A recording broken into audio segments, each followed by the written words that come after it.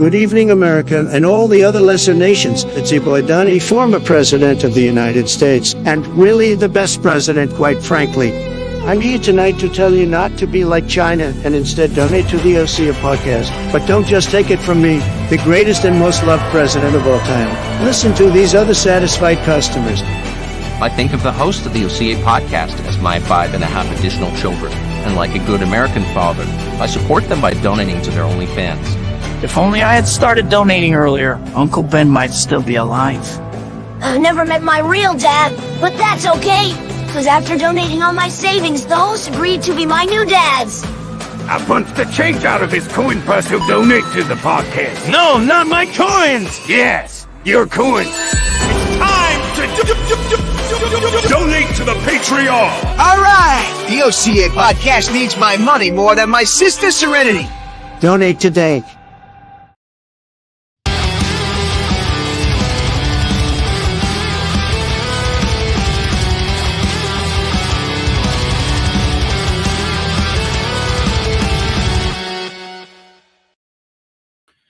Welcome back to the OCA podcast. I am streaming again from the pod. I am your host, the Anime Collector. Joining me is Random11. Hello. Reese2753. Howdy. And joining me from his bathroom break is Greenline. Coming soon. Hopefully not in the bathroom. All right. Oh, I'm the anime Dilf tonight. Nice. All right. So, good job me not scrolling back up before screen sharing that. Let's start at the top. We got a honestly pretty substantial show tonight.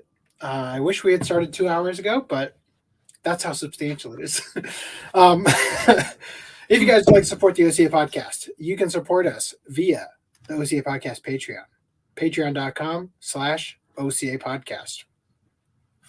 You could also support the Anime Collector through the Anime Collector Patreon. This will start to charge you, I hope, soon. I have content in the works. Some of it was recorded. Much of it was recorded before COVID. Also, there's OCApodcast.com/support where you can donate to us directly. The smallest amount of fees get taken out of that way. So that's awesome. There's also our random affiliate links. And currently, we are almost covering this month's expenses. And then, of course, you got this monstrosity we're trying to work through. So if you're feeling generous, slap some money at me, and we'll get this thing in the green in no time. All right. Also, you could buy yourself a Tenga.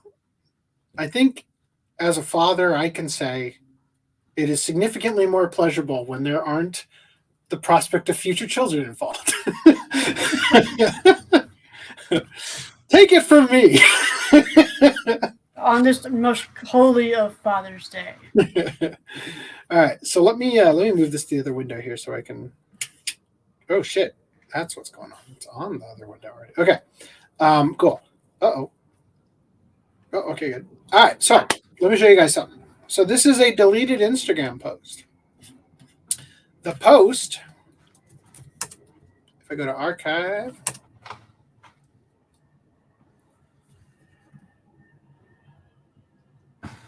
I don't got all day. God damn. What the fuck? Okay, the post, no, this one. The post is from Leah Clark. Now, if you look here, there's actually 3 posts. It's the 3 pages of the image. I've got them right here. This is Imagin, which is how I guess I'll be archiving Instagram from now on, I guess. I don't know. So I'm going to read this to you guys in a minute. Actually, I'll read it to you right now. I got it right here. So this is what she had to say. Hey, everyone. There's been a change in my professional journey that I feel is important to share with you. Firstly, because your encouragement and love over the years means so much to me. And secondly, because I believe this experience can help others. With that, I regret to inform you that my time as an ADR scriptwriter for Crunchyroll has come to an unexpected end. This decision came as a surprise to me, and I have sought legal advice to better understand the circumstances.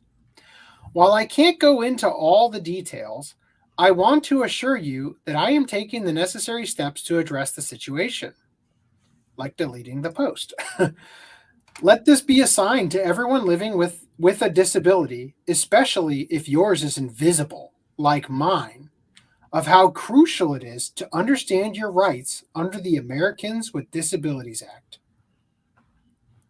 and empower yourself to be treated fairly.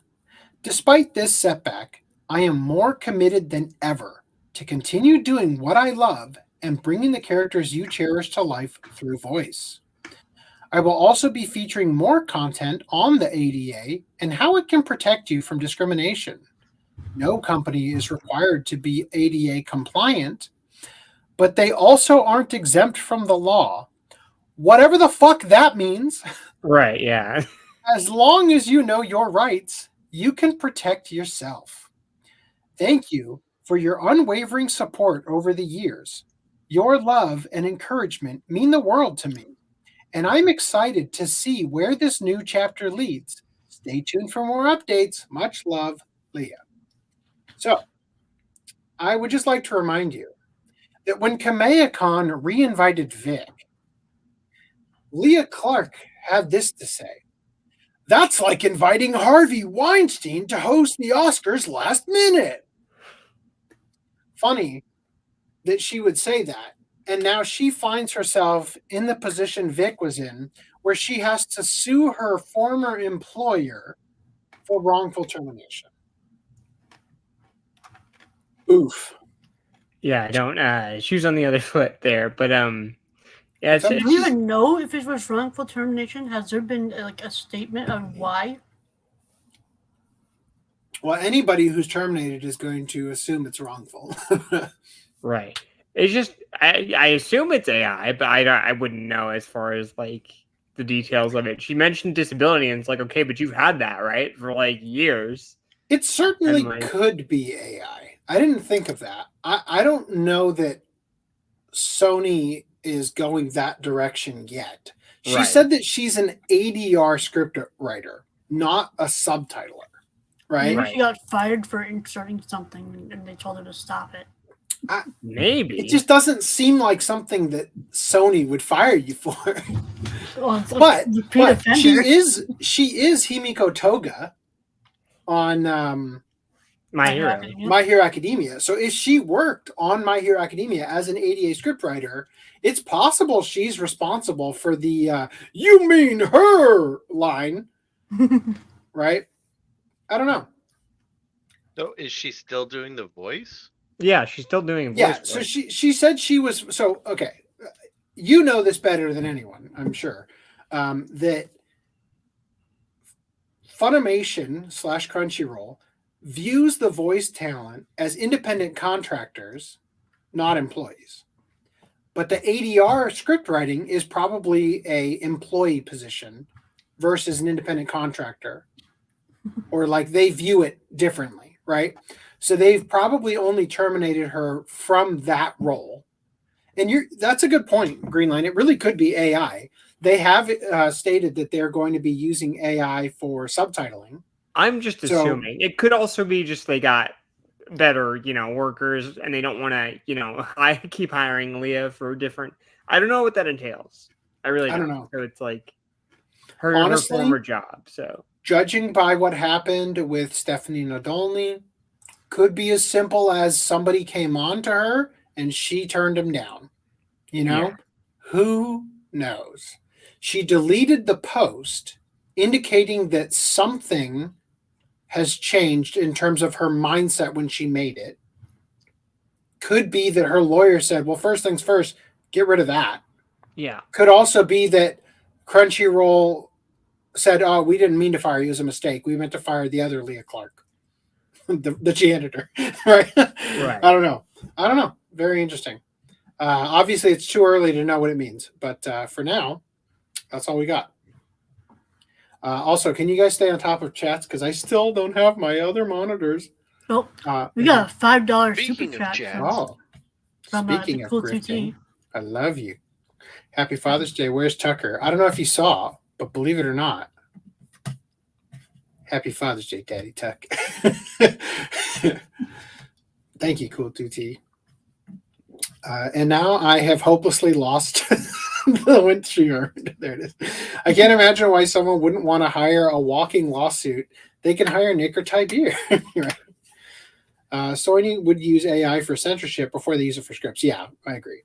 Like, the AI is not going to be woke enough for them. Although I did see that OpenAI just hired the person who was in charge of the NSA at the let's pull that in here real quick. At the height of the scandal, the Snowden scandal. Mm-hmm. Got it right here. OpenAI just hired the guy who was in charge of mass surveillance at the NSA. He outsourced the illegal mass spying against Americans to British spy agencies to circumvent U.S. law. He gave them unlimited spying access to U.S. networks. Tells you all you need to know about OpenAI, right? So Paul Nakasone brings world-class cybersecurity expertise to OpenAI's board of directors. Yeah, well, that's wonderful that you've got world-class security. You also now have backdoor access to everything that people ask about. You know, what more private do conversations get than the ones you have with a intelligent computer that you can ask anything you've ever wanted to ask, like, how do I make a bomb? Or, you know, how do I do any of this stuff, right?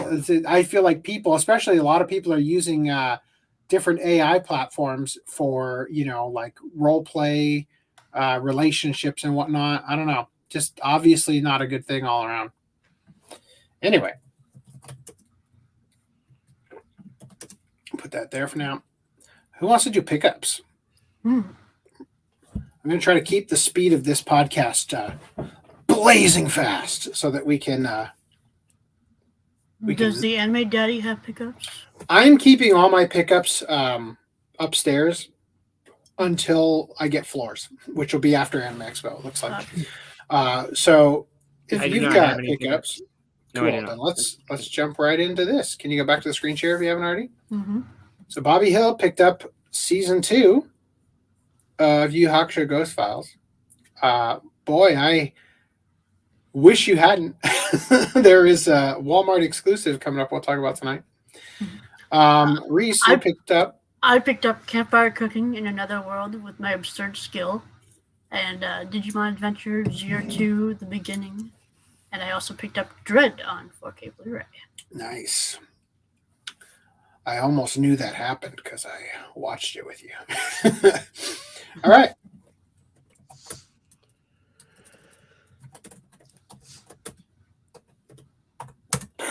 Got it. We're making great time. I love this. All right. Throw this in. Open old doc. Where's old doc? There's old doc. Cool. All right. Here we go. So, in Kickstarter news, this ended, and it didn't get it. Yes. All right. Cool. No Dray X Fujimura manga album thing. All right. Blast them up. 11 days left. Whoo! It's starting to pick up. Oh yeah. Where's my? Yeah, well, I was just gonna ask, where's the trend? How's the trend? Let me pull up my Chrome extensions real quick. They are actually called Brave extensions.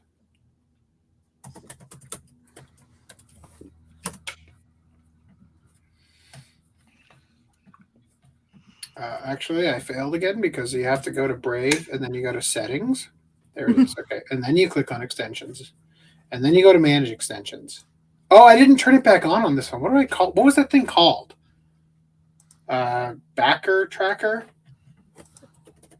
I forgot. I'm on the new computer, which, by the way, I'm convinced is the sole reason we've been able to do 2 podcasts in a week that started at 5.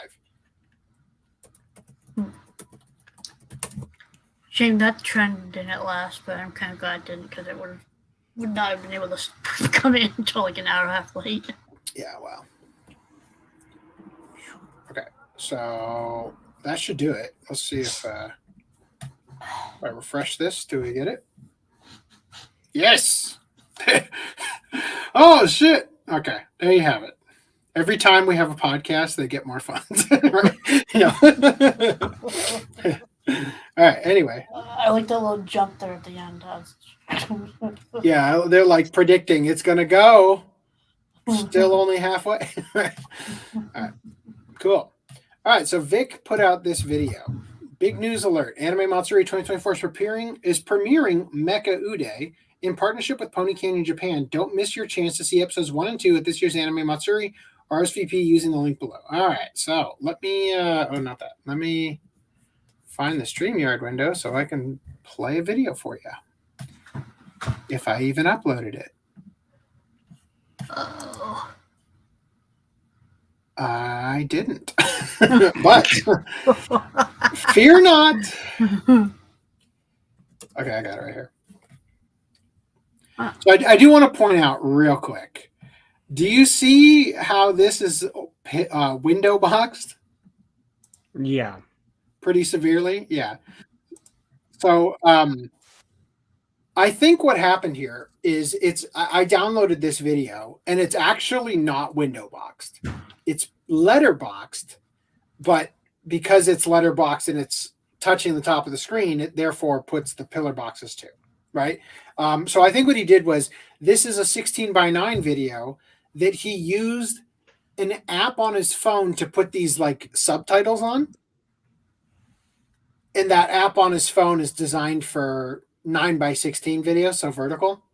However, on his YouTube, without subtitles, he put this. Hi, this is Vic Mignogna, and I have some big news for you guys. You ready? Anime Matsuri 2024 just announced that they are premiering Mecha-Ude. That means mechanical arms in English. They've partnered up with Pony Canyon of Japan, and they are premiering episodes 1 and 2 at this year's Anime Matsuri. Oh, it's so exciting! I'm so excited to be a part of it. Now, you need to RSVP for this, okay? So click on the link below and follow the instructions and let everybody you know about this, okay? The season's not out until October, and this has never happened before. This is a United States premiere at Anime Matsuri. So much work has gone into this. Tons and tons of effort and planning have gone into making this happen. I can't even overstate the significance of these premieres. This is the only convention in Texas doing this now. In fact, this is the United States premiere, okay? Now, this is an investment, not just in Anime Matsuri, but in the anime industry in general, in voice production, talent, the community at large, and so much effort's gone into it, and this is a world premiere in Texas. Now, the success of it's going to be determined by you. Pretty much, it's going to be determined by the amount of interest, by the number of people that are going to be attending, and social media buzz, and that's where you come in. We need your help. So get the word out, spread it all over social media.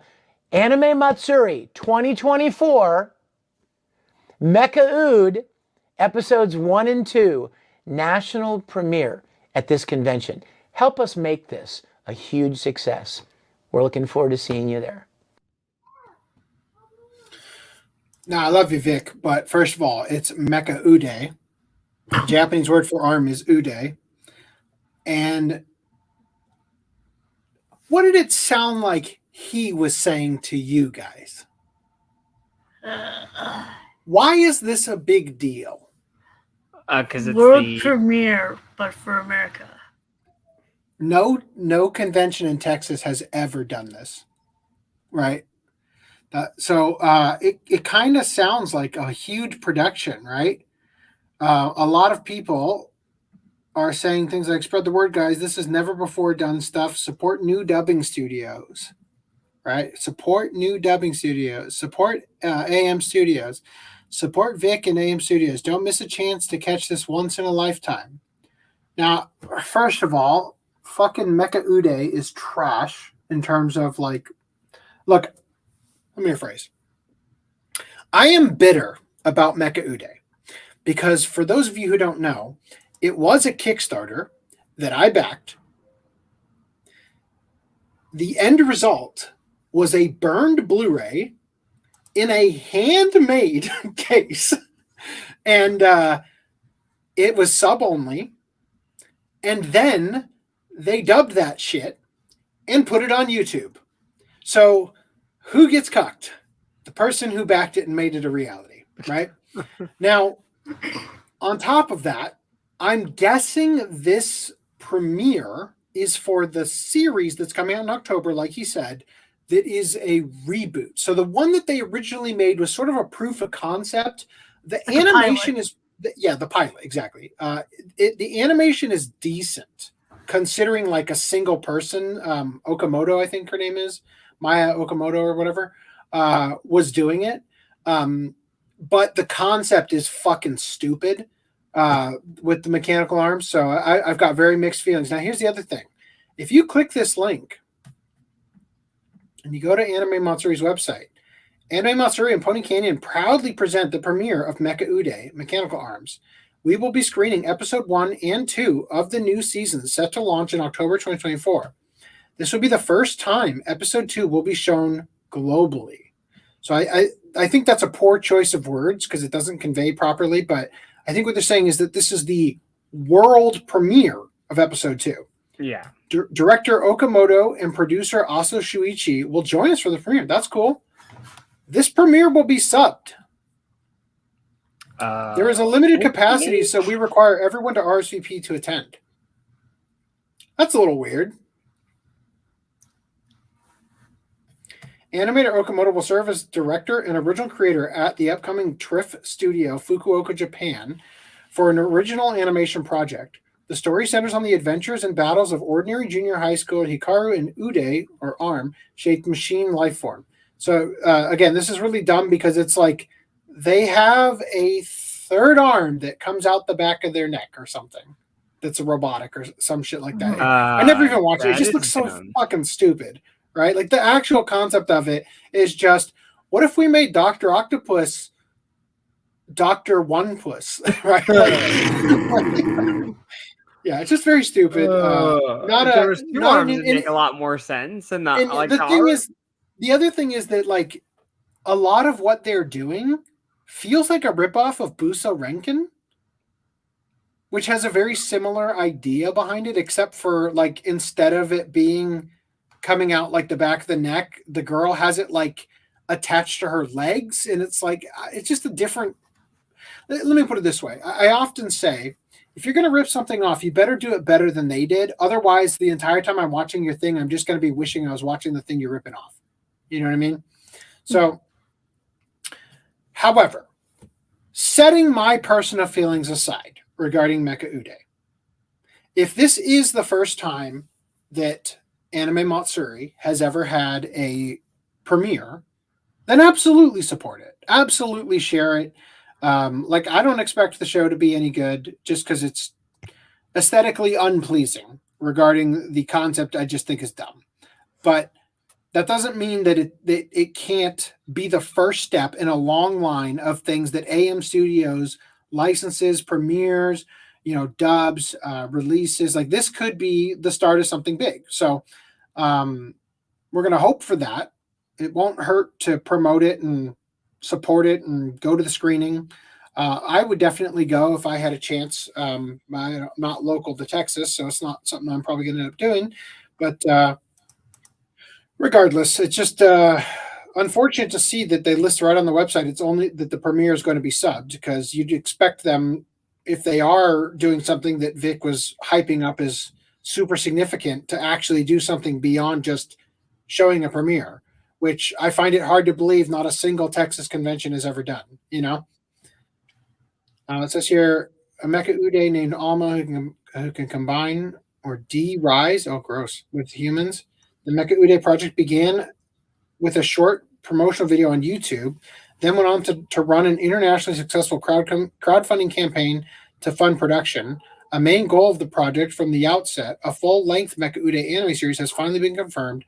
Having attracted worldwide attention from fans, it will begin broadcasting in October of 2024. Anyway, this is the thing. Yeah. The legs. This is this is a goddamn ripoff of freaking Busa Renkin. Have you guys seen Busa Renkin? No.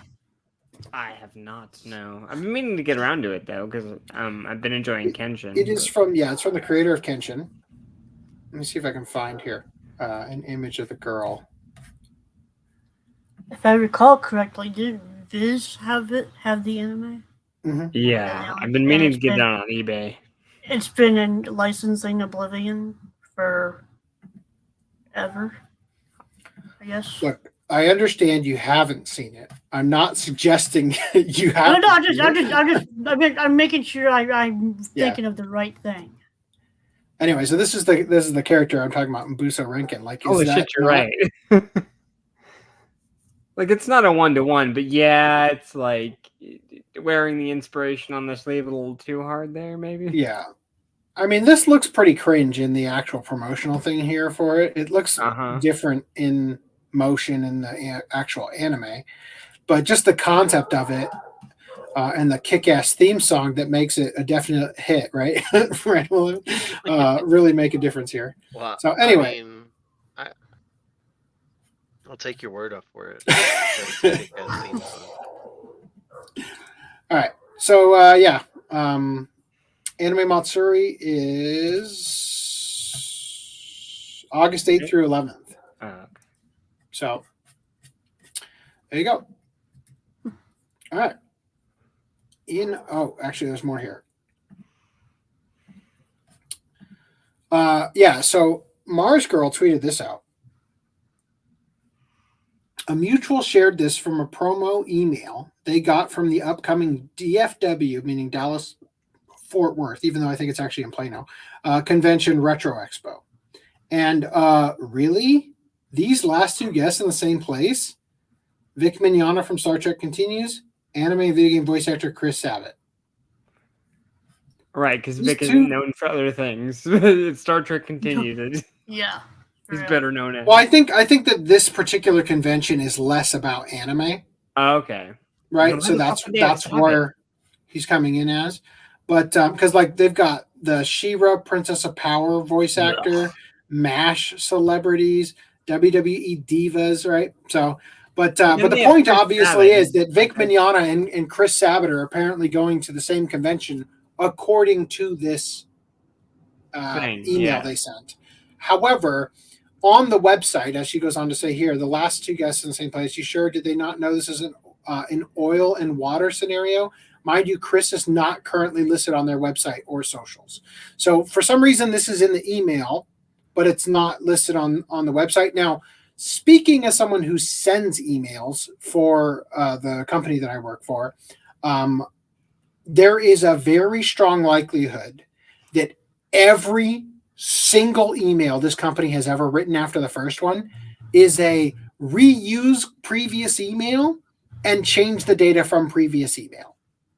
So it's possible that this was maybe last year and that they just didn't realize they didn't change the last name to who actually is there, or something like that. It's very possible that this ends up being nothing. But what I find amazing is Mars Girl goes on to say, even if both of them just agree to do the same event in the same place at the same time, this is a ticking time bomb waiting to go off. Vic has whipped his fans into such a frenzy and painted Chris and other voice actors as such villains that I would not trust Vic's fans here. Get over yourself. Yeah, I'm sure Vic's fans are going to be all over Chris Sabat, right? Like, that's definitely something's going to happen. Can't wait till he backs out and makes a big show of it, even though he never probably was invited to begin with. Anyway, any thoughts on that before we move on? No. It'll be interesting to see if that is the case. Right? Just popcorn on the side and just watch how that turns out. Moving on here. Cells at Work live action film reveals teaser trailer and December premiere. So we did this for a watch club many podcasts ago. Yes. I love that you hated it because it was CGI or some shit. Did they had a second season of this, right? And I know they had this. I believe so. And Code Black, yeah. Well, they had the spin-off, but didn't they have a second season of just regular Cells at Work? They had a second season of regular Cells at Work, and also the spin-off Code Black. But they never did the sequel ever get a physical release? No, I was Not just yet, about right? to say neither of those have ever gotten a physical release. The only thing is the first season. We have attained a full. Do I have that in here? So where's the images? Oh, the overlays here. There. Here it is. The penis has achieved a full erection. That's from Code Black, right? Yeah. Yes. Cool. Apparently, season 2 and Code Black have been dubbed. Oh, they have? That's so weird. They don't have physical releases. Are they? They're on Crunchyroll? Yeah. Oh, okay. We'll have to see. We'll have to see if they get a physical release. We'll maybe do a continuation of our watch club. So, referring to Sony using AI for censorship before they use it for scripts, they did float the idea of an AI that plays the game for you. I remember that. Yeah. If the game is too hard, you just let the computer do it for you. So it's official. It's official. They want to ban the Chinese AI because they don't have a back door. Yeah, seems like it. AM Studio is well. I mean, I think you would want to ban an AI developed by your adversaries because it does have a backdoor. It's just a backdoor the Chinese government gets to use, right? AM Studios is a dead end, in my opinion. I think they should pivot to AM AI instead. Mecha-Ude needs to do to Busa Renkin what the height Y60 did to the 011 dynamic. Okay. I don't know what that means. And thank God I had no idea either. You've seen Busa Renkin fave series. Yeah, it's pretty good. We should do it for Watch Club. Except for the fact where you said you can't do anything. Is Vic banned from non-anime conventions? Apparently not.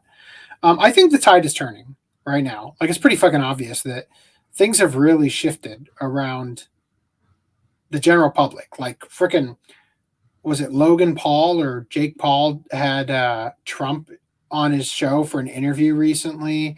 Wide applause of Trump at different MMA events and whatnot. I mean, things are shifting, and they are shifting fast. The video game industry is in an uproar. We'll look at that tonight. I think Vic's life is going to be back on track within the next 3 years. We'll see. Marshall needs to bugger off about Vic. Well, couldn't have said it better myself. All right, continuing. So the Alamo Drafthouse has closed 6 locations in Texas and Minnesota, and as the franchisee is going bankrupt. So the closure is effective immediately, and staff has been informed that their employment has been terminated. The franchise lost over $1 million in 2023, which, to be honest, if you are closing 6 theaters and you have 35 more or whatever they end up having, yeah, it just seems like $1 million loss isn't a lot if your company is that big, right? I don't know. The company said the pandemic and the strikes had hurt its business. Industry-wide economic performance was severely down in the fourth quarter of 2023 and in the first quarter of 2024. In fact, the first quarter of 2024 has been the worst performing quarter in movie-going history. Following the closures, there are 35 Alamo locations nationwide. 15 of those are franchise locations, and 20 are corporate-owned theaters. During the pandemic, Alamo Drafthouse's corporate ownership filed for bankruptcy in March of 2021. It emerged from bankruptcy in June 2021. So they're going back into bankruptcy, right?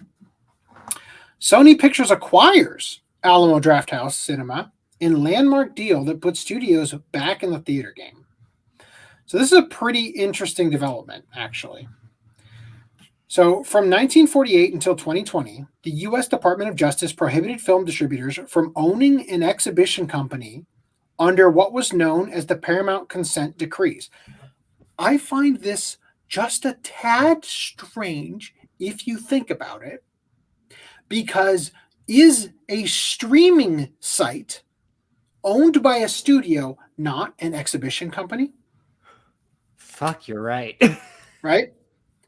Now, granted, most of the streaming companies like Disney Plus and all that, they kind of rolled out in 2020 or just, through that sort of era, partially because of COVID. So it's possible that they were able to roll out specifically because they've lifted this ban, right? I don't know. But it says that they were prohibited they prohibited distributors from owning an exhibition company under what was known as the Paramount Consent Decrees, which arose from a 1948 U.S. Supreme Court ruling. The decrees essentially dismantled the old Hollywood studio system by forcing the majors to divest of their theater holdings. At that time, the majors essentially controlled all aspects of filmmaking, from the talent to the productions to the theaters. The decrees forced exhibitors to stop practices like block booking, which is bundling multiple films into one theater license, and circuit dealing, which is entering into one license that covered all theaters in a theater circuit. The landscape was radically different then, however. There were no multiplexes, but rather one-screen theaters that could play one movie for months, a scenario that played into favoritism. Sony is the first major Hollywood studio to step forward and test the waters since the Paramount decrees were officially rescinded in 2020. The rules had been relaxed for some. The rules had been relaxed for some in the 1980s, and studios, including Sony and Universal, bought various stakes in certain chains, but the economics ultimately didn't make sense. Oh, that's interesting. So they were officially rescinded in 2020, but as early as the 1980s, they were like letting them back into being a stakeholder or whatever. The only major film producers to acquire theaters since 2000 were Netflix and Amazon. Netflix purchased Los Angeles' Egyptian Theater and New York's Paris Theater in order to appease filmmakers who want their films to play on the big screen, as well as to qualify their titles for awards considerations. That's the thing I was talking about, where they do the four-walling, where they own the theaters. So what they do is they staff it themselves. They buy all the tickets, right, which is just taking money out of pocket A and putting it into your other pocket, right? And then they don't have to disclose how well the movie did, and it's now open to consideration for awards. Amazon had the same aim when buying the old ArcLight location in downtown Culver City in Los Angeles. Although that cinema is a first-run theater, meaning Amazon has to book new movies in addition to its offerings. In a reverse twist, the world's largest cinema owner, AMC Theaters, got into the distribution business last year when acquiring rights to Taylor Swift's Eras Tour documentary. So AMC also bought Sentai, right? Mm-hmm. So they're in distribution in that regard as well. I think there's nothing more on here. So there was also this one where they had pointed out Sony is the only top studio without a mass market streamer to compete with Netflix, though it offers some niche direct-to-consumer services, including anime outlet Crunchyroll. So in that regard, I guess they're in the same boat as AMC, right?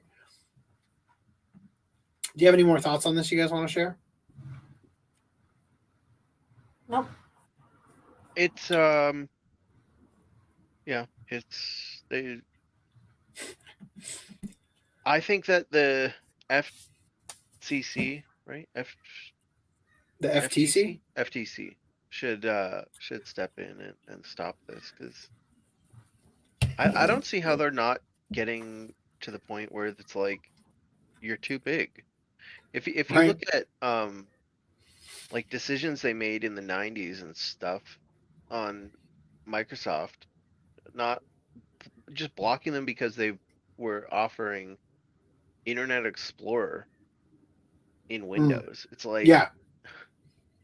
How are these people getting away with So this? you mentioned that, like, how are they not stopping them from getting too big?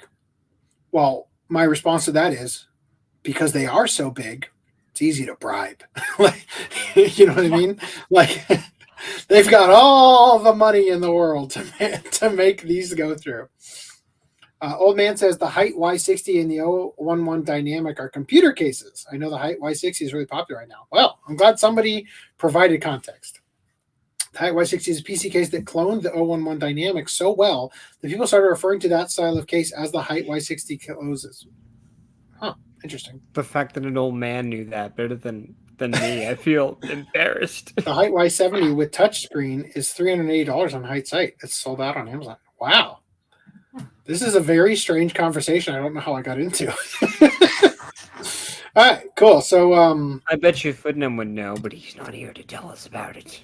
I'll be honest, I feel like there was a third article about Alamo Drafthouse that I somehow didn't link in here that had one more bit of information, but I forget. Also, I recently noticed, I am so stupid. I recently noticed, because I am working on the new laptop and therefore I had to sign into everything again and everything, and I didn't have like my settings and stuff saved. When I post the articles I find across, the whole week to Facebook, and then I go to grab them, it was defaulting to top comment instead of all comments. So I have been going nuts these last couple of weeks thinking, God, where is that tab? I'm sure I saved it. I'm fucking sure I did. Where the hell is it? What is going on? Yeah, turns out I'm just retarded. I was going to ask if that was a thing, but I was like, nah, he wouldn't have overlooked that. Nah. Looks like when you were trying to find it the other night. Yeah. So, well, ironically, though, after I discovered that, I opened every single tab, and the one specific tab I'm looking for wasn't fucking in there. So I went back like 5 weeks looking for something, and then it turned out that the article I was reading had the tweet embedded in it, and I was like, God damn it, you fucker! All right, so after failing GLAAD's, what is GLAAD? It stands for, it's like gay and lesbian actors and directors, or I don't know, something like that. Anyway, after failing GLAAD's 2023 Studio Responsibility Index, Lionsgate develops a new Story Spark tool to improve diversity and inclusion efforts. It's literally like a ChatGPT prompt that says, make it lame and gay when somebody puts the story idea in, right? So last year, Lionsgate was the only film studio who received a failing grade during GLAAD's annual of Hollywood's LGBTQ representation efforts. In response, the studio has now announced plans to use a new analytical tool to increase the diversity and inclusion levels of their various film and TV projects. So, John Wick didn't pass? Damn. I wonder what's so good. I was going to say, what are the rest of these? Clerks 3? I don't fucking give a shit about half of these. The Hunger Games?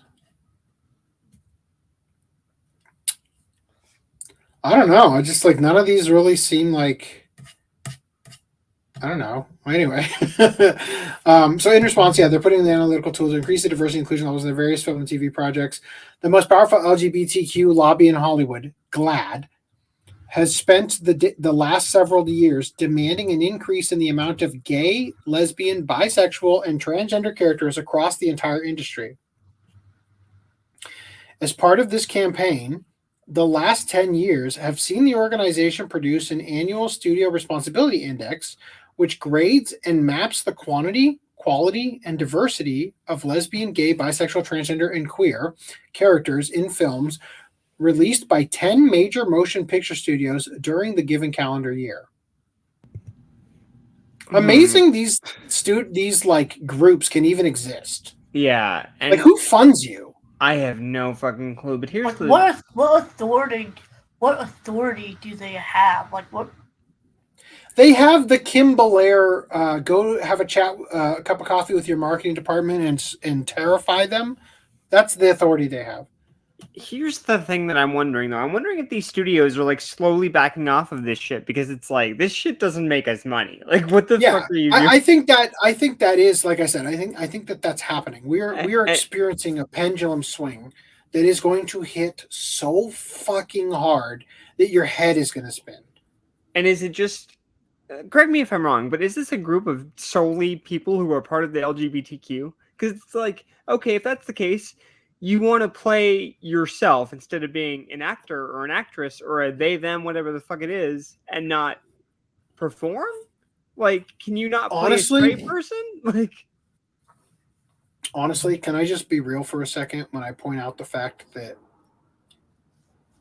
the realm of acting is one of the few places where gay people specifically have been embraced with open arms for their ability to deliver in this craft.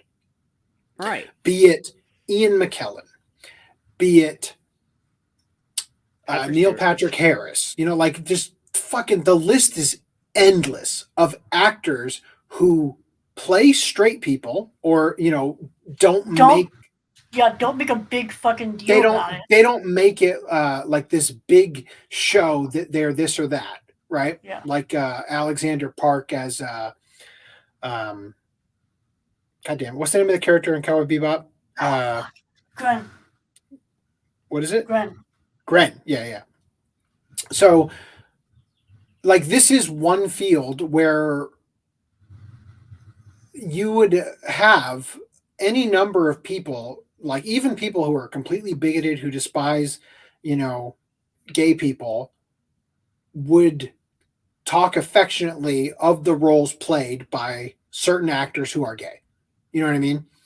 I just think that they do it well. You know, like it is in the same. How can I say this in the best way possible to not get me in trouble? There are certain traits that make black people overrepresented in the NBA.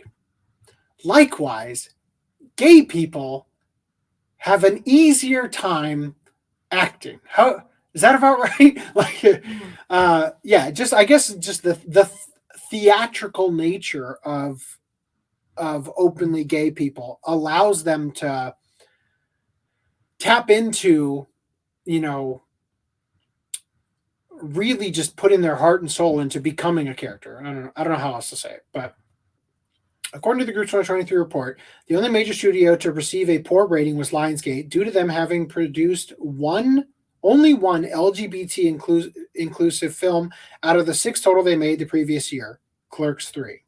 However, GLAAD was not happy with how the topic was handled in the film, criticizing how the bisexuality of Becky, as played by Rosario Dawson, was played for laughs. At one point, she lists all the famous dead people in heaven that she is having sex with, including Cleopatra, recalled the organization. Becky's bisexuality is played more as a joke than real development, feeding into the notion that being bisexual means a person is inherently promiscuous. What can I say? Like,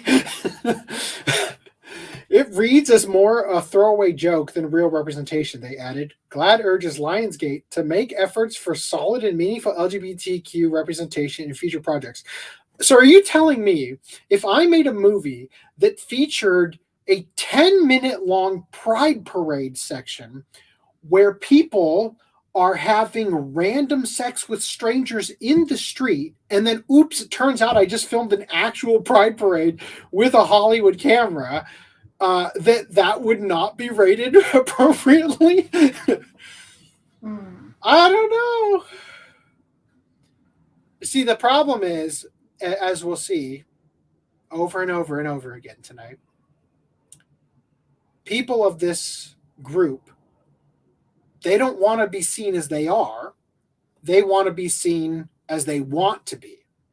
The heroes, you know, the whatever it is. Like they want to be. They want all the proper qualities of something that brings a character value, but then plus over the top being gay, right? As we'll look at a little bit more tonight. So A24 got a good rating. 36% is good. Amazon Studios at 34 is fair. Amazon didn't rank higher. Who ranked fucking highest? Fucking Disney lost to Warner Brothers. Insufficient. I've got to be reading this wrong. This is good. This is insufficient. Is it because of the 14 films, 5 of them are inclusive? 35 films, 12 of them are inclusive.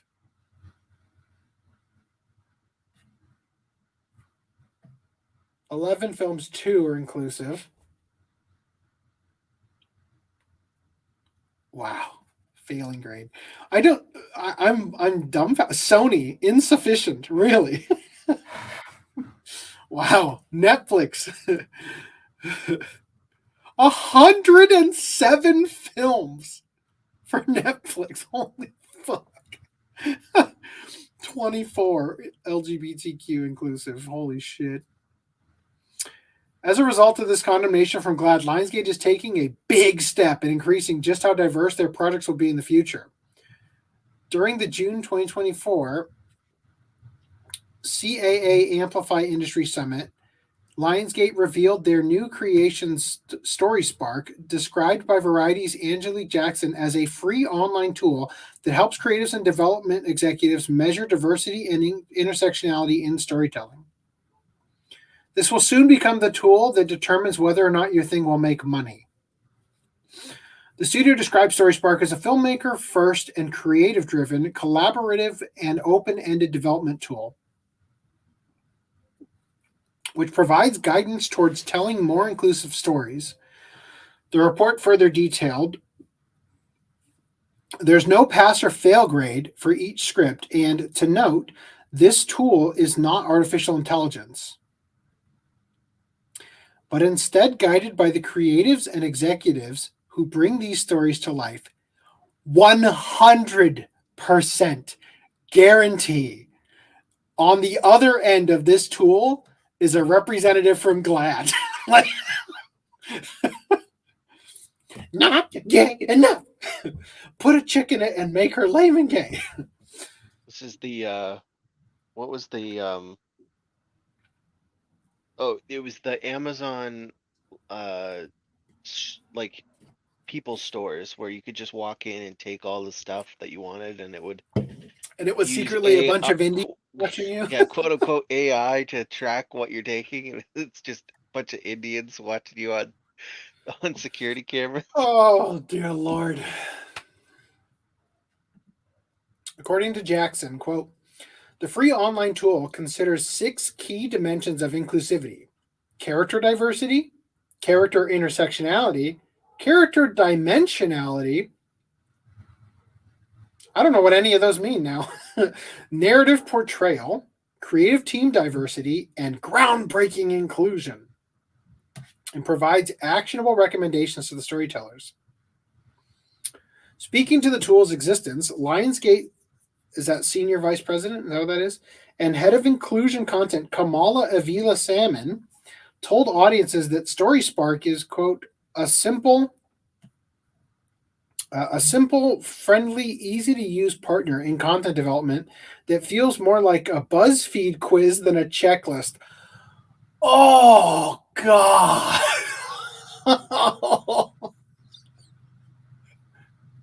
Is it literally just a question? Is there a gay character? Check. Is there a lesbian character? Check. Is there a trans character? Check. Right?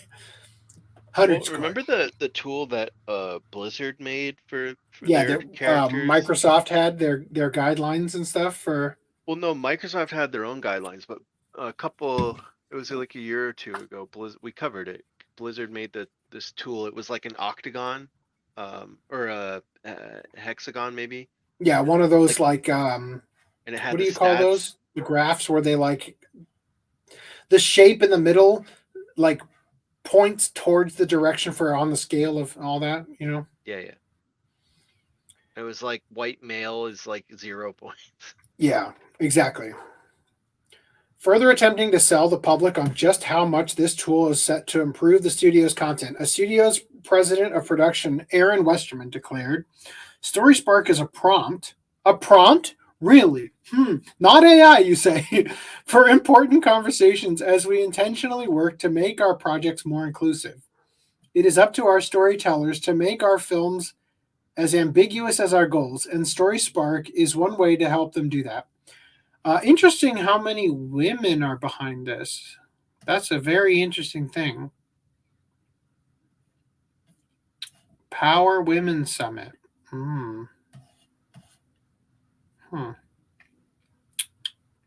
According to GLAAD's numbers, of the 350 films released theatrically and to streaming services by the 10 distributors counted in 2022, only 100 were LGBTQ inclusive, which is an 8% increase in LGBTQ representation from last year's report. Commenting on, wait a minute, you're saying that 30% of the films featured prominent gayness? That's, could it be that we have reached the representation of the population? Is that, maybe we should stop here? Like,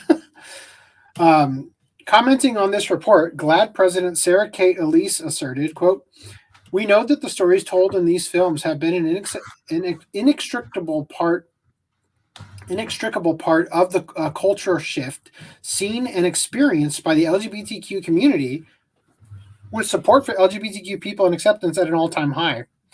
Yeah, maybe last year. that sure seems to be dipping. And again, this is how it always works, just so we're clear. The loudest voice is the voice you hear. So when you have people who are calmly asking to just be able to get married or whatever non, innocuous thing they're asking for, and then they get it, in every group, no matter how small, there are people who, when given an inch, will take a mile. And those people are ruining it for the sane people in the group, right? Always happens. All-time high. In 2024, Lionsgate's state of releases currently includes such films as Borderlands and The Crow. Meanwhile, upcoming years will see them drop John Wick Presents Ballerina, Hunger Games Sunrise, and On the Reaping, and Saw 11. Wow. Still making those, huh? All right. As long as Tobin Bell's alive, I would imagine so. Right. I love how that guy, like, seriously, how many people do you know have gotten to be a part of an 11 film series where your career was launched by pretending to be dead and laying on the ground the entire film? Like, one of the highest paid horror film stars ever got his start by just laying there. Fucking amazing. All right. Who is that? The guy from Saw. Tobin Bell. Okay. Yeah, also has a similar tool at Square Enix. Hollywood has the female demo on lock, so to grow, I guess they are doubling down. They are literally checking boxes. That is not entertaining. It is the death of creativity. Totally understand. Totally agree. I could not agree more. That's a roundabout way of saying drama queens. Well, shit, I guess there was a lot more. Holy shit, there were a lot more comments. I should have started up here. Here. Nunchucks Ninja says, I got this movie theater. I go to this theater. Oh, okay. Nice. You must be local to where they are, because they don't have it here. Off topic, but do you think with AM Studios, Vic will slowly get more mainstream anime work and bigger convention invites in the future? I think in spite of AM Studios, Vic is going to get back on track with things. I just think the outrage mob can only scare away people who want to make money for so long. Right now, we are seeing people including celebrities who came out and, like, I'm endorsing Hillary Clinton and Joe Biden and all, like, we're seeing them say it was a mistake for me to vote for Joe Biden. It was a mistake for me to endorse him. Right. So I just think that people are distancing themselves from what the woke mob demanded they want. And I think that we are entering into a realm where soon, I mean, all it's going to take is just one fucking place to have Vic, like Kamea-Con did, and say, I don't fucking care that you are going to whine about this. There's like 5 of you, right? And none of you live in this state. And then it's going to be a big success. And then that place is going to be like, you know what? Yeah, we had like 2 people drop out, but we made enough with Vic that it was more than those 2 people combined would have made. So let's have him back next year, right? And I think that that's going to be the crawl we're going to see. That's going to go back to that. I also think there was some of it where, why am I getting calls? Oh my God, I can't answer that. I also think that, fuck, I just lost it. No. What was I saying before? That Vic is going to, so there will be groups that are going to start to realize he's profitable. And I think that, I think this is what it was. I think that when the lawsuit was going on, I think that people in the industry, because the story being fed by the Funimation voice actors was very different from what was actually happening in the lawsuit. They were claiming and have continued to claim to their co-workers that Vic was on trial for the things they accused him of, when in reality they were on trial for defamation, right? Like, they were being sued. He was the litigant, right? They were being sued for defamation. So I think that a lot of these places were afraid that something would come out in the trial that proved Vic was guilty. And I think it's just a matter of time, now that it's over, that things will start to go in the other direction. And once again, just so we're clear, it isn't AM Studios that's going to do this. It's you. It's you and Vic's fans who are going to get him back into a position where studios see him as a good, profitable choice for voice acting, for con appearances, for any number of things. And it's going to be you guys who do that. It's not really up to AM Studios. That's just one venue, one vessel that can make this happen. Anyway, the PC case comparison is a highlighted scenario where Mecha-Ude could succeed even in the shadow of Busa ranking. Yeah, totally. I mean, I get that. I am shocked that the Apple guy didn't know about custom computer cases. Shocked to tell you. Well, not shocked. Oh, I'm referring to me. I'm the Apple guy. From Lionsgate to Lionsgate. The G in GLAAD is for government. Is it really? How will adding LGBTQ themes increase our sales? Studio owner. Sales? Activists, right? GLAAD is trying to get Kevin Spacey gigs. Oh, well, they would. Turns out they're just afraid he's going to off them too. When movies and TV shows focus more on DEI, the storylines end up sucking and fail. Definitely. In fairness, many of them have struggled with keeping their sexualities a secret, though people like Ian have been out of the closet since like the 80s or 90s, I believe. Yeah, and I think that there are a lot of Hollywood actors that people really like that are married to women who are fully gay. Like, a lot. That's a roundabout way of saying drama queens. Yep. How can you be bi if you are monogamous? Aren't those mutually exclusive? Who's monogamous? What are you talking? What is this in reference to? Like how bi people are get around. Oh, I see what you're saying. Yeah. So the statement. This is in response to. This is in response to the statement about how it made her look. It perpetuated this idea that bi people are promiscuous.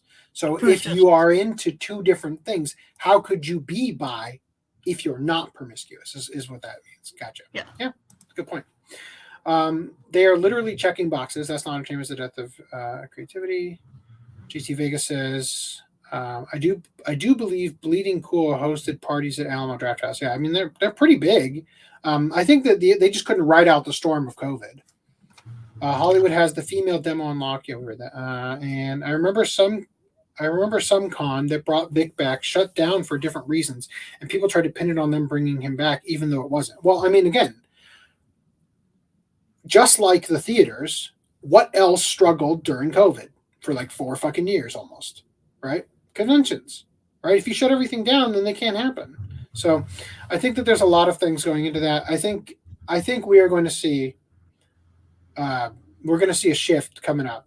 I think we're also going to see a nuclear war coming up. Just throwing that out there as well. That supersedes all the rest of this. But anyway, you guys ready to move on? Your bingo card. Yeah. You guys ready to move on? Yep. All right. The Lord of the Rings, The War of the Rohirrim film confirms executive producer Peter Jackson and the runtime. And some images fucking finally. Let's open these in new tabs. What are your thoughts? Oh, come on. Oh, maybe not that big. I mean, it looks good as far as like an image.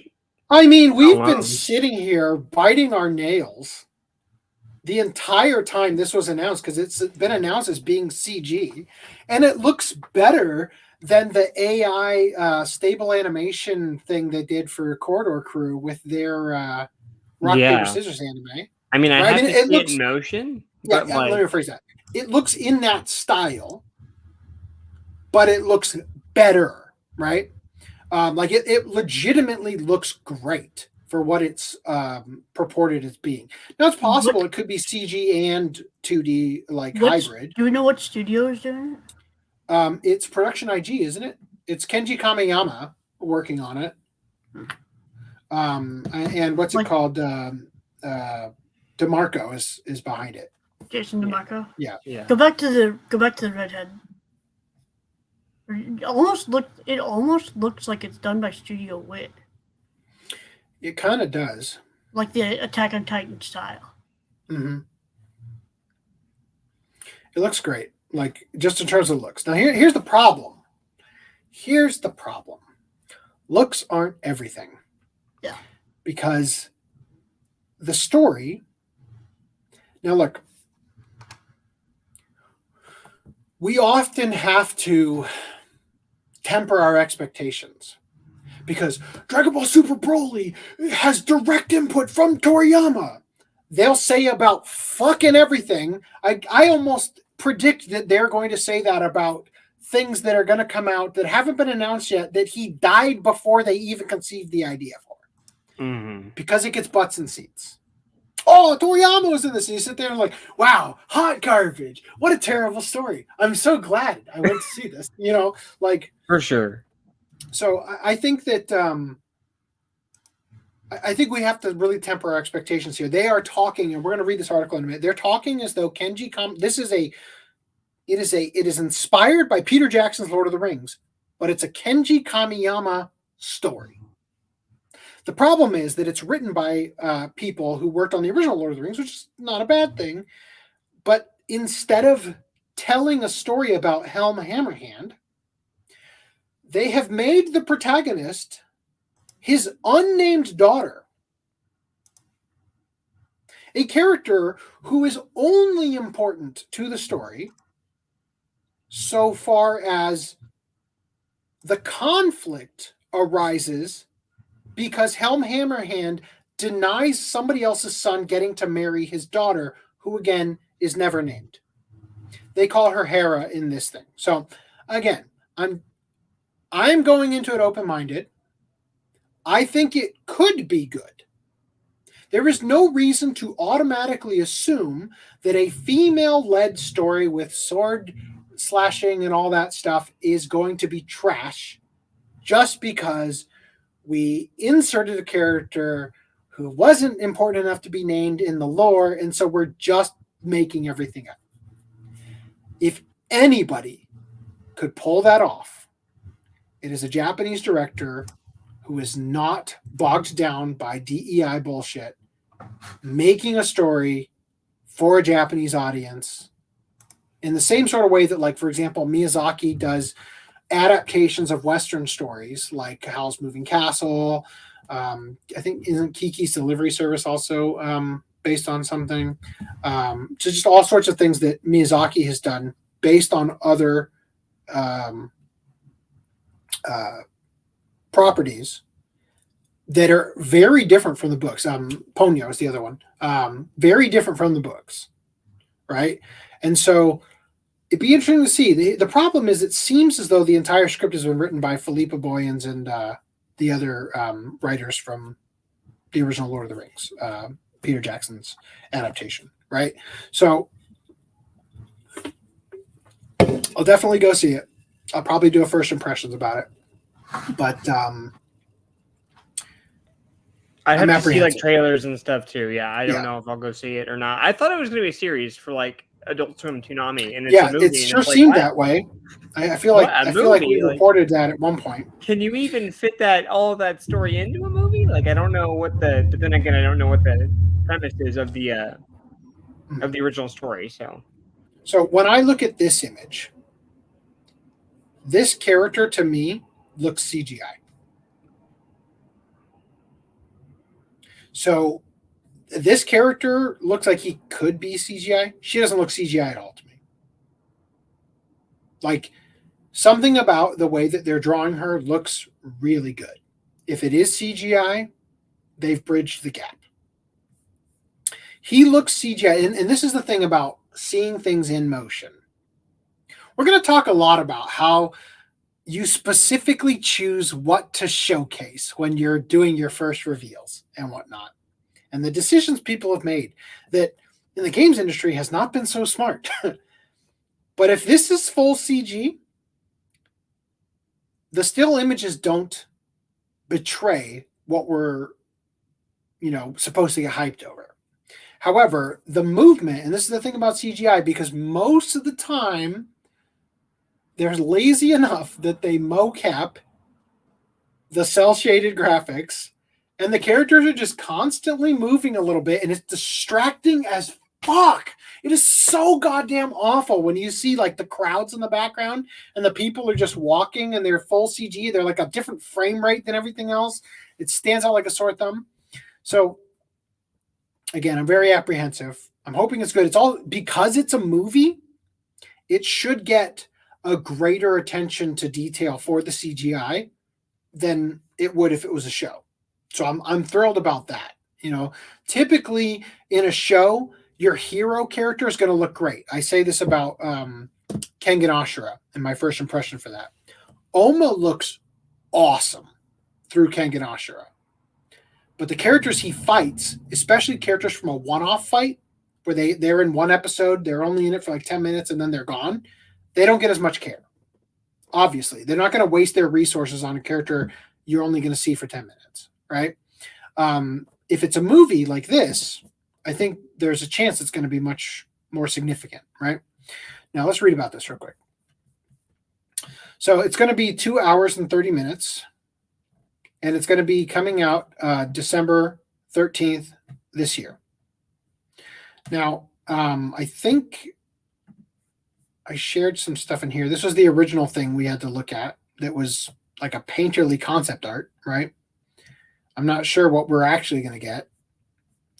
But they talk about it here. They say, Jonathan Watson at the One Ring reacted to the information regarding... let's start here. Specifically speaking to Helm's unnamed daughter, she said, quote, in the appendices where the story is drawn from, this is Philippa Boyens talking, we get these quite interestingly drawn male characters. And then we get this young female character who was never named. And that was really interesting to me. We know Helm has a daughter, and we know that she was central to the conflict that happened. But myself, and especially screenwriter Phoebe Gittins, were drawn to her. She said, we could feel the weight of being that unnamed daughter, which immediately piqued our interest. Who was she? How did she live? Not only is Helm's unnamed daughter, which the film has named Hera,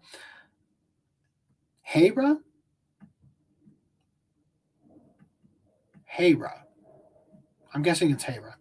The main protagonist of the film, but according to Drew Taylor at The Wrap, she is able to, quote, ride horses and communes with the great eagles.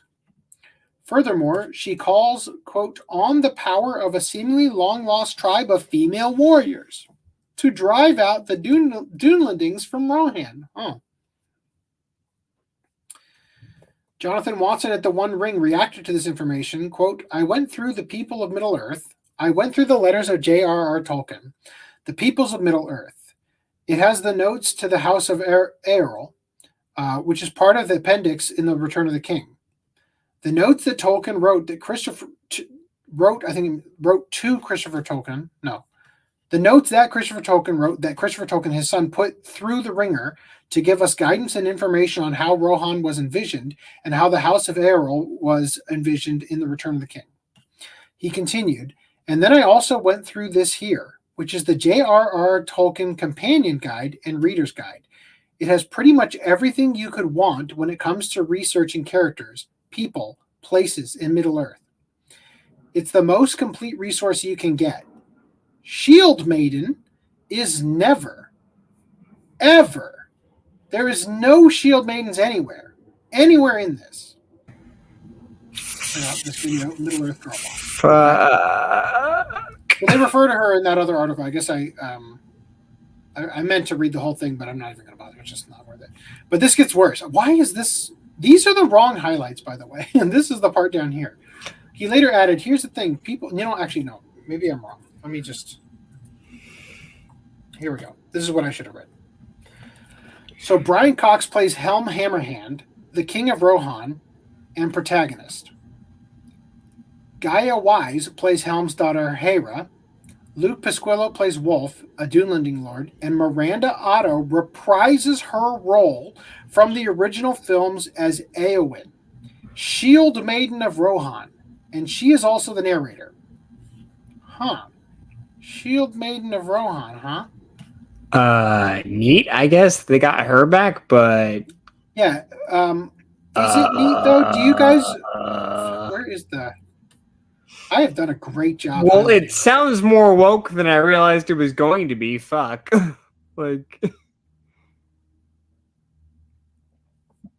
Like I thought, oh, we're gonna get a cool war with some cool guys, and it's about this other chick who's not named, not Where mentioned. is this? Here it is. Not that just this story great. Takes place like 300 years before The Hobbit. That's what I'm trying to get at here. And why is Eowyn there then? If it's 300, like she shouldn't be alive then. But I guess maybe she's narrating like what happened in the past. Like, if you came here for a non-woke story, you came to the wrong place. So anyway, the point is that this takes place something like 200 or 300 years before the story of The Hobbit. Do you guys not recall in The Lord of the Rings, Miranda Otto's character Eowyn is shocked to learn that Aragorn is older than 80 years old? I guess she was thrilled to learn that she wouldn't quite be robbing the cradle, right? Yeah. I think Greenlight makes a very good point that they could be using Eowyn as a bookend in the movie, telling this story. Well, yeah, I mean, she is supposed to be the narrator, but the way they're describing it, they say that she reprises her role from the original films as Eowyn, Shield Maiden of Rohan, and she is also the narrator. So who knows? She could be telling the story to some kids while they're hiding in Helm's Deep. Yeah, I love this bit. In Tolkien's story, the invasion of Rohan is preceded by a confrontation between Helm Hammerhand and Freka. Freka asks for Helm's daughter and married to his son Wolf. Hammerhand rejects it and calls him fat. Off to a great start. He then kills him with one punch. Anyway, right. All right. Anyway, let's move on from here. So I saw this unfortunately. What's the line between anime and cartoons? Tolkien's grandkids should skip the middlemen and just plug their toilets straight into his grave. Anime is Japanese. So what's the line between anime and cartoons? heterosexuality. All right. I guess that's the line now. Fuck.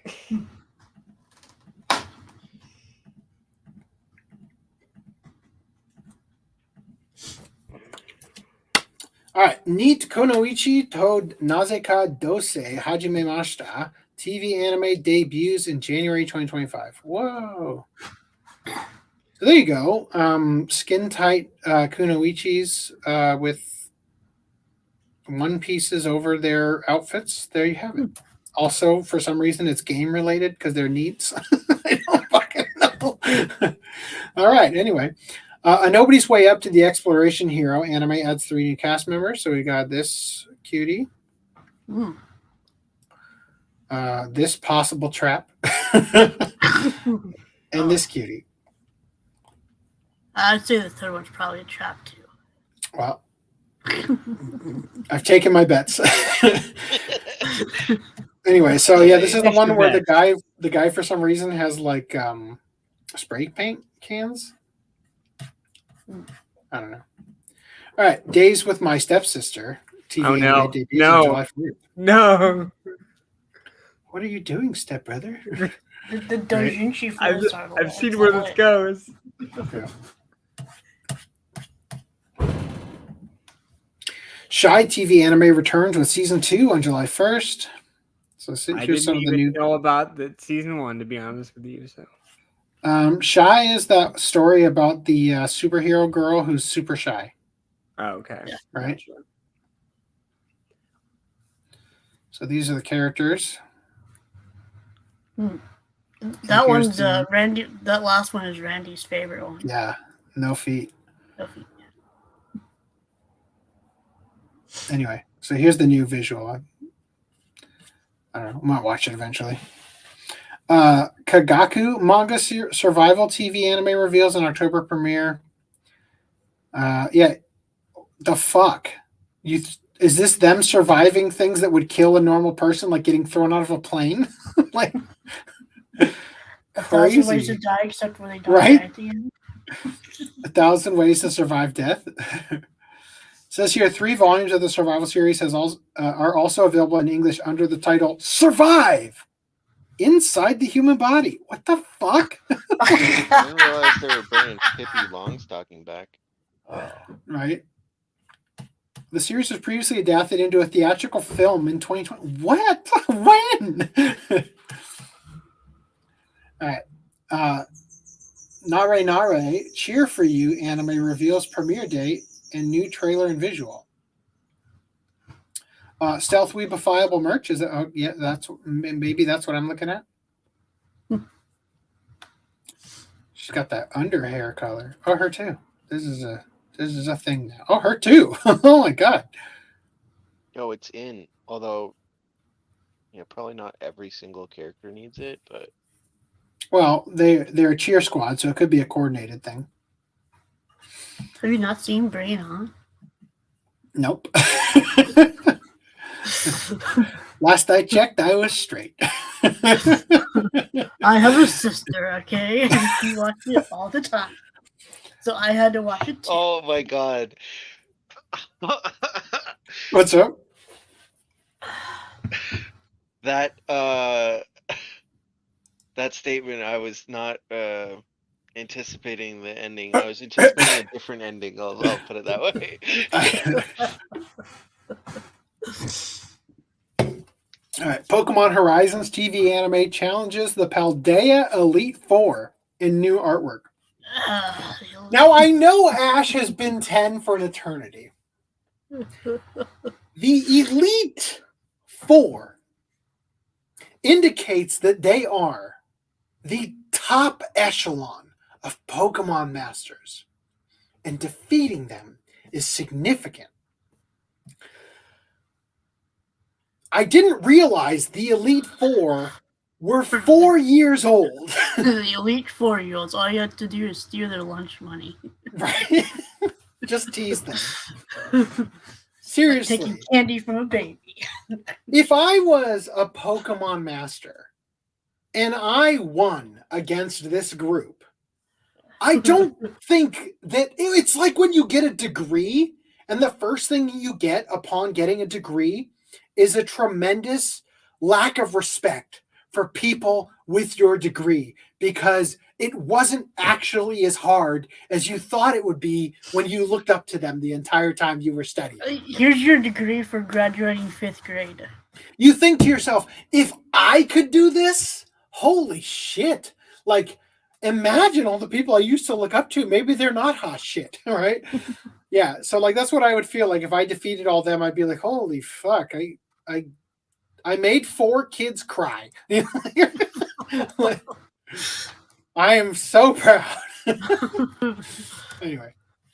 All right. Also, Guilty Gear Strive Dual Rulers is getting an anime. So there's a new anime based on the game Guilty Gear. Seems like you could just use the Arc Systems Works models and animate it that way, and that would be sufficient. But looks like they're actually drawing it, which is pretty cool. Are they going to make that trap an actual trans, or are they going to go back on it and be like, that's right. Bridget from Guilty Gear, isn't she? Yeah, Bridget, thank you. She? What have I done? Look what you've done to me. Yeah. Bridget is from Guilty Gear, isn't he? Yeah. Also, coming of age seinen manga Flower and Ashura gets TV anime adaptation in 2025.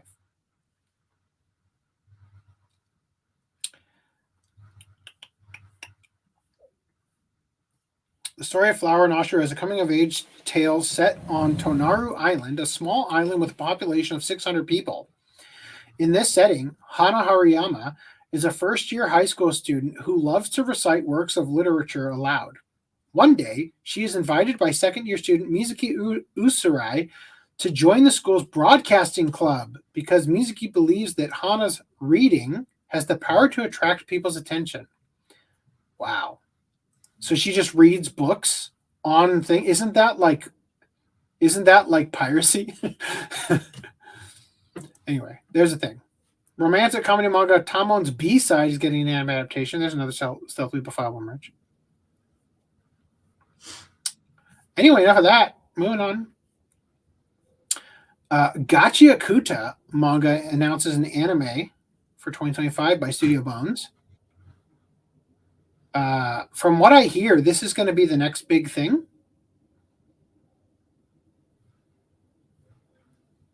What was the name of it? What was the actual name of it again? Gachi Akuta? No. The other name for it. Oh. Wasn't it like Perfect Garbage or something like that? Something garbage something. Oh, God, yeah. We looked it up on... hold on, I'll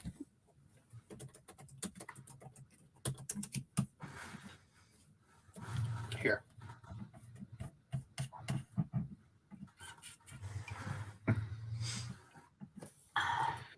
Gachiakuta. No, that's not what I wrote. Gachiakuta.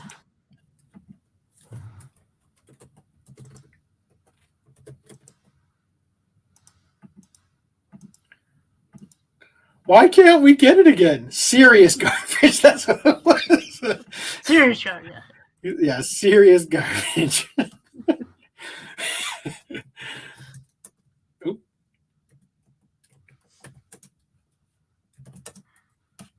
Anyway. Can't wait to watch Serious Garbage. I hope they localize it that way. Literal trash is what they call it. That new anime is such trash. Oh, I love it.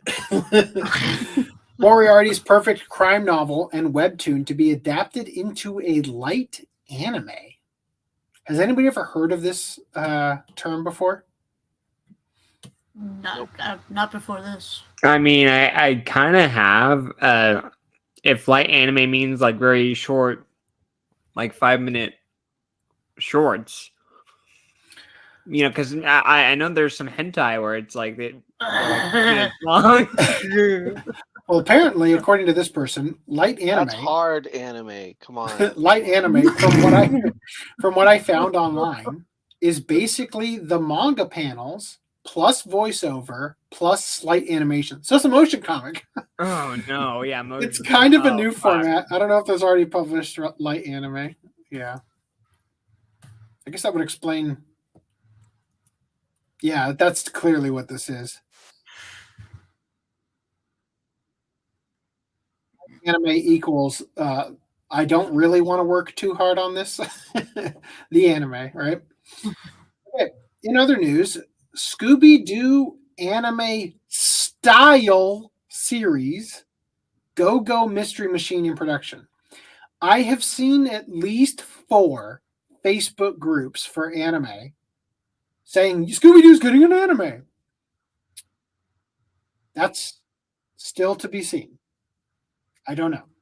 We'll find out. I don't think it's in it. It just does not look anime to me.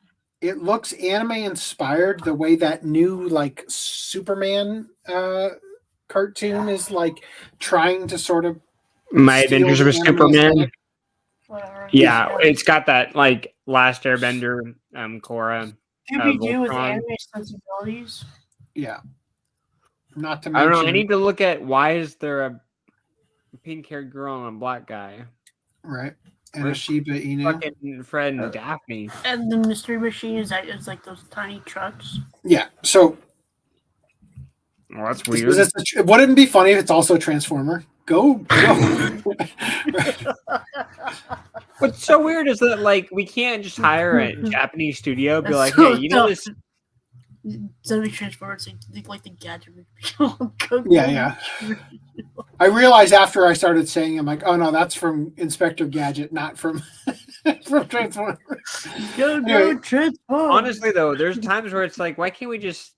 Would it kill you just to go over to Japan and be like, hey, you want to fuck around with this IP? And they look, oh yeah, that show with the dog. Like, just so that we're clear, there is every possibility that it legitimately is going to be an anime. I just don't know yet. Okay, let me read this and I'll sort of make my case for why that could be. A new anime style series featuring Shaggy and Scooby-Doo titled Go-Go Mystery Machine is in production. Oh no.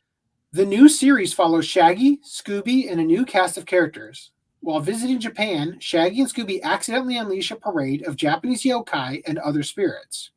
According to Variety, new characters include Daisuke-Do, oh no, Scooby's uncle, who appears to be a Shiba Inu, Magical Girl Etsuko, and the Gadget Whiz Toshiro. Interesting lack of. At least it's not Fred and Daphne. So, what was Scrappy's relationship to Scooby? Nephew or something? Scooby, yeah, it was his uncle. Yeah, Scooby was his uncle. Uncle Scoob or something? Isn't that what he called him? Okay. Recently, Warner Brothers announced they were expanding to anime and anime-style series, such as the recently announced Suicide Squad anime and the upcoming Lord of the Rings War of the Rohirrim anime.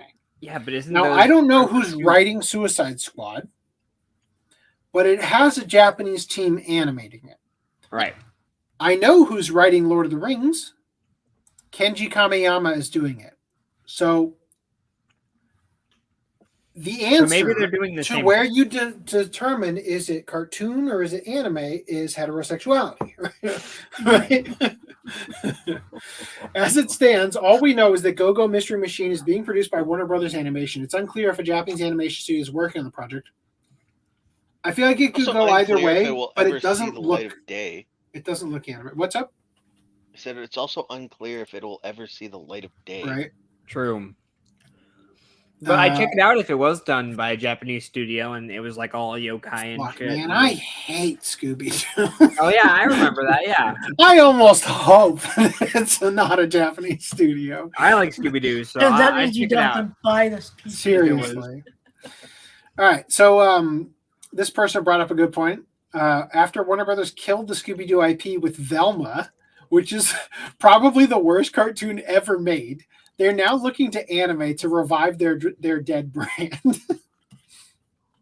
See, this article says Scooby-Doo gets anime inspired for Go-Go Mystery. I don't know what it is about the data that the people writing these articles has that they're specifically calling it out as inspired or style versus actually straight up it's an anime, you know? So I don't know. All right, moving on. One Piece anime censors Eiichiro Oda's original designs for Stussie's Vegapunk outfit. I mean, Yeah. No fucking way. Hold on. I'm gonna start that timestamp over for a second and just catch up on some of these chats real quick. Will they give Toriyama the Stanley treatment? Yes. I remember that Khan brought Big Bang Shutdown. Okay. Kenji Kamiyama is the one who's mostly been doing CG stuff over the past decade, right? Did Kenji Kamiyama do Vexil?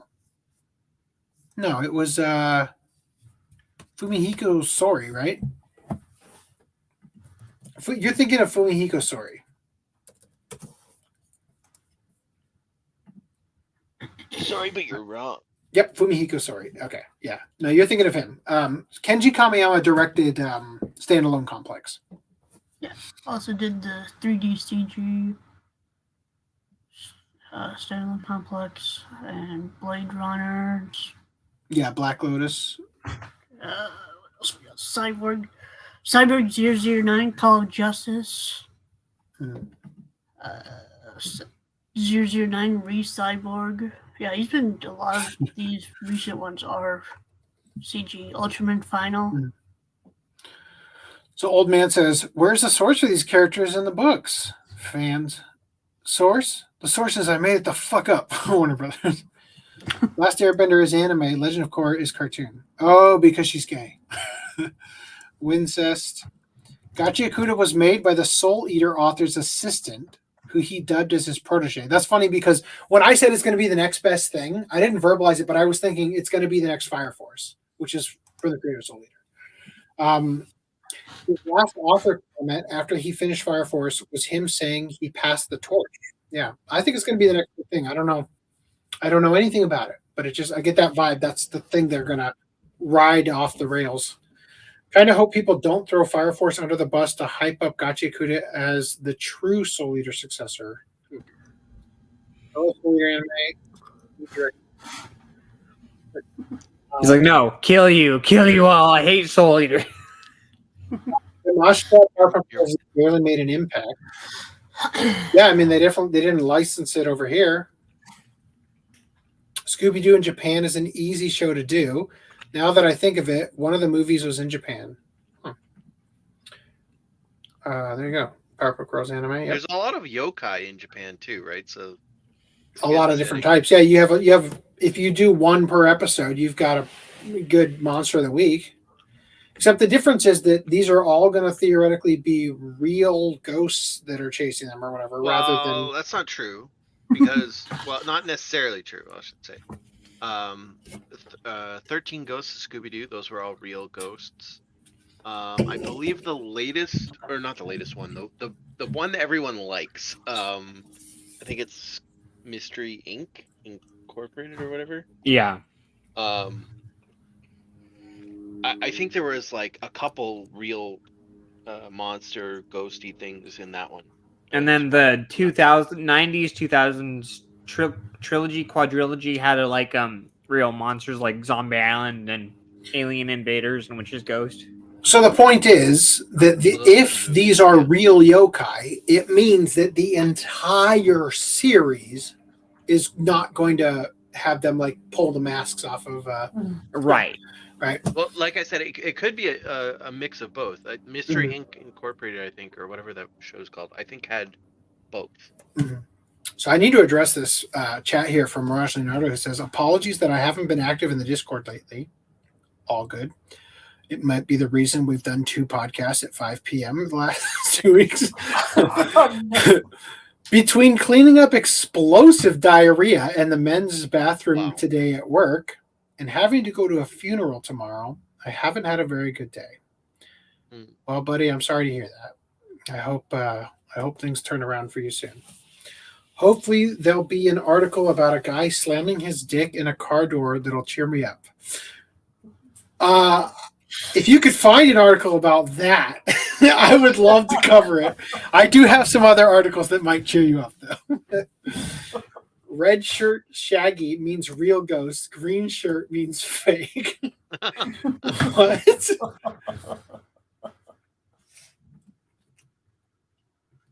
What is this?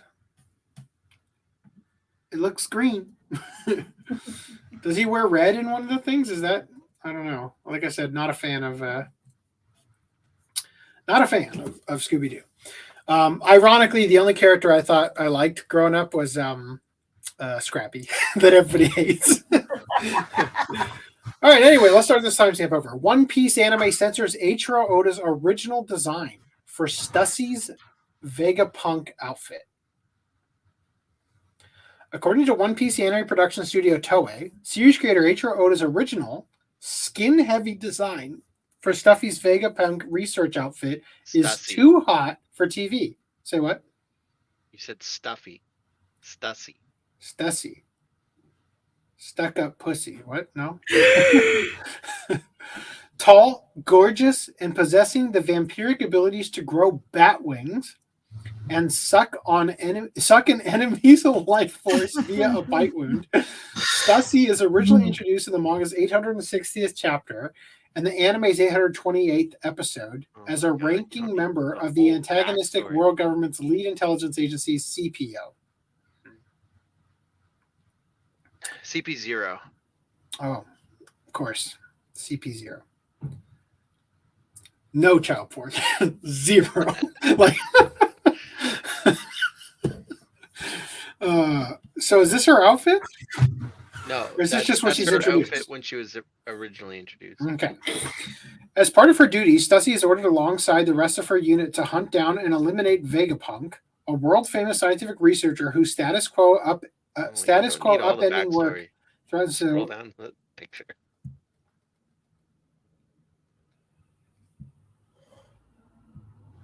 That's too hot for TV? No, I don't think that's it yet. That wasn't... So she originally shows up to the island in that outfit, and then later on she changes into this outfit. And people were debating on whether or not that was skin, or if that was down here.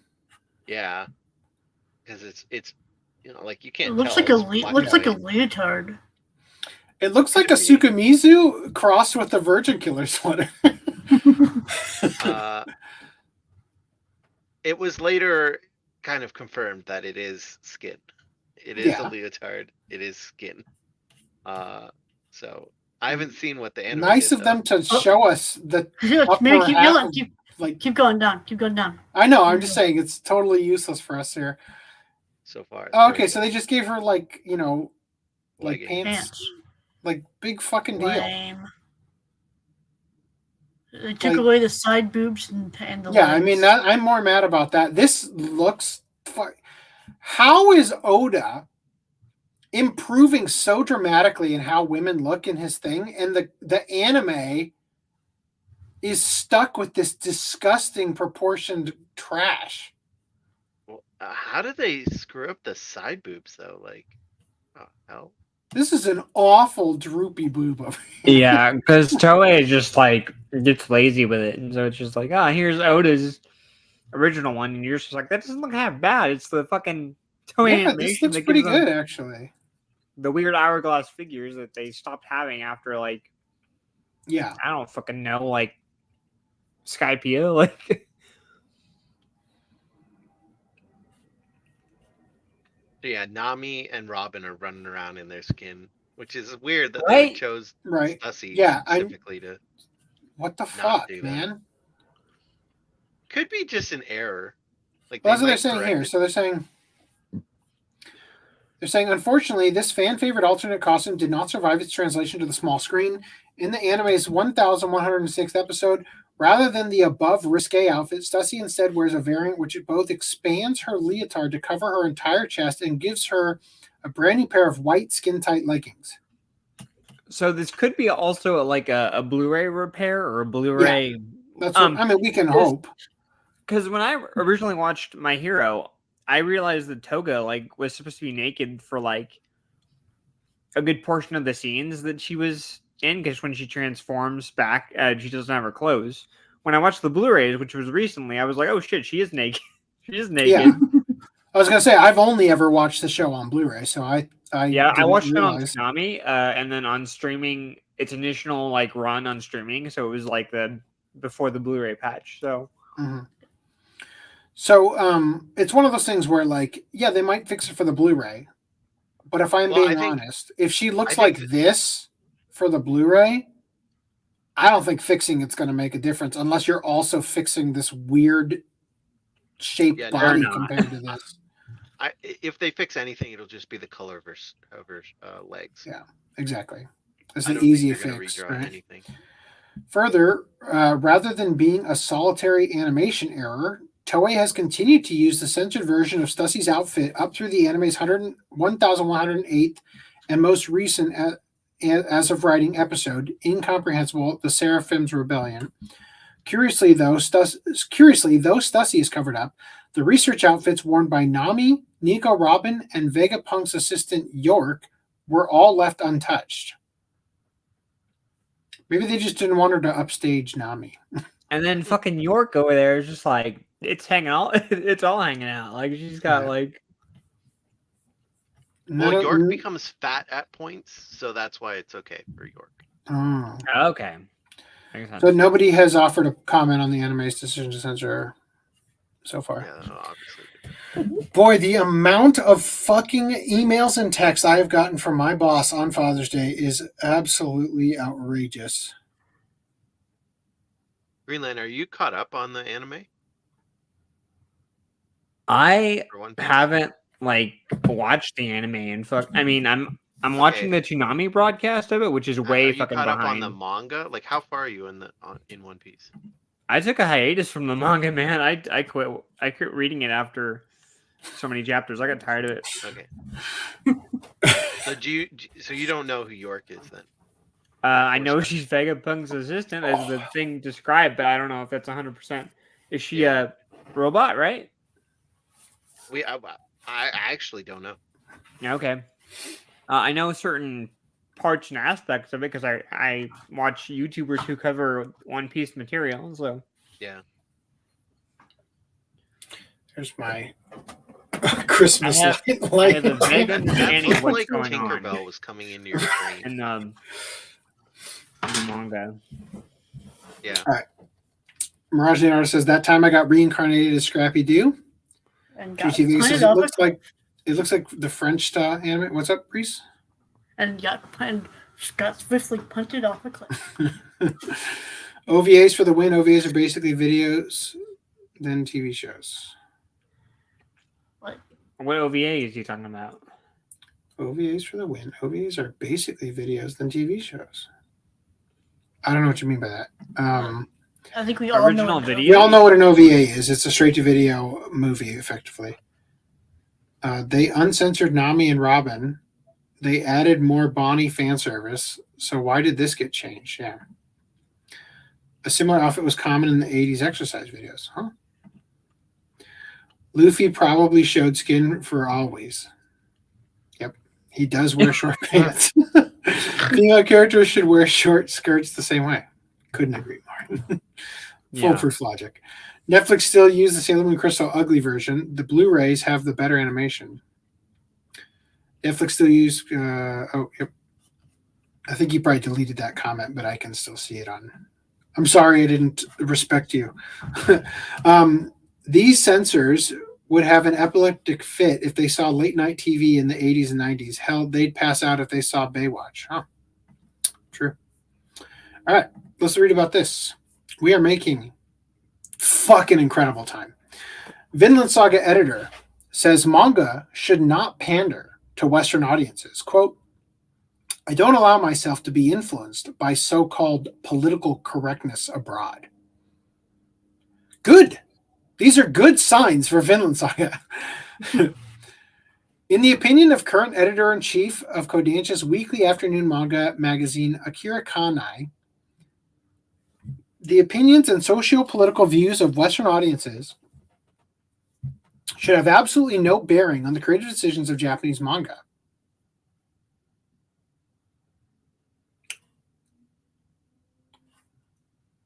So he's the editor-in-chief. Did the creator of Vinland Saga also do Ajin, or is the editor just largely believed to have worked on it because he's the editor-in-chief, and therefore we're just trying to show something here. Probably. Right? Okay. Have you guys seen Ajin? Nope. I would absolutely do a watch club of it. It is CGI. Just a heads up. It is a little wonky and it takes some getting used to, but it is a fun watch.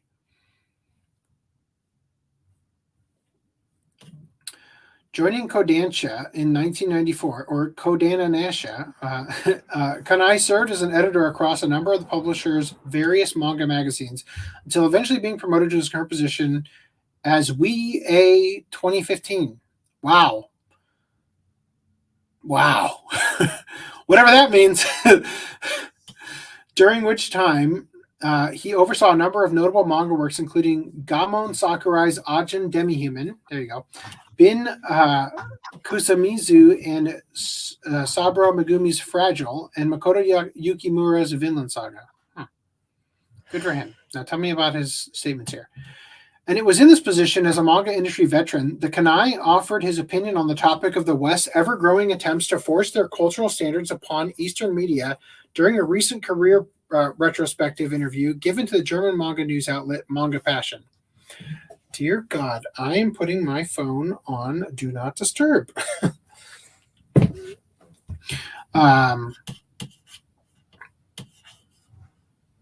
did I end? Manga Passion? Yeah, asked, quote, to what extent do you already think about the potential international success of a manga and whether he tries to work with mangakas to perhaps try to make their works more accessible to audiences outside Japan? The editor confidently asserted, no, not really. For example, there are various codes against the depiction of violence, against the depiction of nudity, whether male or female, or religious codes that I follow, he explained. However, I think that there are no fundamental differences in the population in terms of what they perceive as important, be it in Japan, Germany, China, or South Korea, even if it is the case on a political level.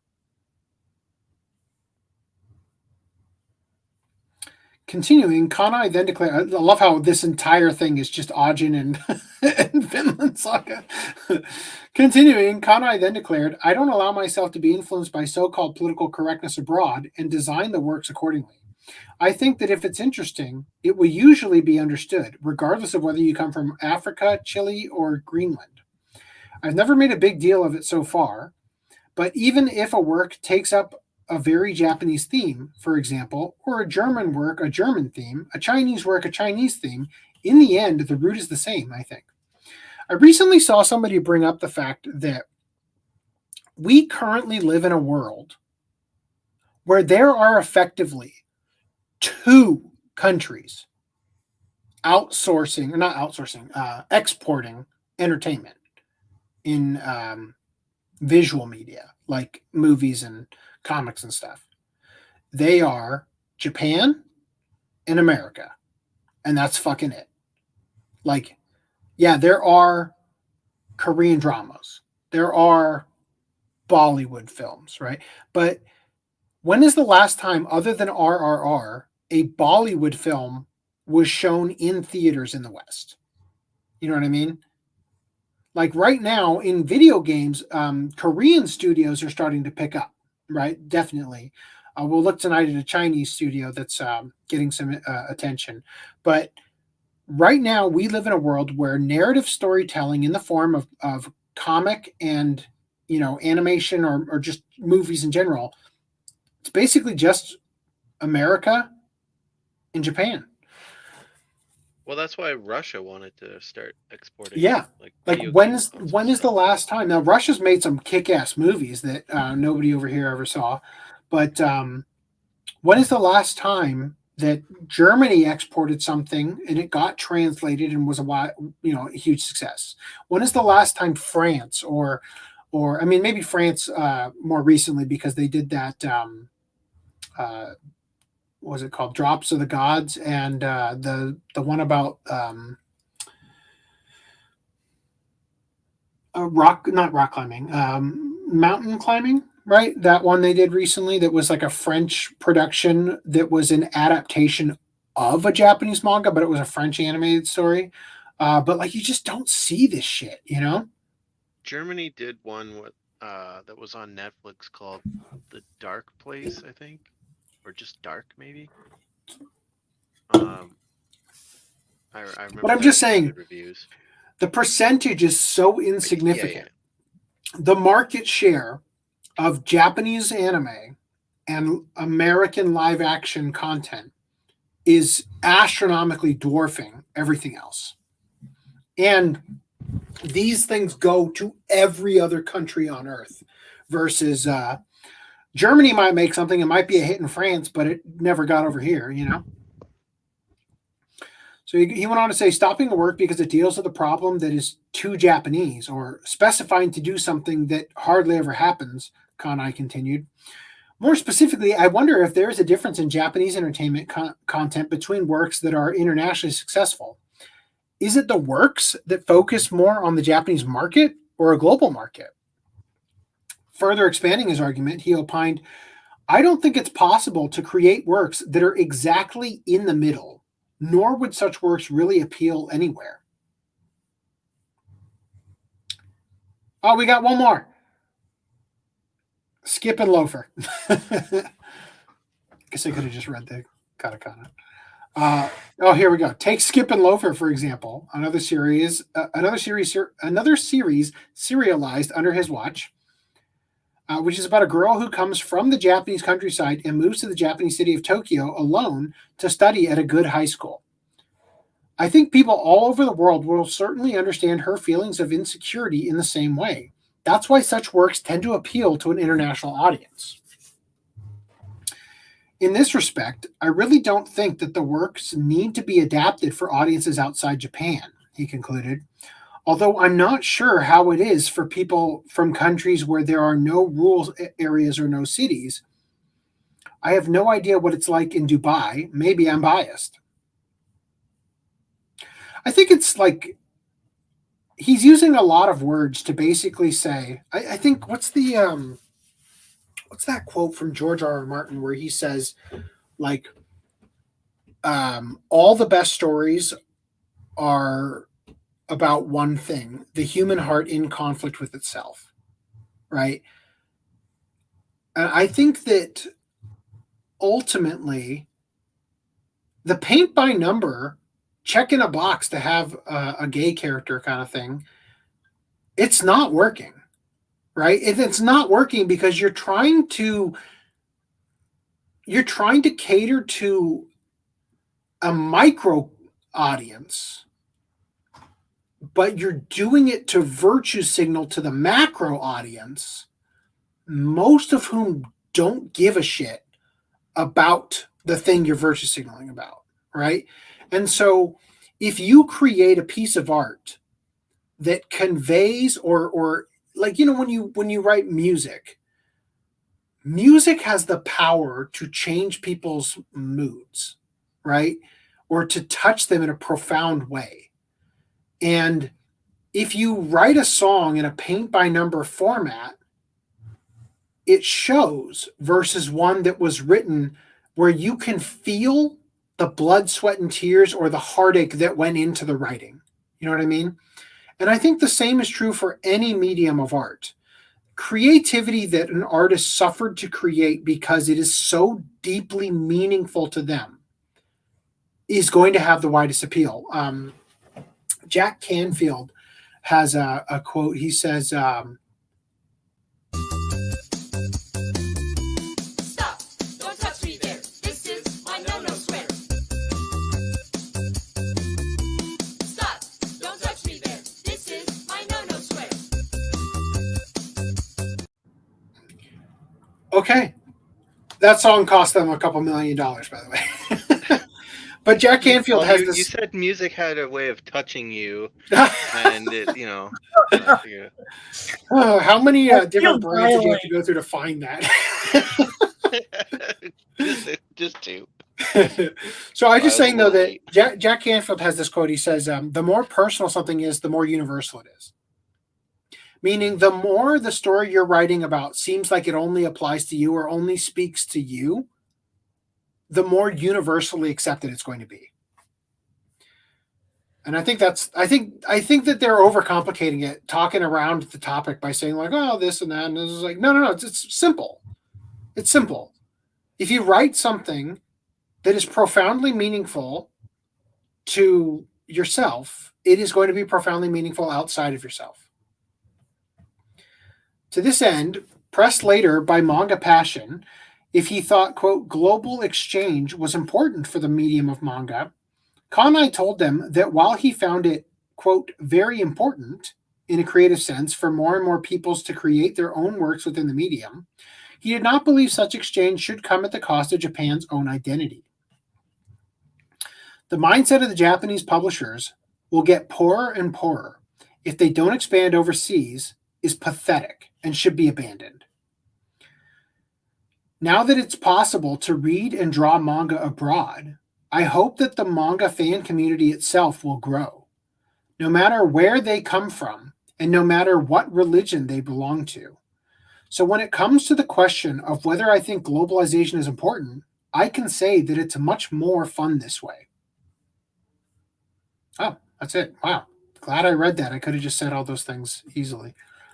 All right, anyway, let's go back to chats here.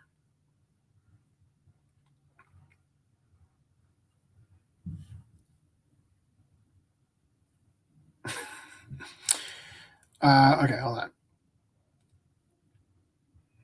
Japanese stuff should stay as Japanese stuff as it is.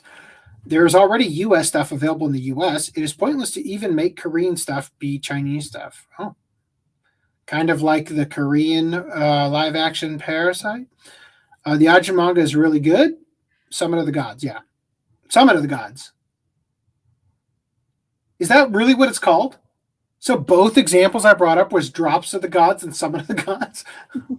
Isn't that what the wine tasting one is called? Drops of the Gods? Yeah, something like that. Yeah.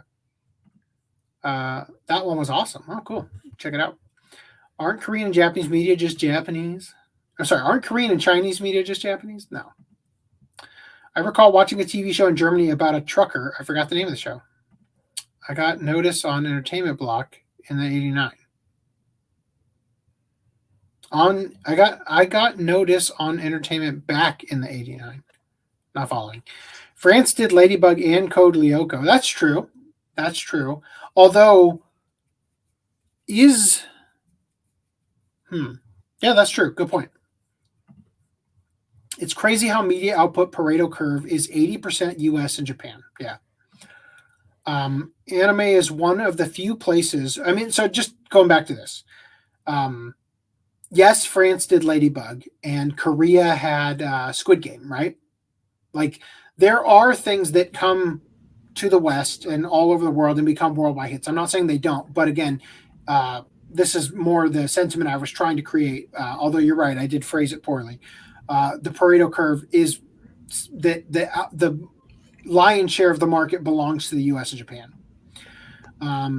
Like their third place is not even close, right? Anime is one of the few places where you can find entertainment uncorrupted by political correctness for the correctness for the most part. That is why these activists are desperate to infiltrate the creative process. Absolutely. J.T. Vegas' Australian movies, Mad Max. Yeah, but that was before, right? Like, Danny Boyle directed movies that were widely acclaimed over here. Like Europe was releasing movies like 28 Days Later, for example. You know, there was a time when other countries produced things that came over here. The thing about other countries like Germany and France, though, is oftentimes if they were to produce something that was good enough to come to America, rather than dubbing and releasing it here or putting it in theaters with subtitles, they'll just remake it. Right? Like Jean Reno he's in a movie called The Visitors, and to bring it to America, they literally remade it, also starring Jean Reno. Like, the problem with diverse characters is that there are rules on how you are allowed to portray them as well. See, and that's the major thing. I have said this time and time again.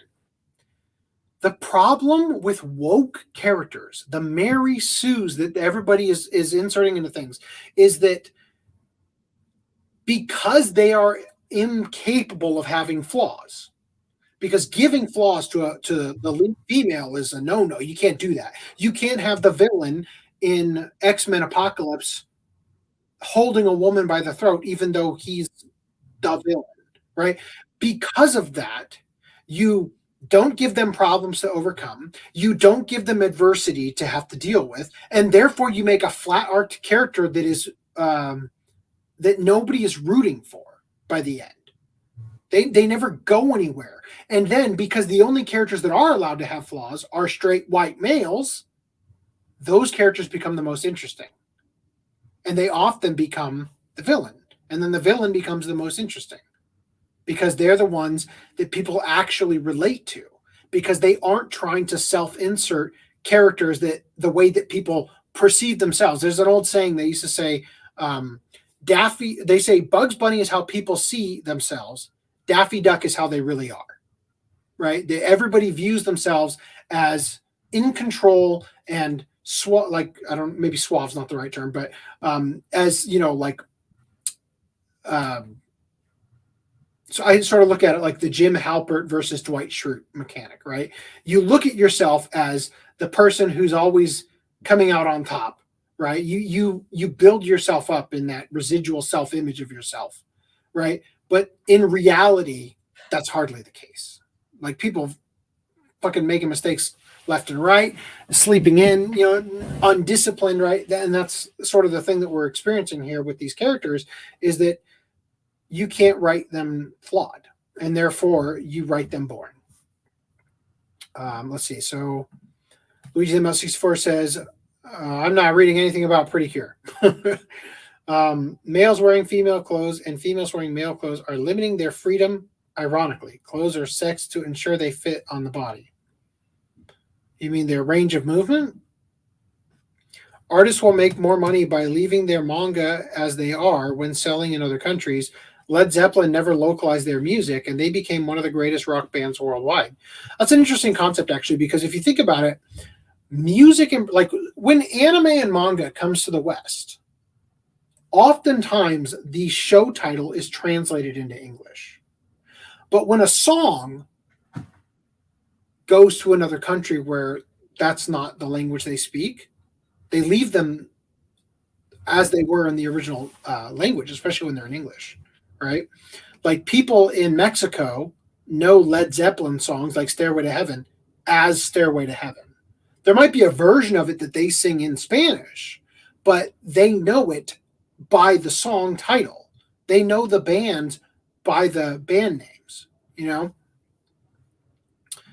Coincidences, The Office is from the UK. Yeah, true. And that's another example of, instead of bringing it over here, they adapted it over here by doing it like a version of it in English, right? Or in a localized version. They remade it. Anyway. All right, back to this. So I saw this other thing. I don't know if we covered this. This is actually from a while ago, from December of last year.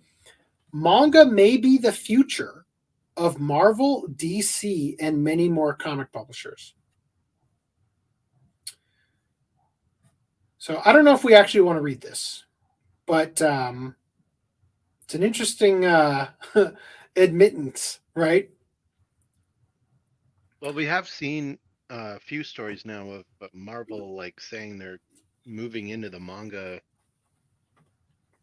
sphere, right? Yeah, as we just looked at with Scooby-Doo and Suicide Squad and all that. Well, that's not Marvel, but sure. Well, yeah, but you're right. True. But I'm just saying, the ones we're talking about here, Marvel and DC, sure, they are going to the anime route because they're falling apart, right? Yeah, but Marvel and manga, Marvel has done the anime for X-Men, Blade, Iron Man, Wolverine, Punisher, is there a Punisher? I don't think there's a Punisher. There's the Avengers that features Punisher. And then I feel like I'm missing one. The point is that they have ventured into anime to that degree, right? Yeah. But again, we're talking specifically the comic. For the comic room, yeah. And Dan used to say, when we had him on the show for a while, he used to talk about the fact that activists and the industry at large will lift up the manga sales and say, see, the comic industry is doing just fine, ignoring the fact that the manga is literally the only reason it's afloat to begin with, right?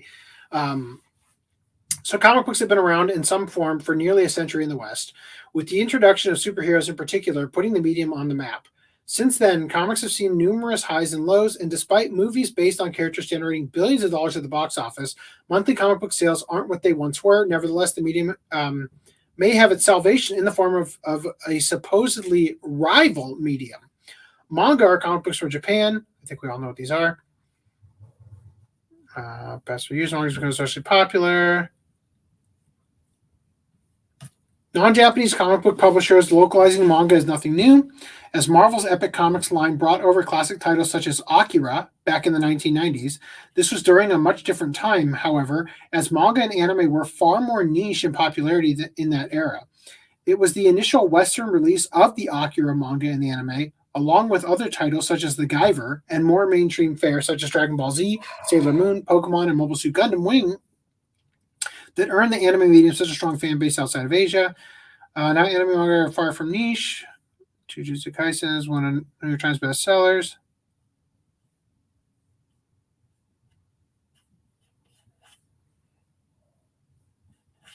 Just trying to see if there's anything actually worth reading in here that we don't already know. So it actually sounds like what they're saying is that Marvel and DC are not going to take their IPs into manga.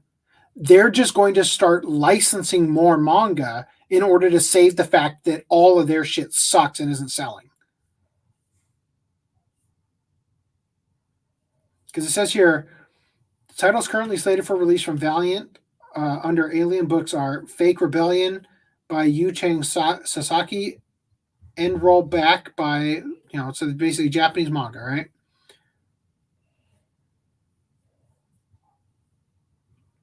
I can't really see them fighting with Viz or Shueisha. Mm-hmm.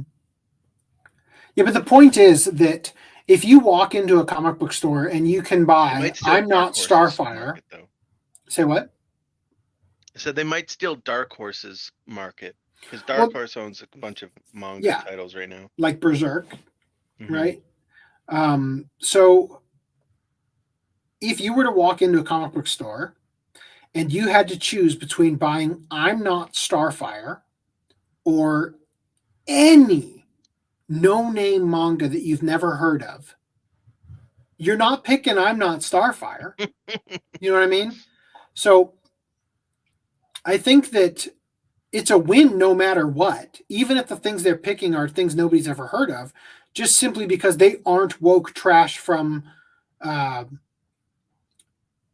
West, unless they're specifically translating them and inserting shit and censoring and whatnot, in which case they're just gonna incur the hatred of the fans even more. I don't see Marvel and DC going that route though. Based on what I've currently witnessed with their releases, they are going the route of we are licensing our IPs to manga publishers to release Spider-Man in some manga, right? Or X-Men in some manga. Whether that be a manga they made themselves or inserted into other properties. I can't remember. They did one recently where it was like some popular brand had a crossover with Marvel characters. I think they did one with Attack on Titan a while ago, if I remember correctly. So there was an Attack on Titan crossover with Spider-Man that we talked about a little while ago. That's what I'm talking about. Yeah. So I'm going to read. I'm going to read this ChatGPT summary. I asked it, what specifically are Marvel and DC planning to do with manga? It says,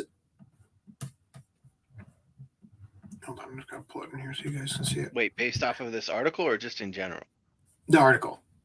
Okay. I don't think. Give me a summary of this article. What specifically are Marvel and DC planning to do with manga? Marvel and DC are making significant moves in the manga space. Marvel has partnered with Viz Media to add their comics to Viz's digital subscription service. Yeah, I'm sure Viz wants that.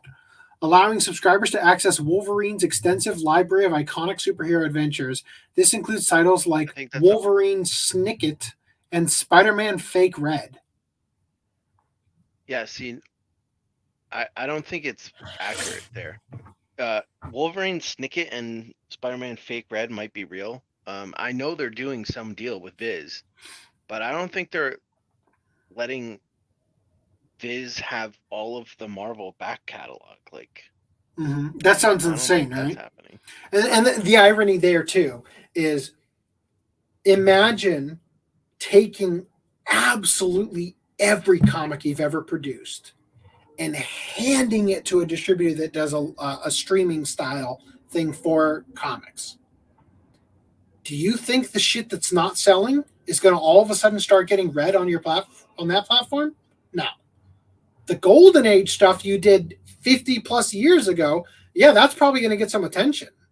If you had to look at it from the perspective of what's going to get attention, it's going to be that, is what I'm getting at, right? It's not going to be your new dog shit stuff.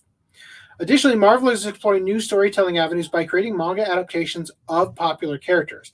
This includes collaborative projects with renowned manga artists to reinterpret Marvel heroes through a manga lens, bringing a fresh and culturally resonant perspective to these characters. So DC did that too with The Adventures of Superman or whatever, where he's like flying around Tokyo eating like onigiri and stuff. Like, just, it was like a Adventures of Superman in Japan. Like, and it's like not even, from what I understood, it's not even like conflict. It's just him, like, you're touring Japan through the eyes of Superman or something. DC is similarly engaging with the manga format by planning to reprint their classic crossover and amalgam universe stories, which merge their characters with those from Marvel. The DC versus Marvel Omnibus, the DC/Marvel The Amalgam Age Omnibus will be reprinted, offering fans access to these rare and iconic stories that blend two universes in unique ways. What does that have to do with fucking manga at all? Neither of those things are manga.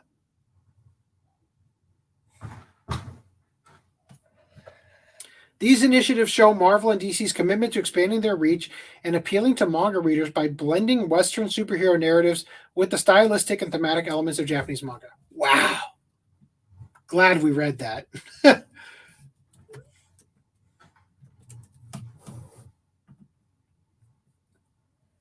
All right. Let's get into... You want to do comments? Where did we leave off? I think a lot of comments on this one. Oh my god. Oh shit. Was it this one? I think it was this one, right? Yes. No, that one. Didn't Marvel do it in the 2000s? They also did the Blade anime. That was the other one. Thank you. That was the one I was thinking of. Fucking awful anime, by the way. The comic industry, LOL. Meanwhile, you look at publishers like Dark Horse with 2/3 of their sales being Berserk, with Hellboy a far away second. Hellboy is awesome. No shade on it. Yeah, it sounds like Marvel and DC want to get into licensing. That's going to be one heck of a job for them to try to rebrand, right? Licensing manga is already a bad idea because they will claim the artist's money and force the creators to censor the manga. We'll see. I mean, it's not like they get to license it. Touched Berserk. Yeah. Right? So I mean, and there's stuff in Berserk that, depending on who you ask, is illegal. Like underage nudity and stuff, right? I mean, fucking Guts gets raped in the ass as a boy, and like, you get Goku penis syndrome, right, with him. So there's a lot of stuff in there that, some complete morons would argue is like child exploited material and all that kind of shit. But they didn't censor that, you know. And I think you have to keep in mind that the people they're taking the work from get a say in what they're allowed to do with it as part of the contract. And they aren't going to get through too many before, you know, people stop allowing them to license out their work. As long as they don't become like a monopoly in it, but I don't see that happening. JC Vegas says they will never reprint Hero Man. Was Hero Man the Stan Lee directed anime that was so fucking awful? No, that was Ultraman. The Reflection? It started with a U. I know what you're talking about.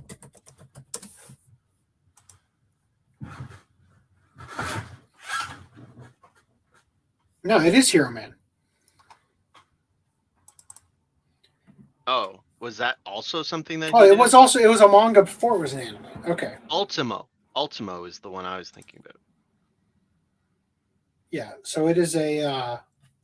Yeah, I guess you're right. They won't ever reprint it because they ain't ever going to release that shit out here. It was so fucking awful. There's another one that's I'm thinking of a different one. Stan Lee worked on this. Yeah, Stan Lee is a Japanese, or Hero Man is a Japanese manga and anime series created by Marvel. Stan Lee and Bones. Oh, true. He did another one. I'm trying to remember what it was called. I helped another anime YouTuber. Might have been Mr. Nice Guy or somebody else. I can't remember. I helped them source footage of. I definitely helped Mr. Nice Guy source the one I'm thinking of. That was just absolute dog shit. Like even the art style was awful. You look at it, you're like, I cannot believe how flat this looks. No, I don't think Ultimo got an anime, so that's probably not. I click on Stanley, and then I'm going to click on Hero Man.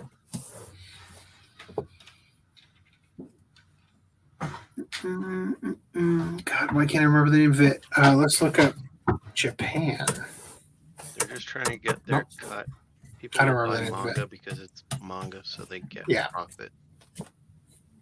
Only old heads and cape addicts keep up with the mainstream comics these days. Mm-hmm. My local comic store doesn't order extra copies anymore. If it's not on your pull list, you probably won't see it. Even first issue Marvel and DC comics don't sell anymore. Yeah. I think that is Japan. Okay. Maybe referring to Hero Man. Though I have seen a fascinating crowd of LGBT adjacent, very effeminate Indians and Arabs who seem to love new Marvel and new DC, which is pretty funny. Oh. Birth control pills to change form in Magical Girl Friendship Squad is already a stupid idea by the time Delicious Party Breaker, God damn it, you came out where that anime simply has magical food to change form. Okay. Magical Girl Friendship Squad. I gotta look into that. Comic stores should be manga stores. It's an easy thing to do. They can sell even used Japanese imports. Yeah. A lot of comic book stores are manga stores. Yeah. Like you know when you go to Barnes and Noble and there's like growing up there's like that small section of manga and now there's that small section of Western comics. Like Yeah. They didn't even order one shelf of Western comics and like 5 bookcases. Yeah. They didn't even order extra copies of Ultimate Spider-Man 1. They are so afraid of losing their shirt on unsold copies, they don't order more than a few copies. Yeah. They were stupid for that.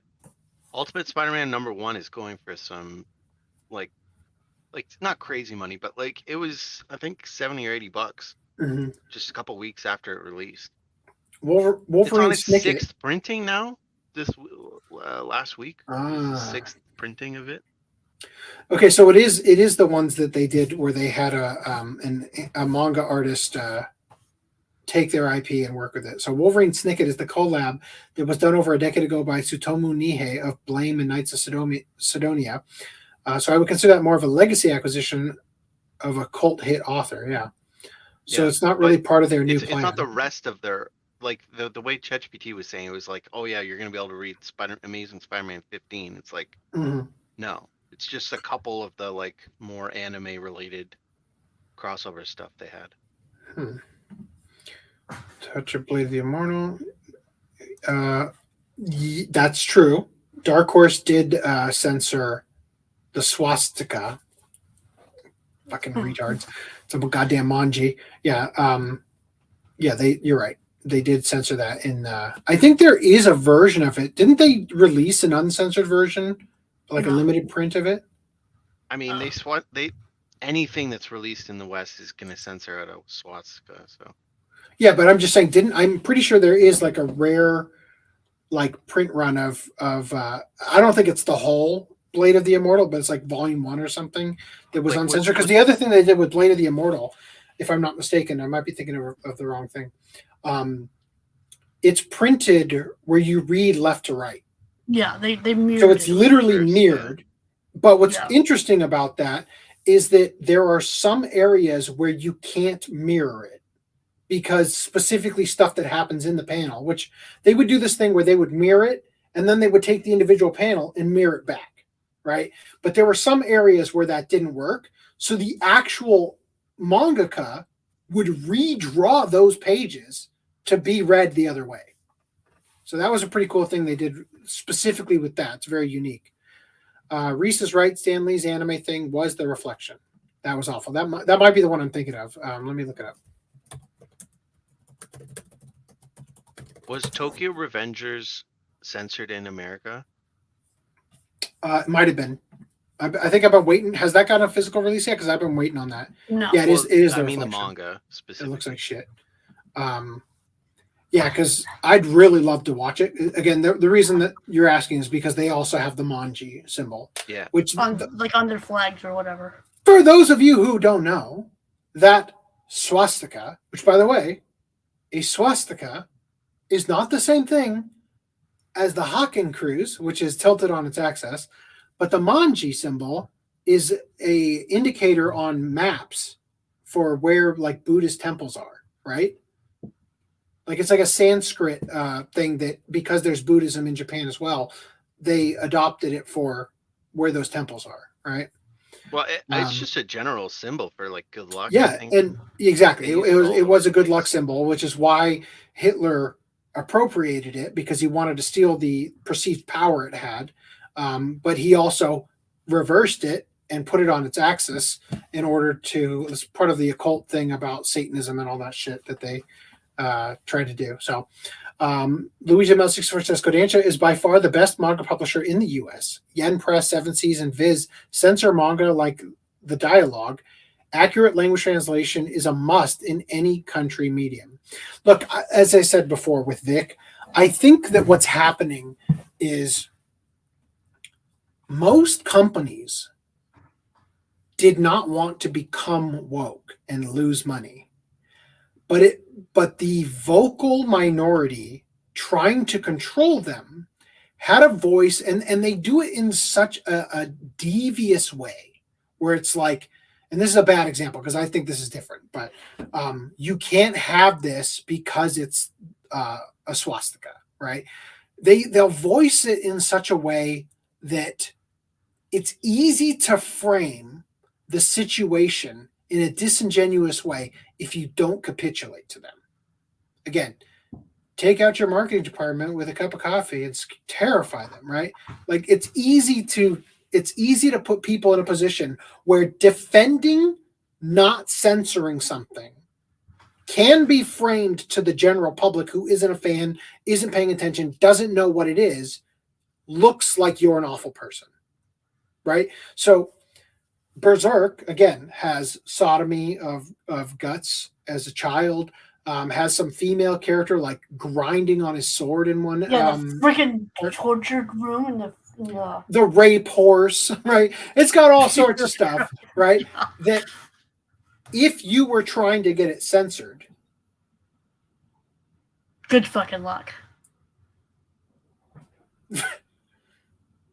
Randy, you're muted.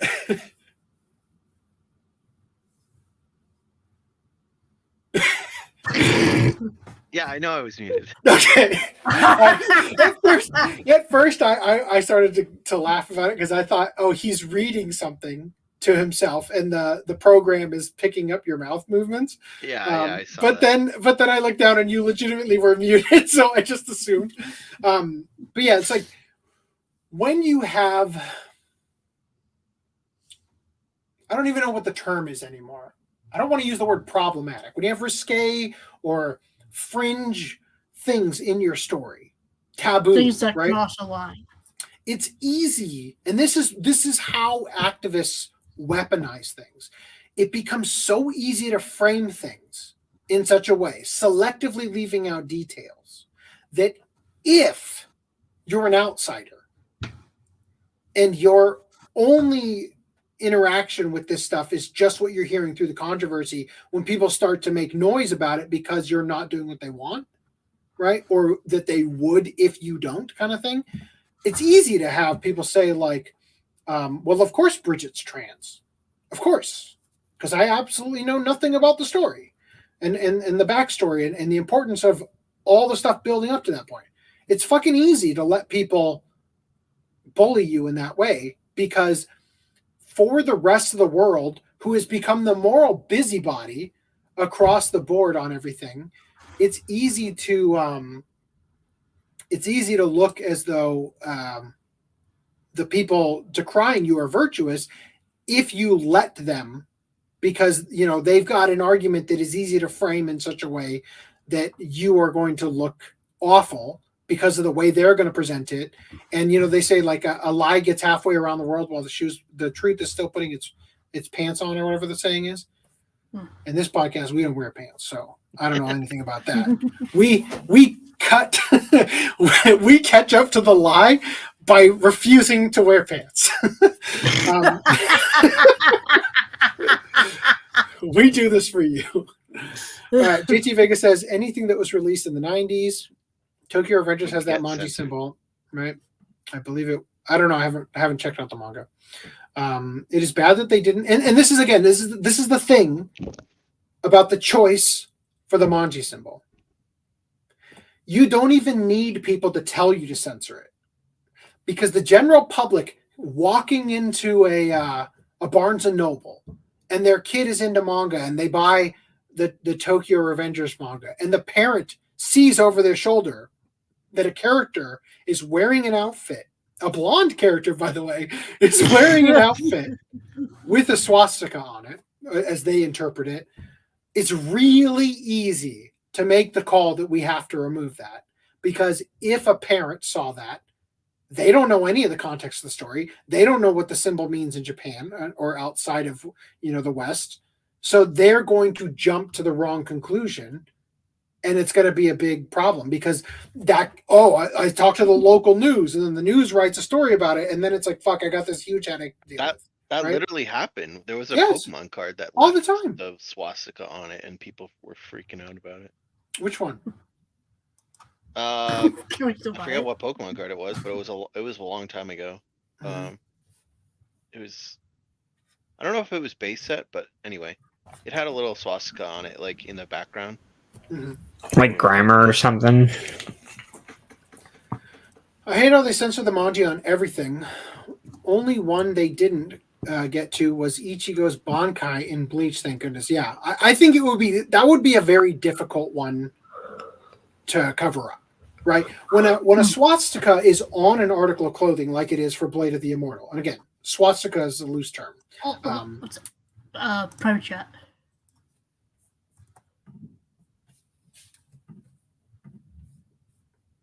Oh.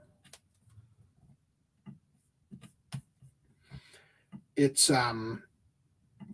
what's Zubat's evolved form called? It's a trainer Koga. Golbat, yeah. Was that the card? Did that one get an English release though? I doubt it. With I mean, it might have, but not this artwork, right? Yeah, with the $80. Holy shit! Right. Anyway, although that might have been the one I was thinking about. Maybe. Anyway, whatever. So I archive everything that might go in the doc. Well, at least stuff that will change, like that. Eventually, that listing will disappear, right? So archive it, obviously. Yeah. So I think it's one thing when there's a swastika on an article of clothing, because all you have to do is paint over that article of clothing in the color of the rest of the article of clothing. But the Bankai is the Suba. Sorry, the swastika on Ichigo's Bankai sword is the Suba, which is the hilt, right? That, from all these different angles, fuck no, you ain't changing that shit. That would be way too much work. You're just going to risk it. You're going to be like, I hope no parents see this. Right? And it doesn't immediately read as a swastika when you look at it. Like it's not something, because it's not the typical way you perceive it. It's not like a 2D image. Yeah, and it's also like the way that it's drawn, like a swastika, the way that you envision it, and the way your parents would freak out if they saw it. It's like it's a certain like proportion to itself, right? And for that, it's like thicker in the middle with the little arms coming off in a shape that once it's like it's different, right? But yeah. Anyway, so back to this. Kodansha is by far the best manga publisher in the U.S. Old One Piece volumes had Whitebeard's symbol as the manji and got changed later. Oh. Joe Hero Avengers was censored and uncensored based on which service you watch on. Oh. Well, I hope the Blu-rays, if they ever get released, are going to be uncensored. I'd love to watch it. It looks awesome. I think Crunchyroll has season 1 and Viz has seasons 2. Well, I'm not feeling good about those odds. They have $1 comic days, and long boxes are full of woke DC and Marvel books that they bought and couldn't sell. Yeah, like they're just like, fucking take it. You're buying manga? You get a free copy of I'm Not Starfire. Get that shit out of my store. Right? They introduced the ratings before too, though. Before it was filled with woke comics, like. Oh yeah, but the point is that the stuff that's not selling, that's in the dollar bin, is the woke stuff. Yeah. Even anime used animations to ignore the mouth flaps on purpose. Even in Japanese, okama would be used for kettle and pot. So it is best to keep okama as it is in the translations. You make me remember something that I feel I will not have an opportunity to bring up if I don't just do it right now. Let me find it. Did I share this on the Discord?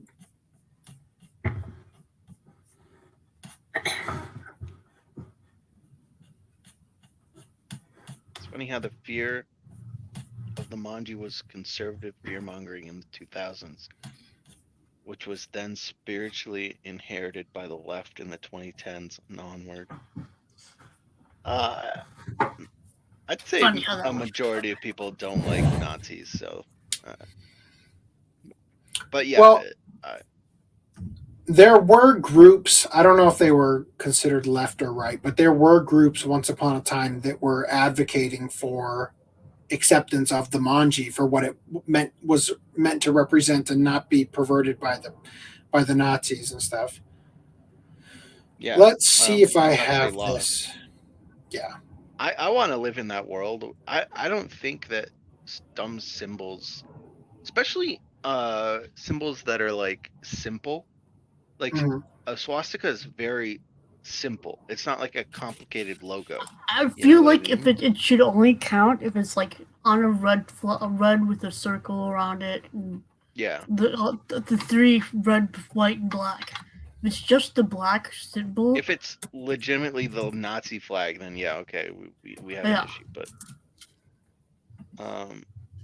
the waggling finger of the scornful nag is a universal constant. Okay. So, real quick, I'm just gonna speed through these billion tabs I have open. I'm looking for something pretty funny that I want to insert in here. You keep going with the chats. I'll see if I can find it. Taking the stricter rating is a better solution to be uncensored and translated. People do understand that other countries are different. Sadly, that's not always true. Pants People with are brains tools of the do. lie. All right, is it in here? Pants are tools of the oppression. We must free ourselves from them. Fine. I'll take my pants off. It's Zip. explained in the books that the symbol is a Buddhist symbol. Mhm. That Yeah, so it's easy in manga to put the little like editor's note or whatever kind of thing. Yeah, a lot of times they'll put like translation notes at the back or something. even painting the Or even dagger just, like, right there, symbol on first time it public appears. property is rather vandalism because you were consented by the owner. Street artists need permission. Crunchyroll still has the censored Fire Force credits since the Kyoto animation arson. Shameful because the anime is about fighting against fires. There's a bunch Fire of Force credits? 9/11 censored material like movies and anime that I feel like we should release them now. It's been long enough. Doki Doki itself is a sound as it is not really a word. Is that like called an onomatopoeia or something? Maybe. Or no? That's all the comments. Did you get to whatever you were looking for? No, I don't see it. I recently saw an image that said something like how like the LGBT community is upset with how Eiichiro Oda draws the Okama Island people.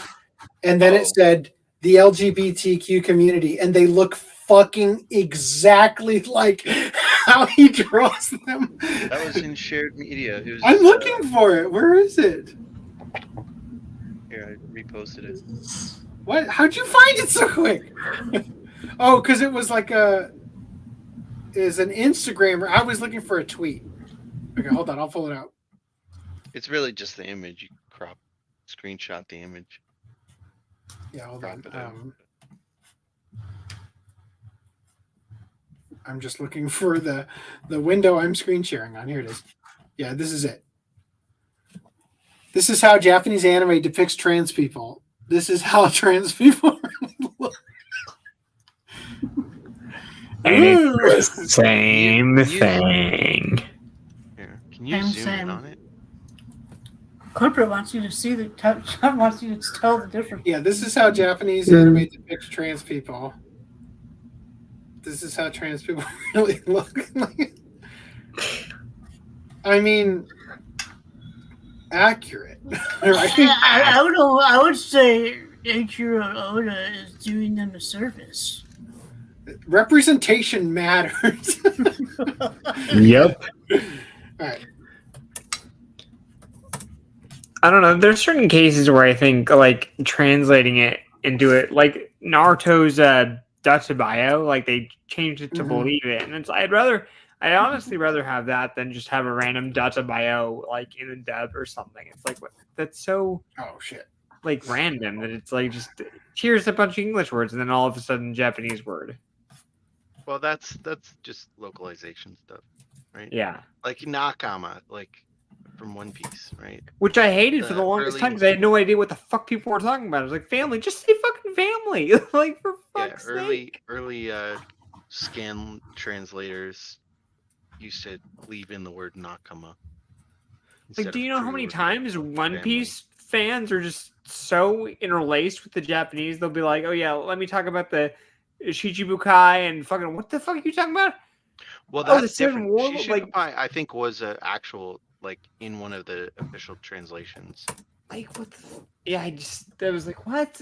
But there's been a few different, like, between the Viz manga, the 4K dub, the Funimation dub, and then I think the subtitles were also, they swapped between the subtitles and the dub as well. So some of those terms are, they switch between all those different terms.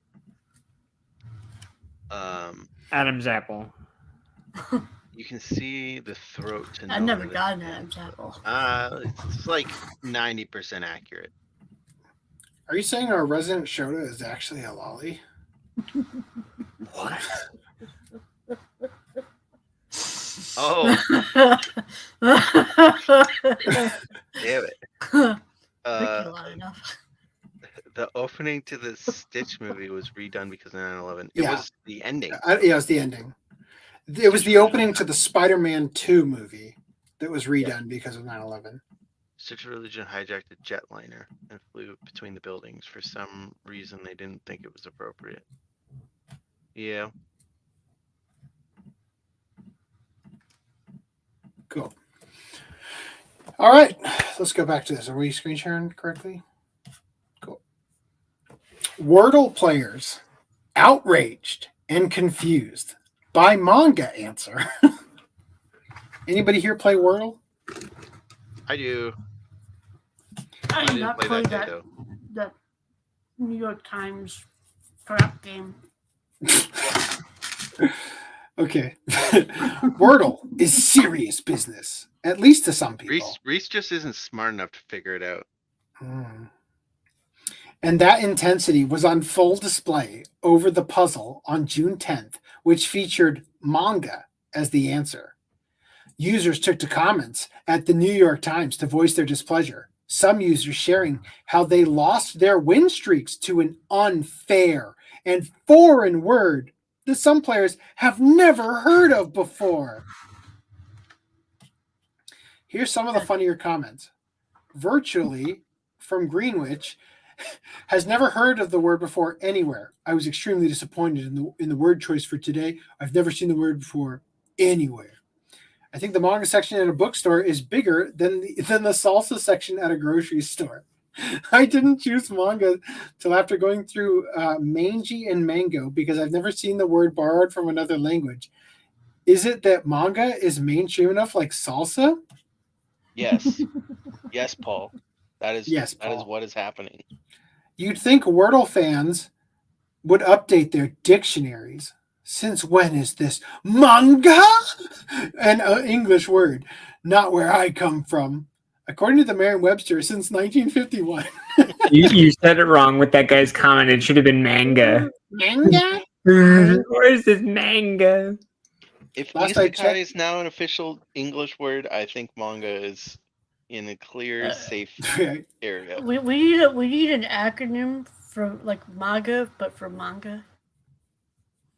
Make America not good again. Make American Chojins great again.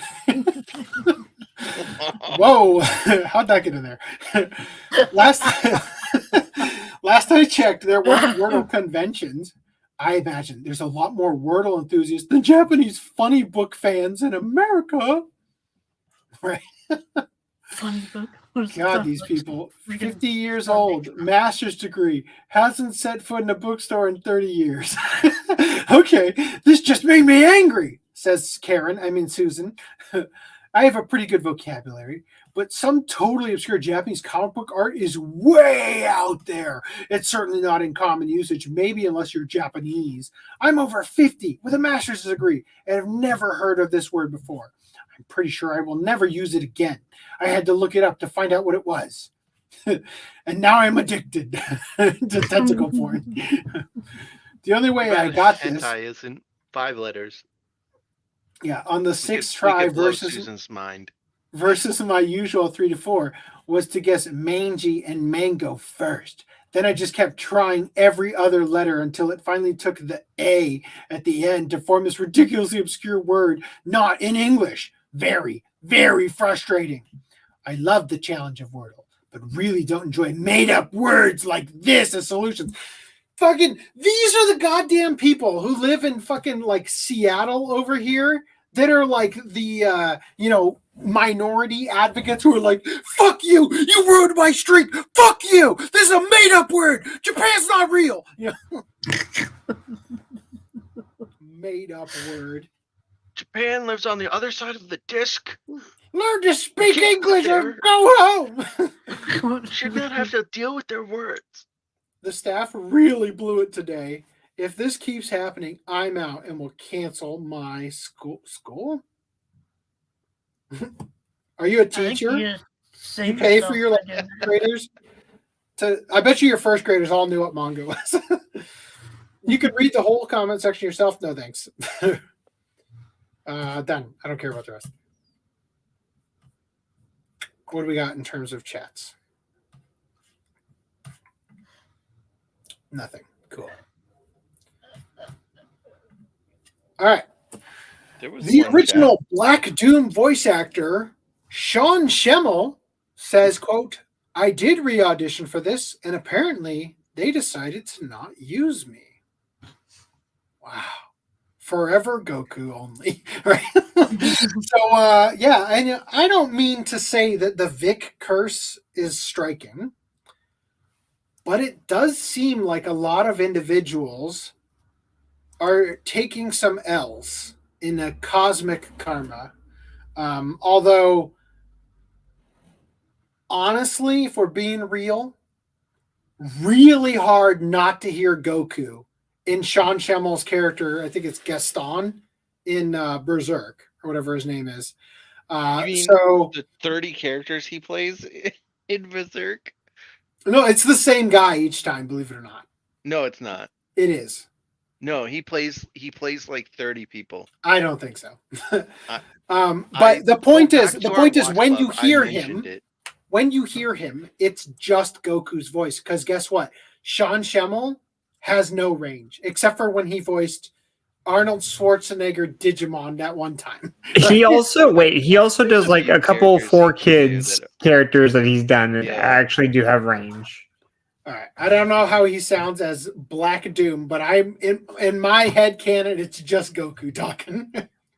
There was one character we can look it up. I think in Yu-Gi-Oh that he did where it was like Crowler. That was Sean. Crowler's like really high pitched.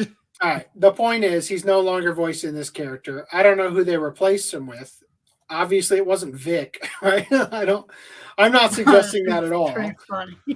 That would be fucking funny, right? Turns out Ian James Corlett got chosen. No, Peter Kalamis? that would be the golden one.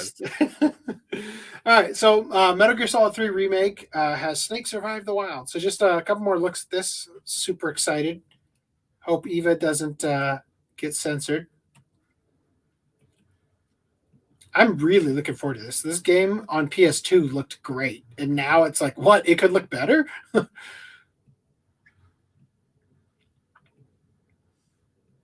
Yeah, I'm really excited to play it.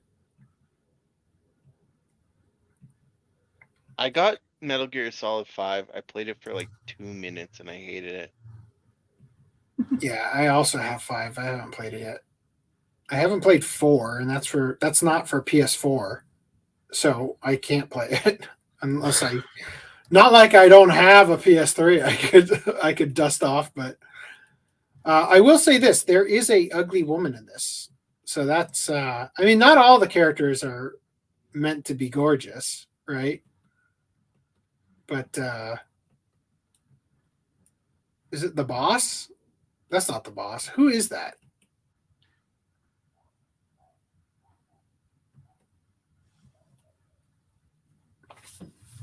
I can't. When I see her like this, I'm like, oh yeah, that was a character. I don't remember what she looked like on PS2. We'll see. Anyway, that's it. All right, Shin Megami Tensei 5 Vengeance collaborates with Slipknot in new video. This is a crossover I did not expect nor want. Why couldn't they have crossed over with Hello Kitty or I don't know, Cardcaptor Soccer? I am taken aback. Like, is it just, what is the collaboration here? Somebody who makes masks for Slipknot also made masks of a character from Shin Megami Tensei 5. Is that it? Is that what it is? Is that how Slipknot is somehow tangentially related in here? Atlas announced a collaboration on May 28th with heavy metal band Slipknot for Shin Megami Tensei 5 Vengeance, an updated version of Shin Megami Tensei 5's game. The company released the second of 2 promotional videos. By the way, if you like Slipknot, don't fucking watch this video. Because when you hear Slipknot sing... Clown is not Corey Taylor. That's fine. But when you hear them sing, the sound of Slipknot and the drums and the everything they do, like, that will be sullied by what sounds to be a very sophisticated, like, he sounds like he's trying to talk like an intellectual, but he's talking through a mask that looks like it's in The Purge, right? Like, so it just feels like the supervillain from The Purge is telling you his philosophy of the world candidly to a camera, and it's like, man, this really degrades my appreciation for Slipknot. So they talk about the masks in the game. The first video the company creates the 3. So it's just that's literally fucking all it is. They have nothing to do with it at all. The only thing is they have a company that makes masks for Slipknot.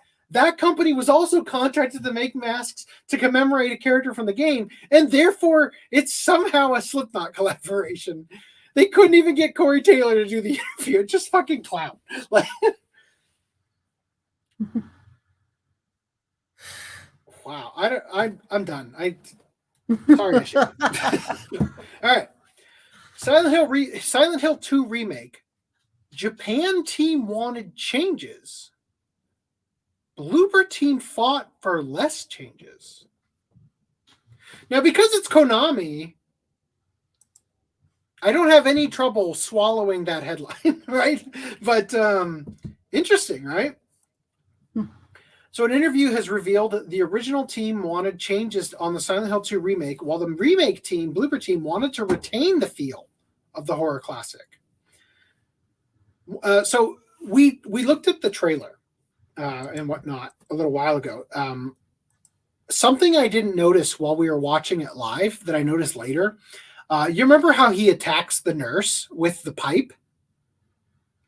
Right? The metal pipe in the remake? Mr. Mustard? Colonel Mustard? Silent Hill 2 remake, James Sunderland? Right? He's making a clue joke. Yeah, I get that, but it wasn't very good. So, you know what I'm talking about, though. Fuck you. You know how he's hitting the nurse, right? That's a great. If you watch it frame by frame, one of the strikes, the nurse catches the pipe, like, and basically deflects your attack by catching it instead of it connecting, right?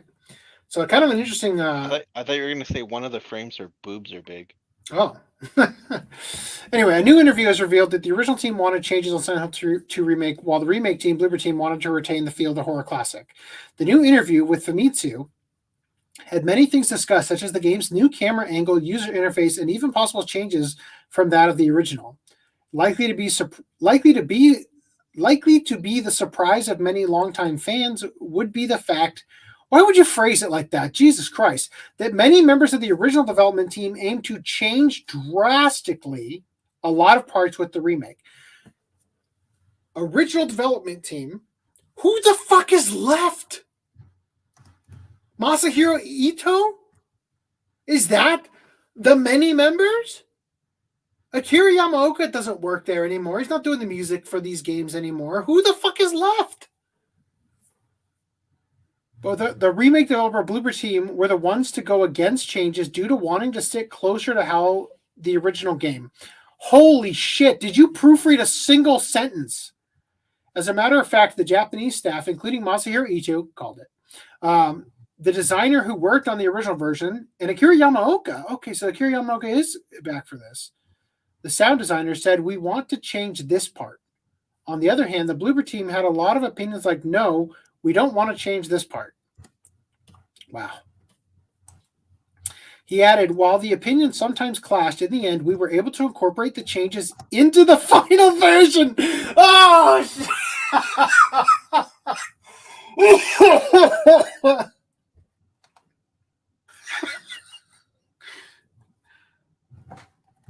Wow. I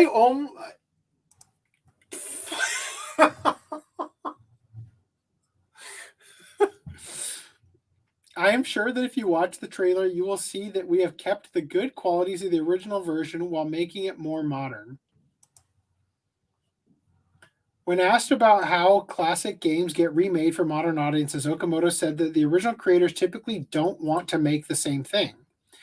Game creators don't want to recreate what they've created. They don't want people to enjoy the same thing over and over again. Then make a new game.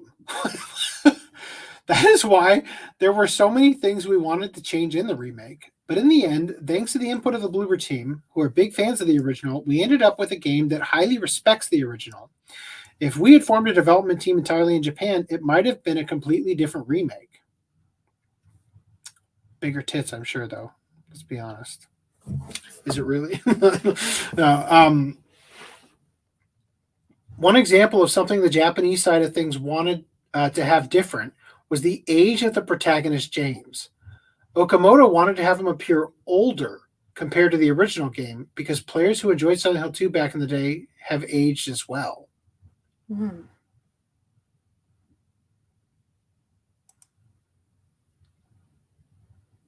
That's an interesting concept, actually, because how old do you think he is?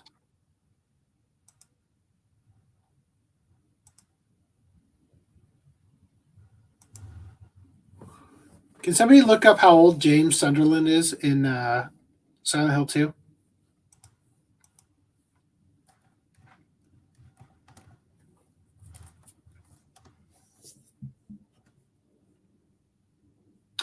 Dear Lord, I'll do it. Reddit says he's 29. 29, okay. So I find that interesting because, first of all, I assume he's mid-30s when I look at him, right?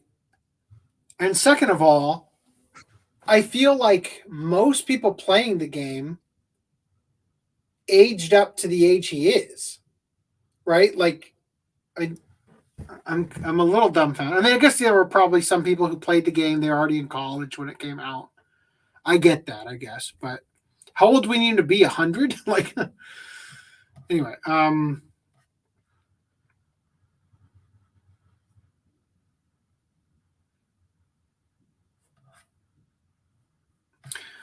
this can be clearly seen in his appearance when the remake was first announced, but now James is closer to his original age, which Okamoto admits he has begun to feel is the better choice. I got to see this real quick.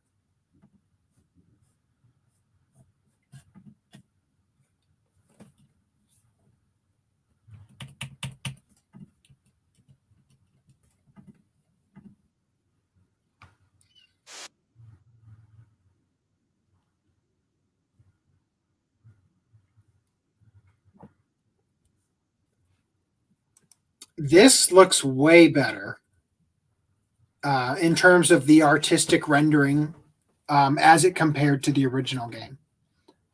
I do remember seeing this, and I was thinking about this when we were looking at it. I'm conflicted about this. I don't like the model form, the new one. I think this is better, personally. I don't like the reasoning behind it.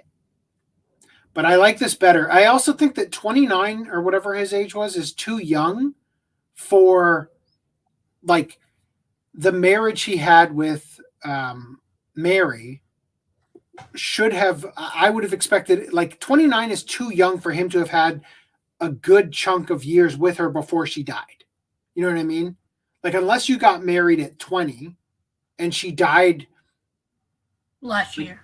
20 when I guess I'm pretty sure she died 3 years prior to the events, if I remember correctly. But anyway, yeah. So I don't know. I'm not sure. I have to say I think I like the original here more. There's still time for them to, you know, tighten up some of the graphics and stuff. I hope that I hope we get somewhere in between or whatever. I don't know. The developers also seem to be taking fan feedback to heart as well. When the combat trailer was released earlier this year, fans complained about what seemed to be a higher emphasis on action, so they made adjustments to the monsters' movements to make things more suitable.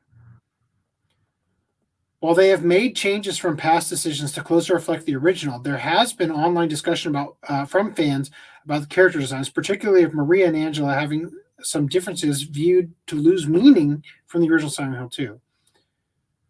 They stated the team was going to make changes to parts of the game that needed modernizing. So what changes the team themselves wish to make? I don't know. It comes out October 8th. Oh, that's right. This game comes out on my wife's birthday. And Assassin's Creed comes out on my birthday. All right. So we got a couple things to look at here. Assassin's Creed Shadows reveals extended block of gameplay. I am not happy with this game for a couple reasons. The major reason is that the game actually looks really fucking fun in terms of, like, if you strip it from all the stuff that they're doing to it. Gameplay wise, it looks like a really fun game. I'm going to show you guys this thing. Hello, my name is Thierry Dansereau, art director on Assassin's Creed Shadows. And I'm Charles Benoit, game director on Assassin's Creed Shadows. We are here today to share details on our first gameplay walkthrough for Assassin's Creed Shadows.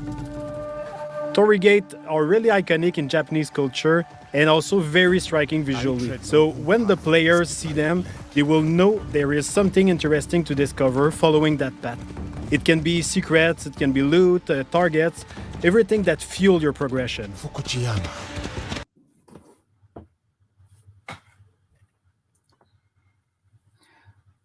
That is the first thing that they bring up in this video. The first fucking thing. Do you know what a Torii Gate is? Do you have any fucking idea?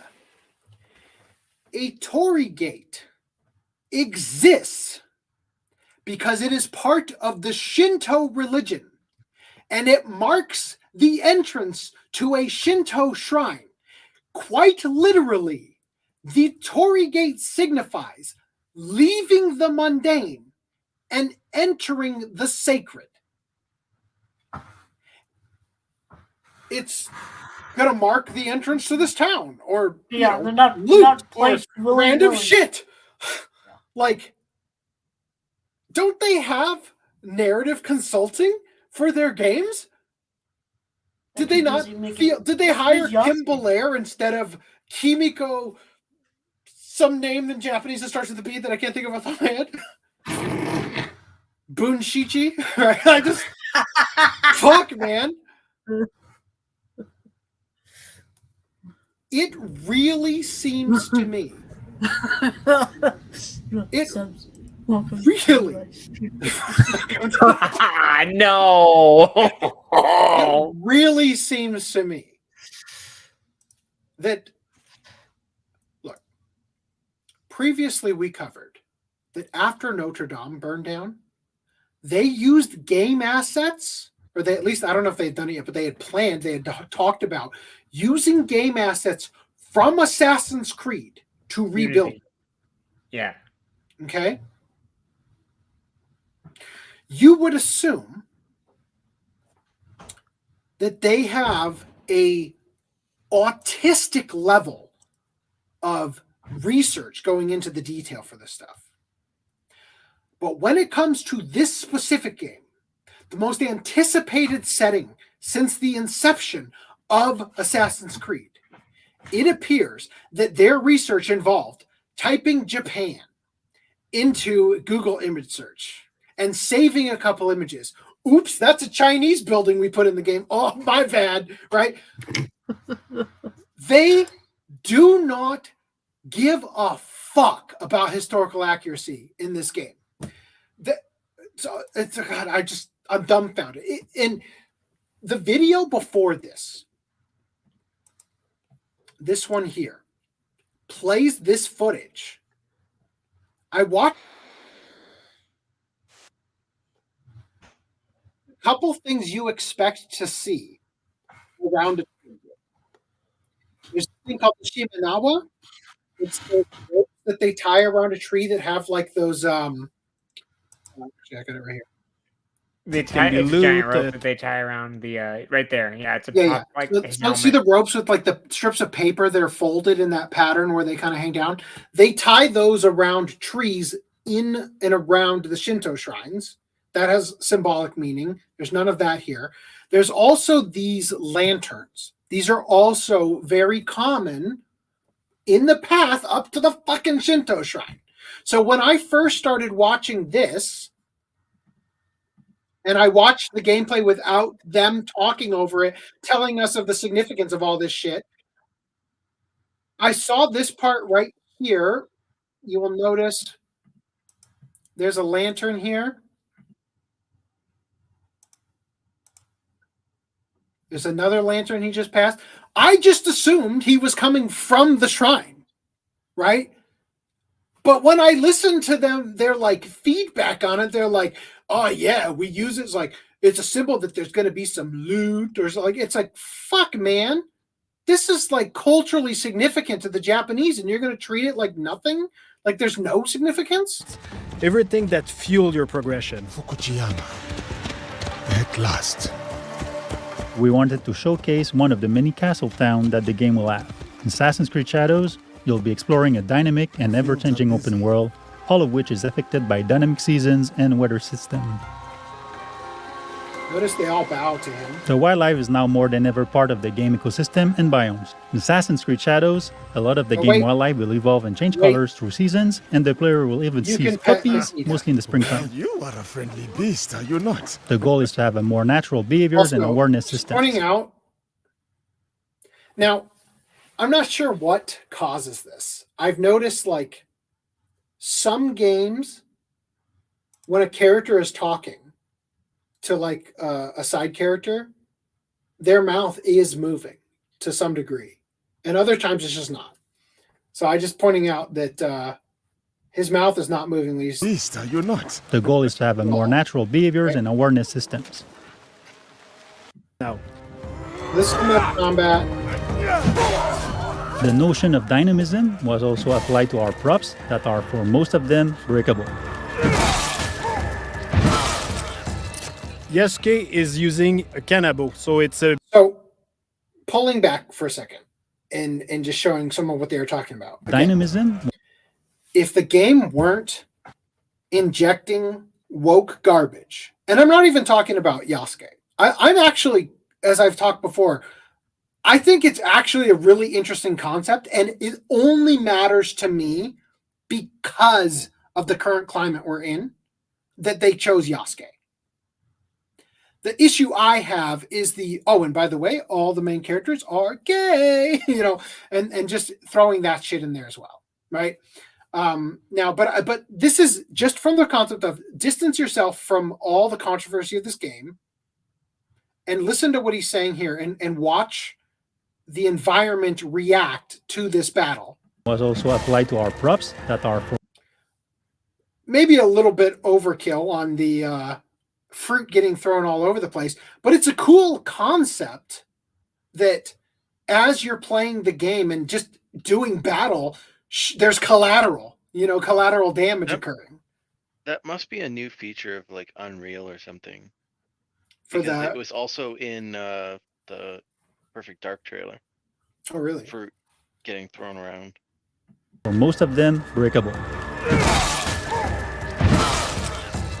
Yasuke is using a kanabo, so it's a big, massive weapon, slow, but very impactful. It's the best weapon to break enemies' armor. It's also a good tactic to remove armor first because it reduces the time to deal with your opponents. You can see the yellow bar under the enemy. It represents the armor, and once it's broken, it's a lot easier to land hits and inflict damage. Attacking and defending charge up your adrenaline meter. Once it's full, you can spend all the resources to push back or knock down or inflict damages, and even put the enemy vulnerable. One of the big combat novelty is the posture system. You can hold your attack and posture at any moment inside a combo. Those attacks inflict massive damage and can also branch into execution. But of course, if you... I didn't follow that at all. What does he mean by you can hold that posture and like, what does that mean? How is that different from just any, like, is it because like, it's kind of like after you're done with the attack, you stay in that pose, and therefore when another guy finally walks up to you and you go to attack him, it's considered part of the combo? The fuck did that mean? You use those attacks, you expose yourself. So the key is to really master the timing and learning enemy behavior. In the end, your competency can give you an edge over your stats. Persecutor. Also, what the fuck is happening to these guys? They are tripping Learning balls over here. In the end, your competency can give you an edge over your stats. Persecutor. Greed cannot rule this village. The players always have two weapons at the same time, so they can freely switch between both of them. You can see here, Yasuke has the classic katana, and he's using one of his unique moves. All right. Just pointing out, it may be a katana to Yasuke. That is definitely an odachi. So the difference between a katana and an odachi is the size. Katanas are at most, usually, let's say 32 inches in the blade. Yasuke was 6'2". I'm willing to bet they made him even taller for this game. Allow me to put something in the brand here. Not that brand. Let me put it in intros and ads real quick.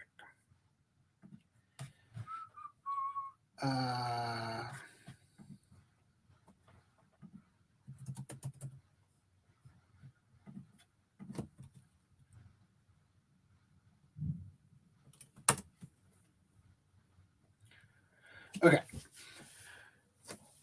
I took this into Photoshop. This is the top of his helmet down to the bottom of his feet. I took the blade and put it there. It's almost halfway. That makes it easily just under 3 feet. Right? Therefore, this can't possibly be a katana. It is an odachi. For most people, like again, because this is why I say it's a katana for Yasuke, because he's so fucking tall. But it would be an odachi for anybody else. An odachi is a dual-handed katana. Typically, the handles can be way longer than a normal katana. Because the blades can be up to 5 feet long, and they're meant to like take cavalry down, like in battle.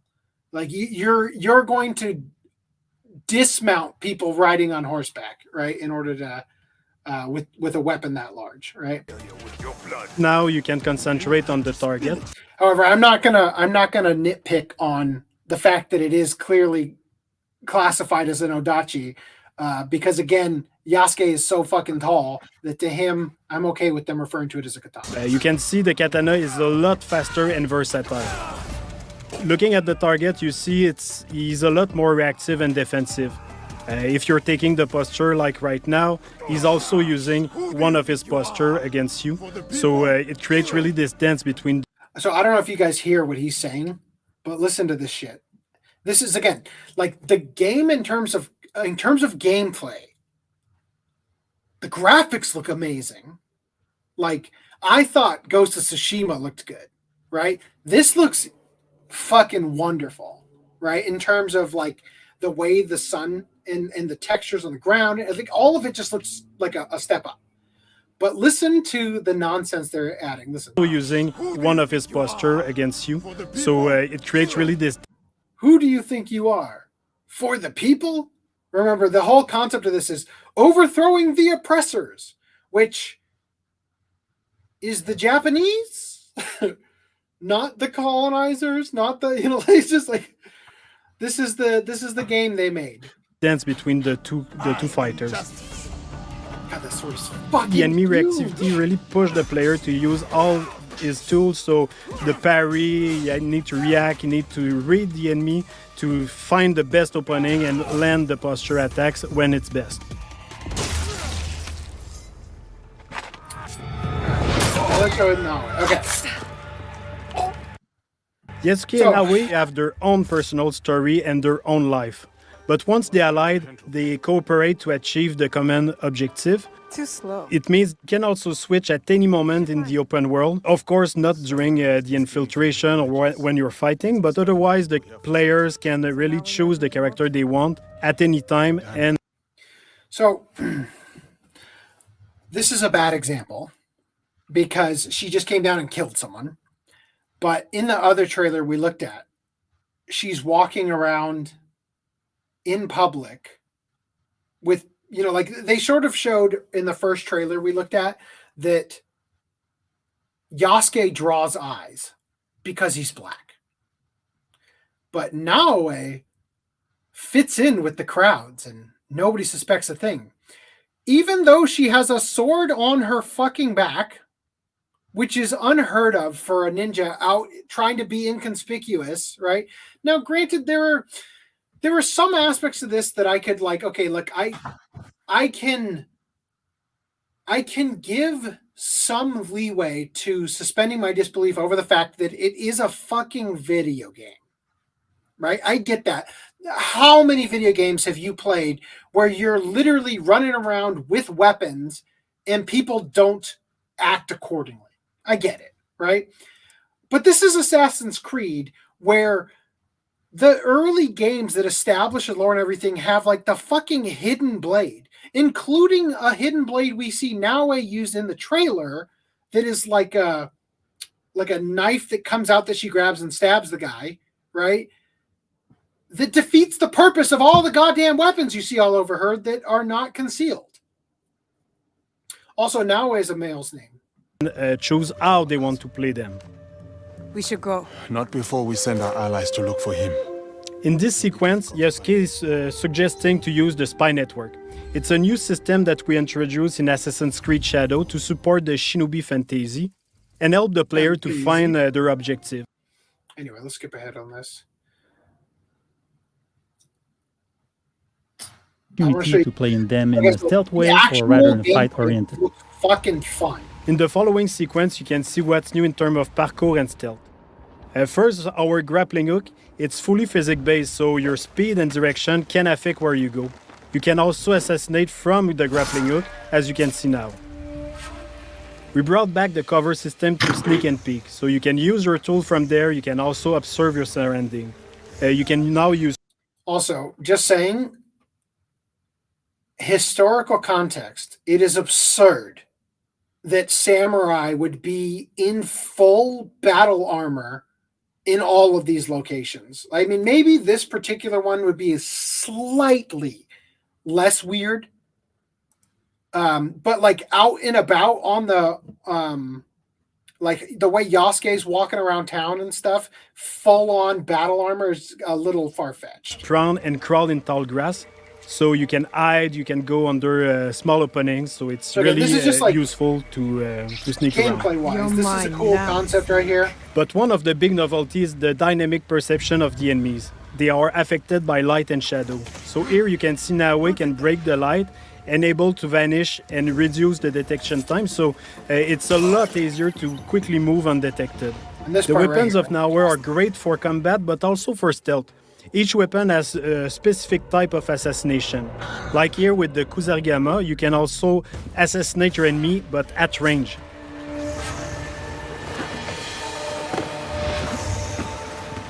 With Naoe, you'll feel like a shinobi with all the new animation we added to make her a lot more agile and faster when doing parkour and everything she does basically. Naoe is an agile, self-focused shinobi who will use noise, light and shadows to evade detection as enemies respond to their changing surroundings. You dig himself a trench. Naoe is currently making her way to reach her target. Anyway, I think you've seen enough. Can we agree that that looks fun as shit?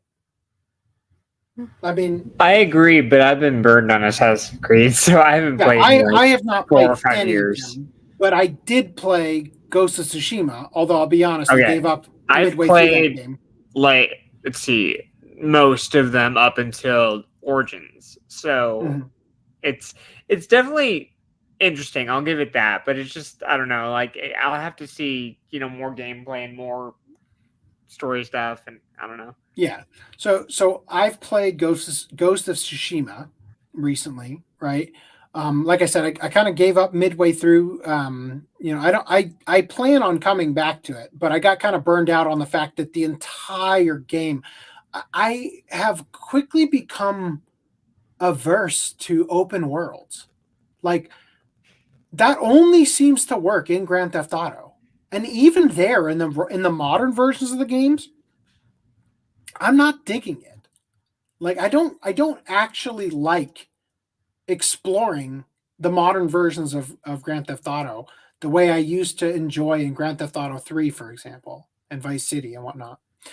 But Ghost of Tsushima has too many here's a side quest, there's another side quest. All of these are fucking side quests with a main quest, but I want to do the side quest because I actually want to do power-ups, and the evolving combat's really interesting, and I like that. And I just I want that, but I don't want to do the ungodly amount of work it is to go all over the place, to go here and then there and then back here and then there, just to, progress the story by actually just progressing my skill tree or whatever, So anyway, I stepped away from it for the time being. But having played that recently, a lot of the stuff I really like about that game, this game is giving me a slightly different flavor of it in a way that looks fun, especially the parkour aspect of it.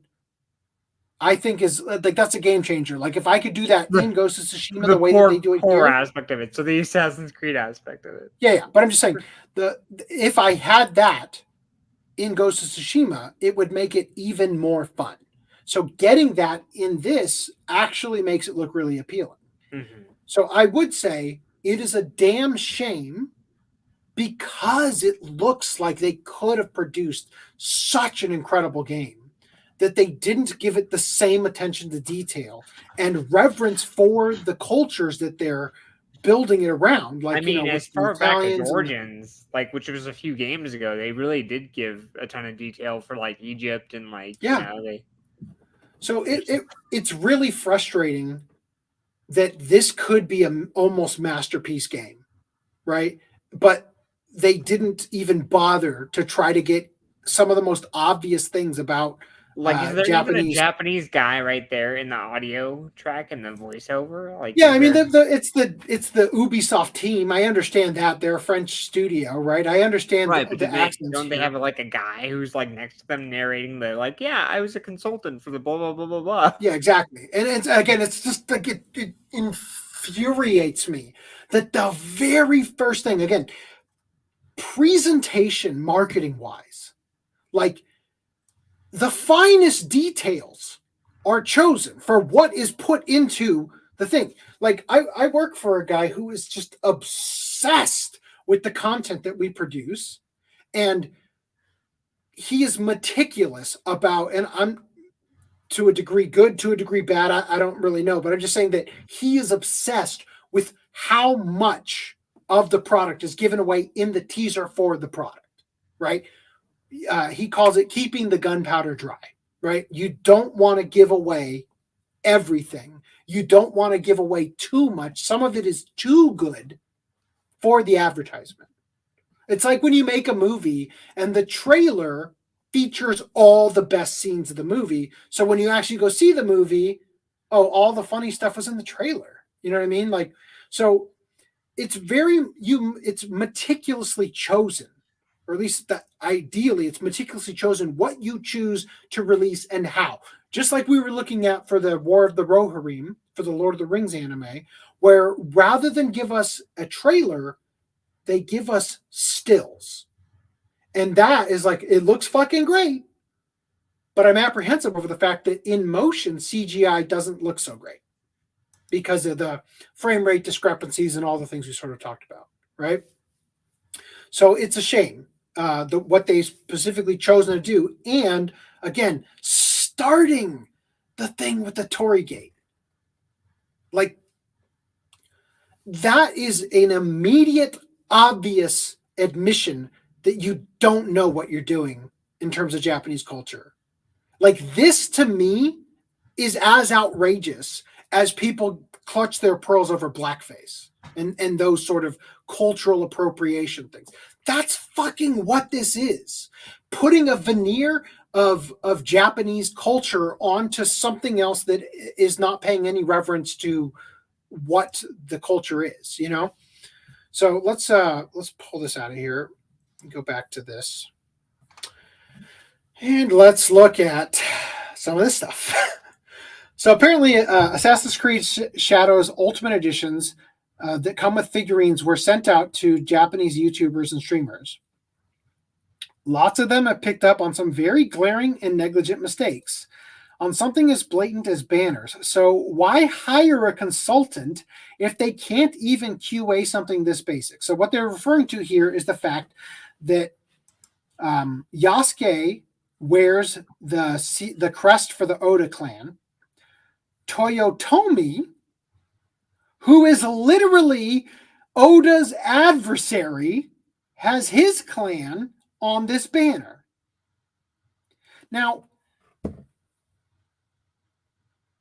some people have attempted to discredit this argument by saying, well, that doesn't necessarily mean it's Yasuke's. Look, there's the Oda crest on the banner behind Naoe. Okay, but the color scheme is deliberately chosen. So, like, I understand the concept of being on battle against the Toyotomi clan, and yeah, maybe there would be the banner there. So fucking swap them. Why on earth would you use the same color scheme and deviate like this? Not to mention the fact that Yasuke fights for Oda, although it seems like he's like separating from it right now. What's her name? Naoe fights against Oda because Oda ransacked the Iga prefecture. That's part of the fucking lore behind why this Iga ninja is in the game to begin with. So she's against Oda. If anything, fucking swap the goddamn ones. It makes so much more sense for you to put it behind her. She's fighting against him. So she's like the enemy of my enemy is my friend sort of mechanic. In addition, it comes with this case. Now, these are meant to be like the tenets of Bushido. Okay. So this one right here is courage. This is honor, Meio. This is respect, Ray. This is loyalty, or Chu. And this is justice, or Gi. But for some reason, they're also using this kanji after Chu. Chu-Gi is a form of loyalty or fidelity. Like, it's not an improper use necessarily. In my experience, and I don't claim to be an expert on Bushido or anything like that, but I'm used to seeing Chu. I'm not saying that you wouldn't use Chu-Gi because it is an actual Japanese word, right, that uses these kanji. Although this kanji is supposed to be this kanji, but it's drawn incorrectly. So that's a little weird, right? I don't know. And then this one at the end here is like benevolence or compassion. This is Jin. So I don't know. It might be a nitpick, but it's just a lot of ammunition pointing in a specific direction, right? Now, Japanese players are torching Ubisoft's Assassin's Creed Shadows after Associate Narrative Director confirms the game is fiction. I'm going to skip past all that shit. We're going to read this instead. Ubisoft Quebec went to great lengths consulting source documentation. So is it Quebec? Is the French accent just the French Canadian? Ubisoft Quebec went to great lengths consulting source documentation and building a network of expert historians, according to Ubisoft's previously detailed blog post. Again, expert documentation, consulting, building a network of expert historians and professors and who don't fucking know a single thing about Torii Gates. To help the team build a world as authentically as possible, from castle construction, which you fucked up on and used Chinese style architecture principles, castle construction principles, again, which you fucked up on, to tea ceremonies, to tatami alignment. In the fucking trailer, the tatami alignment is one of the specific things the Japanese viewers have had a problem with. Who did you hire? They added, the team made trips to Japan to help them properly grasp the landscape and the culture. And more importantly, connect with Ubisoft's Tokyo and Osaka teams who helped with the creation of the game. I am flabbergasted.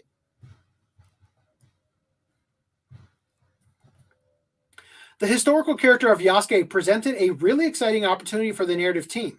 We approached it in the same way that so much of the work is done in Assassin's Creed, which is really in terms of research and history first. Are you fucking kidding me? Japanese players expressed their displeasure to Davies' more recent comments in the comment section of the video. One wrote, "We fabricated a blank space in history." Quote, "The old lady in the thumbnail used the word historical a lot in an interview with IGN last month and claimed that it was based on historical facts, so it's unreasonable to call it fantasy now.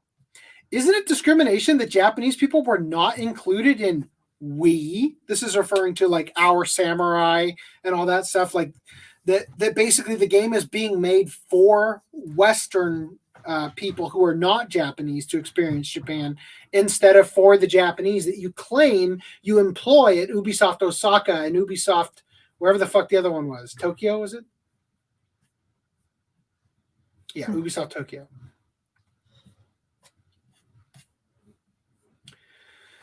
A fourth row, Ubi is a company that is sensitive to discrimination against black people, but is insensitive to discrimination against Japanese people because discrimination against Japanese people is a daily occurrence. Others said, "When I saw the thumbnail, I thought this is another anti-political video, but I was wrong. I don't know why you'd get that idea. It is a violation of human rights to promote a real person's unknown vacancy period by labeling him or her as gay or some other special sexuality."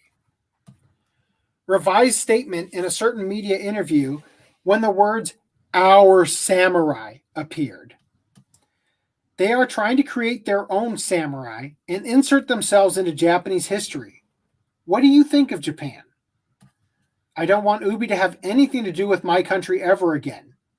Please stop claiming the game is historically accurate after making countless basic mistakes. Historical current events equals a black man named Yasuke existed, that's all.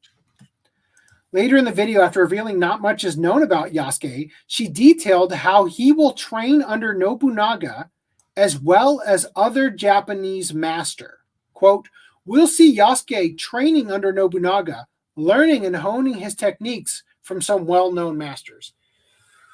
Oh, fuck. Okay. I don't think they're going to fuck this up, because they have brought up characters such as Hattori Hanzo. But it will be a glorious fuck up. The game starts in 1579 in the Azukichi Momoyama period, which is like towards the end of the Sengoku period. And as I was saying before, the assault on the Iga province takes place in 1581. Right, so the game starts at 1579 because that's when Yasuke comes to Japan on the Portuguese ship, right? And then part of the story is that when they have the assault on the Iga prefecture, Naoe is one of the lone survivors, and as an Iga ninja, Iga is known as like the birthplace of ninja, Iga and Koga, right? She seeks revenge on Nobunaga Oda, who was the first of like 3 historical figures who attempted to unify Japan, right? So I guess you could see him as an oppressor, even though for the most part, I don't know that I would agree with that, other than the sense that you got conquered and had to bend the knee to the new warlord or whatever, right? So the problem is here. So Hattori Hanzo died in 1596, right? So there's a strong chance that because he's in the game, it makes sense. Yeah, he'd be old. He'd be old as shit probably, but not, well,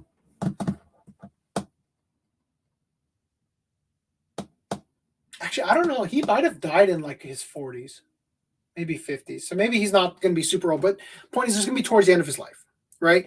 The thing that I'm concerned about is if you're going to make a game that features this cool samurai stuff that everybody loves, don't you expect them to have him learn under Musashi Miyamoto?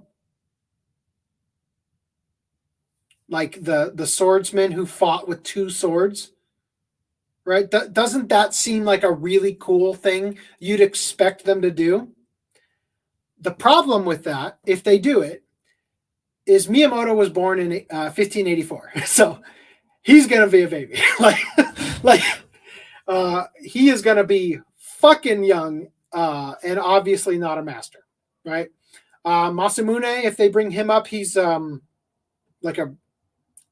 The fact that they bring up Hattori Hanzo instead of Masamune indicates to me that they have done some research, because Masamune was born like 300 years before this, right? So it makes sense not to use him. Although I bet you he gets brought up, maybe not like they talk to him, but he's probably going to be part of the legend. Like there'll be swords that they get that are famed to have been, what do you call that? Smithed by Masamune. Anyway, one player reacted by questioning, quote, "Where did all the historical accuracy that was emphasized in the official video go? This video has been reported. It seems that Ubisoft really thinks that Japanese and even Asians are easy to bully. It doesn't matter. Ubisoft will have its retribution. It's amazing to be able to go this far with the theme of Assassin's Creed X Sengoku Jidai. In the midst of all the controversy, I admire the fact that he said, with a smile on his face," I think they mean her, "What do you think, people who know history? This is a game. I hope you enjoy it. For now, please do your best to fix the tatami.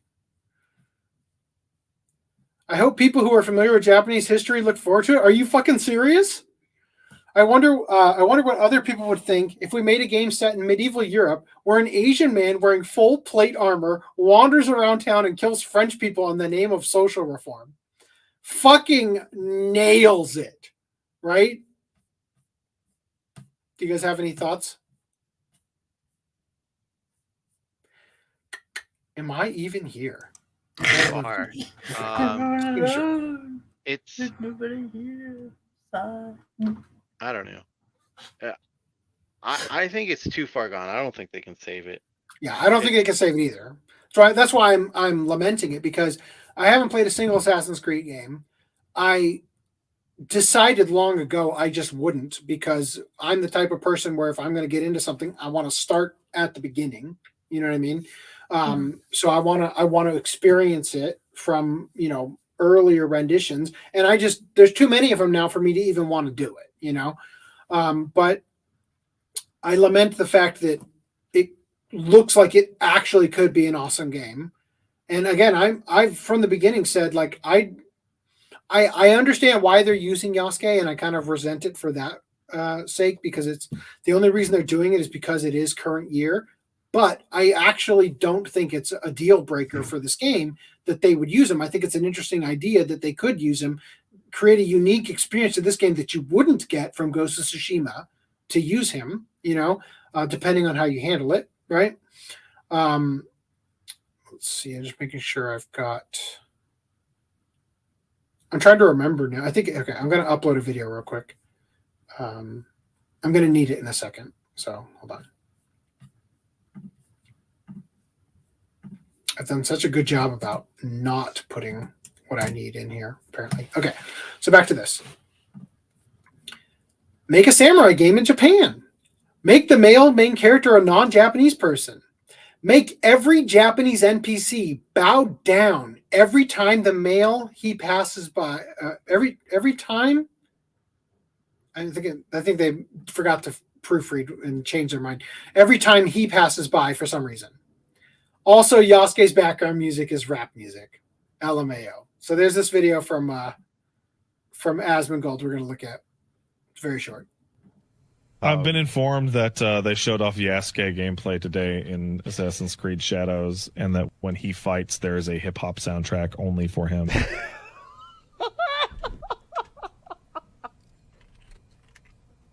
I saw it, but I didn't really see it. Greed cannot rule this village. Not while I have breath in my lungs and a blade in my hand. I said kill him.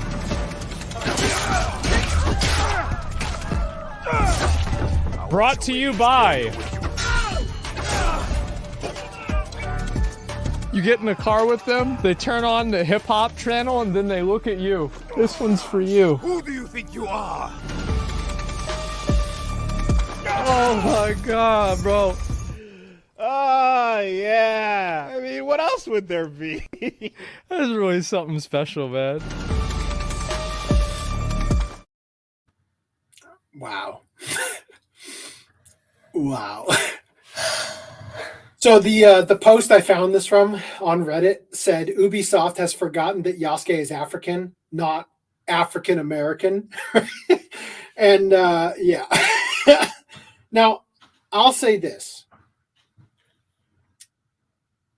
Setting things aside, when I listen to that, I don't hear hip hop.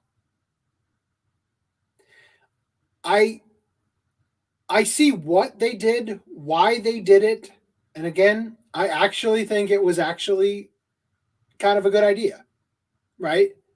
Like, if you're going to have Yasuke be the character, giving it a, what would be the proper term? Distorting traditional Japanese musics in Japanese instruments into a different sound,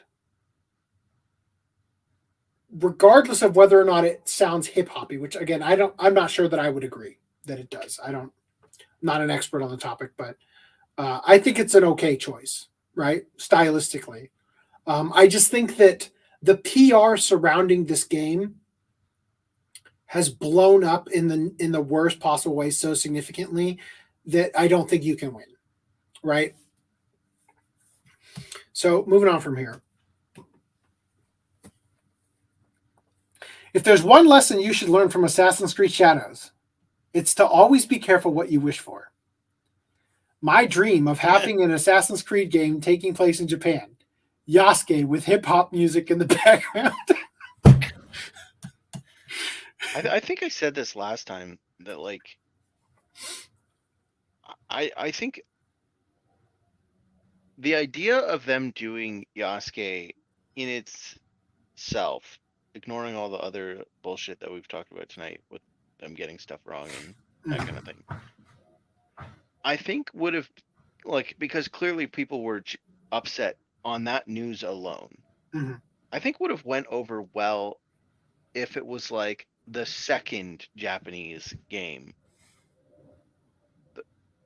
The expectation, though, because the fact that there has been a rumor that Assassin's and a want that Assassin's Creed would do a Japanese game for a very long time, and so people have built up this like desire to like, oh, that'd be so cool, and then Ubisoft gives them what they want, but it's like a monkey's paw of what they want, right? It looks like it's not what to they a degree wanted. Assassin's Creed has been culturally appropriating Japanese culture from the beginning by doing what's effectively a white ninja the entire time. In the a white ninja meaning like in the garb, the white robe hooded creature thing, they've been doing it the entire time, right? So now that you set it in Japan, well, of course we got to make it different. We've already been doing this the entire time. So you said it might have worked if it had been the second game. Technically, it is the second game set in Japan because there was the mobile game we looked at earlier. Okay. Right? But literally, and this is the thing, it's not Yasuke specifically. It's the whole like fight the power, overthrow the oppressors, black savior complex here, right? With Yasuke saving those weak, small Japanese men who can't rise up on their own, and they need a big, strong black guy to do it, right? That's definitely an aspect of it. But it's also just like if you had just given us a third character that was a Japanese man, right? Like that's all you fucking needed to do. And it would have significantly dropped the reception here. In fact, if it were me and I was in charge at Ubisoft, because again, I really think this concept of using Yasuke could have been a really cool idea. If it were me, I would have not made him the centerpiece of the marketing until the game actually came out. Because if people bought the game and had a chance to play it and it wasn't shit, right now, there's all sorts of other problems with the tatami mats. The fact that they focused on Yasuke, so they show him, the retainer of Oda. The retainer holds the swords, so that Nobunaga Oda would never hold his sword unless he was on the battlefield wielding it. And to show him having to hold it himself, all of this shit is wrong, right? So if you were to not lead with Yasuke, even if he's a big portion of the game, a third of the game, because you've got 3 characters, right? People would have given it a chance. And again, assuming he didn't fuck up everything else, which, by the way, for the majority of the criticism here, the vast majority of the target market for this game, the West, would never have understood. Such a small amount of people would have nitpicked things like I did with the Shinto Shrine, with the Torii Gate, rather, right? But the vast majority of the people playing it would not have noticed the Chinese style buildings. They would not have noticed half of the stuff that's been a problem. It's under a microscope because you betrayed people with the premise here, and you're like, oh, by the way, Naoe and Yasuke, both gay, right? And you're just throwing all this stuff in here. So now you're under a microscope. This is the era of Sweet Baby Ink Detective. You're fucked the way you chose to roll this out. If instead you had waited until the game had come out, people started playing it, they got addicted to it because it looked fucking fun, you'd have gotten your sales. People would have been a lot less harsh on it because they actually got to experience it, saw what you were doing with it, and maybe would have softened up their critique, because games these days, the fucking critiques are harsh before anybody's ever had a chance to play them, right? So anyway, we got this here. Here are 5 arguments why killing Japanese to the rhythm of hip-hop is actually a good thing. Quoting as though it's from IGN, right? Now, he shows here, this is Resident Evil 5, that features Chris Redfield, a white man, in Africa, killing zombies in Africa. Well, what's the majority of the race in Africa? Oh, well, they'd be African, of course. So therefore, it makes sense that the zombies there would be African. It makes perfect sense.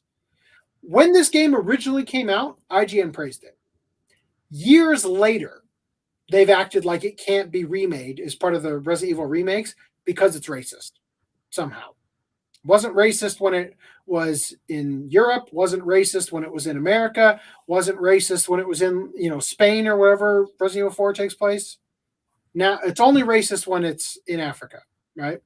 And it's a co-op game, and you're second player is black, right? And a woman. But the idea is they're mad.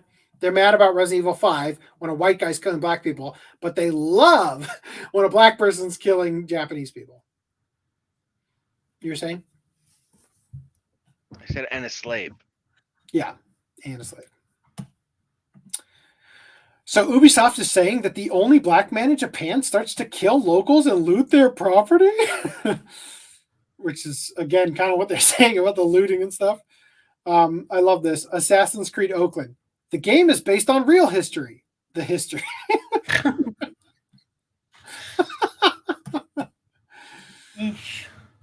Ubisoft, after careful consideration, we believe feudal Japan should be represented through a truly culturally enriched individual.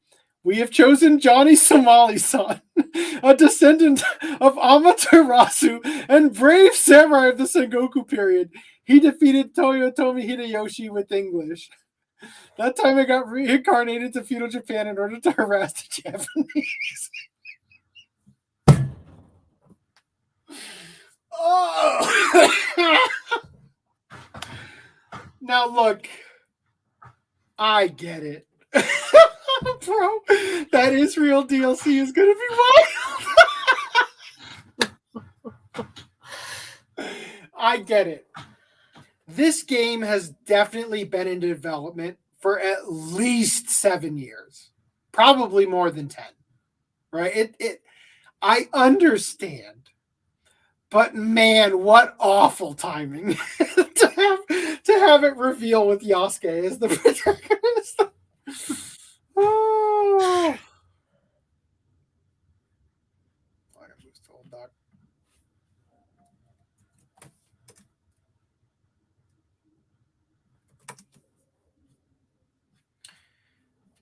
Anyway, the only preposterous thing about Stop Asian Hate. Oh yeah, so Stop Asian Hate was preposterous. Has there ever been so blatant an attempt to meme non-existent bigotry into existence in order to shore up a fracturing political coalition? The only preposterous thing about Stop Asian Hate is how quickly it died down after leftists realized they couldn't convincingly blame whites for it.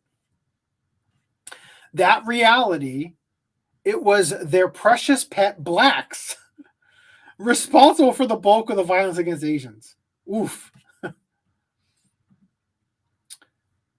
So this person said, Yasuke's theme for Assassin's Creed Shadows goes hard.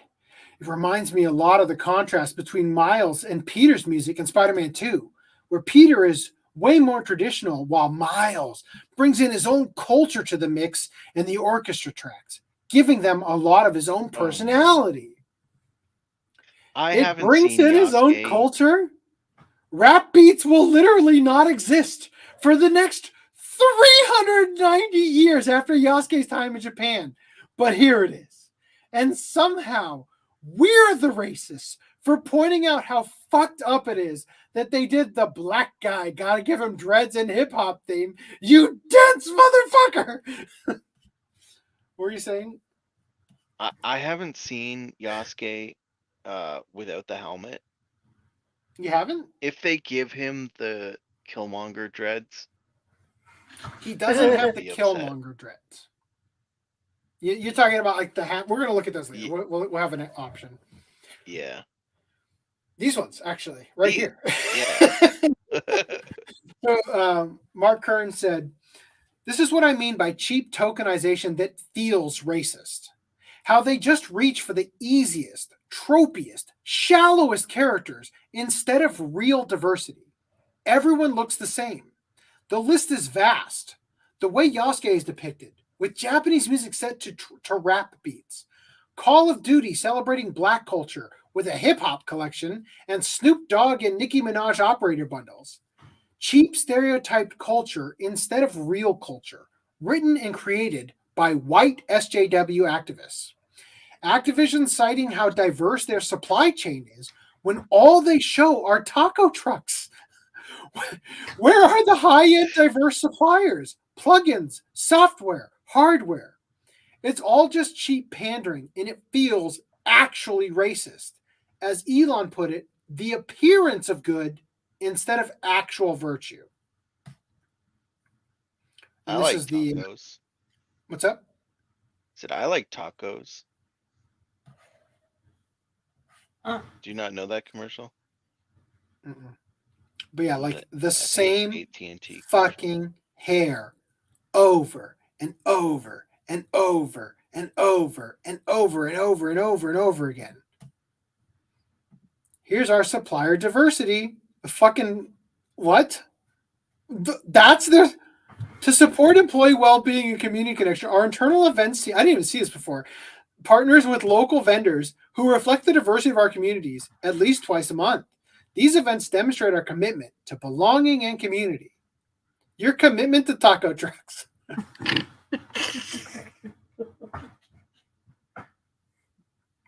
Wow. Fucking unbelievable. Just having Taco Tuesday every 2 weeks. That's all. Yeah. So Manga Lawyer says, after watching Assassin's Creed Shadows, everyone was, wow, the voice acting, script, and chemistry look terrible. The same white liberal woman who destroyed Odyssey's Greek lore is the head of the game, plus an expert in monk adolescent love. Just imagine what they are hiding.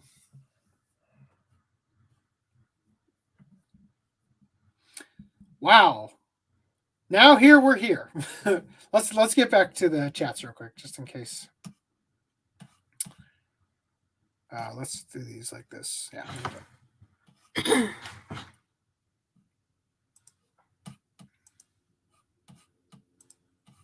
Oh my god. There's so many fucking comments. You segued into Assassin's Creed. I couldn't point it out, but in private chat, I put in the audio for what was it? What was the character again from Sonic? Oh, Shadow the Hedgehog? Yeah. Black Doom. Yeah, Black Doom. I found a clip. I guess Black Doom, which is apparently Sean Schimmel. So, if you want to, it does not sound like Sean Schimmel though. Yeah, I'm listening to if it is. Yeah, it sounds like the fucking villain from Inspector Gadget. Yeah, Dr. Claw. I thought so It too. sounds exactly like him. Holy shit. It's the easiest voice in the world to do. No wonder they didn't give it to you. Fucking some guy's cousin came in and said, I could do that voice. It's like, you're hired. You'll work for cheaper than Schemmel. Right. All right. Thank you for sharing. Let's see. You're welcome. Where am I? But I mean, it points out that Schimmel can have range. It's all he does is the Goku voice from here on out. It's like do more than that. What are you doing? Yeah. Okay. So here's where we are. Cool. The confusion with the word manga reminds me of people calling anime those Japanese cartoons in the 90s. Old man, even Japanimation is fine. Oh my God, they have ruined Seattle. Referring to the person in Seattle who said that manga doesn't exist or whatever. Sean Schimmel deserves not to be hired. He might be too expensive to hire, if not for being rude to anime fans. Oh. I beat 5. Silent Hill 5? What were we talking about around then? She had white hair in the game. What the fuck? That's the girl on the bridge, I think. For Metal Gear Solid. Oh, Boss. Yeah, the Boss does. She wears a white suit as well. Ava has blonde hair. Winger playing an anime theme song would be great. Kip Winger has worked with symphonic bands before. Not sure what that was in reference to. Silent Hill 2 is a classic game and has been analyzed in minute detail on YouTube in 1,000 videos. If they mess this up, gamers will go scorched earth on them. Yeah. In fact, I am in the final 2 chapters of Resident Evil 4 Remake. And I'll probably finish it the next time I sit down and play it. And I honestly, Resident Evil 4 is a fucking great game. But boy, am I done with it by chapter like 13. As soon as you get into the castle, it's like, fuck me. Yeah, so anyway, I'm gonna take a break from Resident Evil.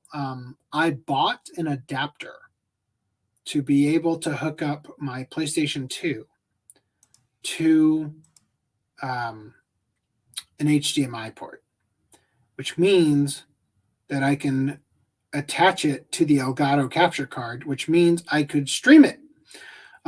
So I'm considering playing Silent Hill, the original PlayStation 1 version, which just to point out again, if you've been with the podcast for a long time, you know, for like 15 years, the only games I played were Minecraft and Silent Hill. That was it. I cherish these games so much that despite the fact that all of my anime collection, for the most part, has been in a storage unit for going on like 4+ years now, I actually kept the games for Silent Hill in the closet upstairs, because even though I did not expect to play them, I don't want to leave them with the rest of my stuff in a place where I don't have access to them. So I'm considering playing it and streaming it, just for fun or whatever. If you guys have never experienced Silent Hill and are interested in that, let me know. I'll set something up on the Discord somewhere to announce like when I'm going to do it and stuff. But follow us on Twitch, right? Really eager to play it again, honestly. Luigi's Metal 64 says Seattle has already been shit since the 1990s. There is no teen spirit smell in Seattle. That smell is shit. Mary could be a childhood friend. I guess. I mean, I met my wife when I was 17, you know.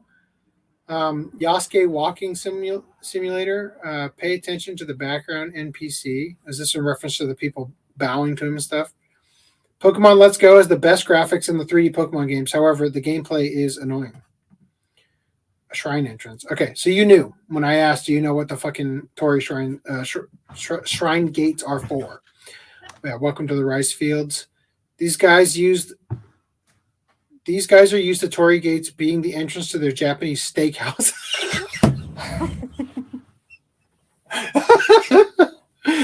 Oh. It's a sacred city, AC, referring to me saying that it's the mundane to the sacred when you transfer to it. By the way, you can tell which direction the shrine is because they have a little placard that's only supposed to be on one side, right? Like that tells you this way, basically, you know?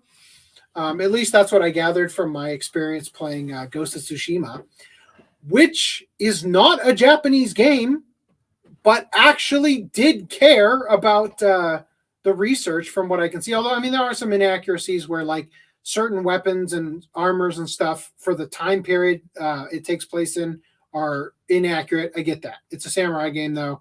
There's certain things you're going to do, right? They are out of their depth. Faithless Bugman. Japan YouTubers and commenters are roasting Ubisoft and calling them racist in some videos I saw. The sad thing is, Ubisoft does not give a fuck what the Japanese think at all. They don't give a shit.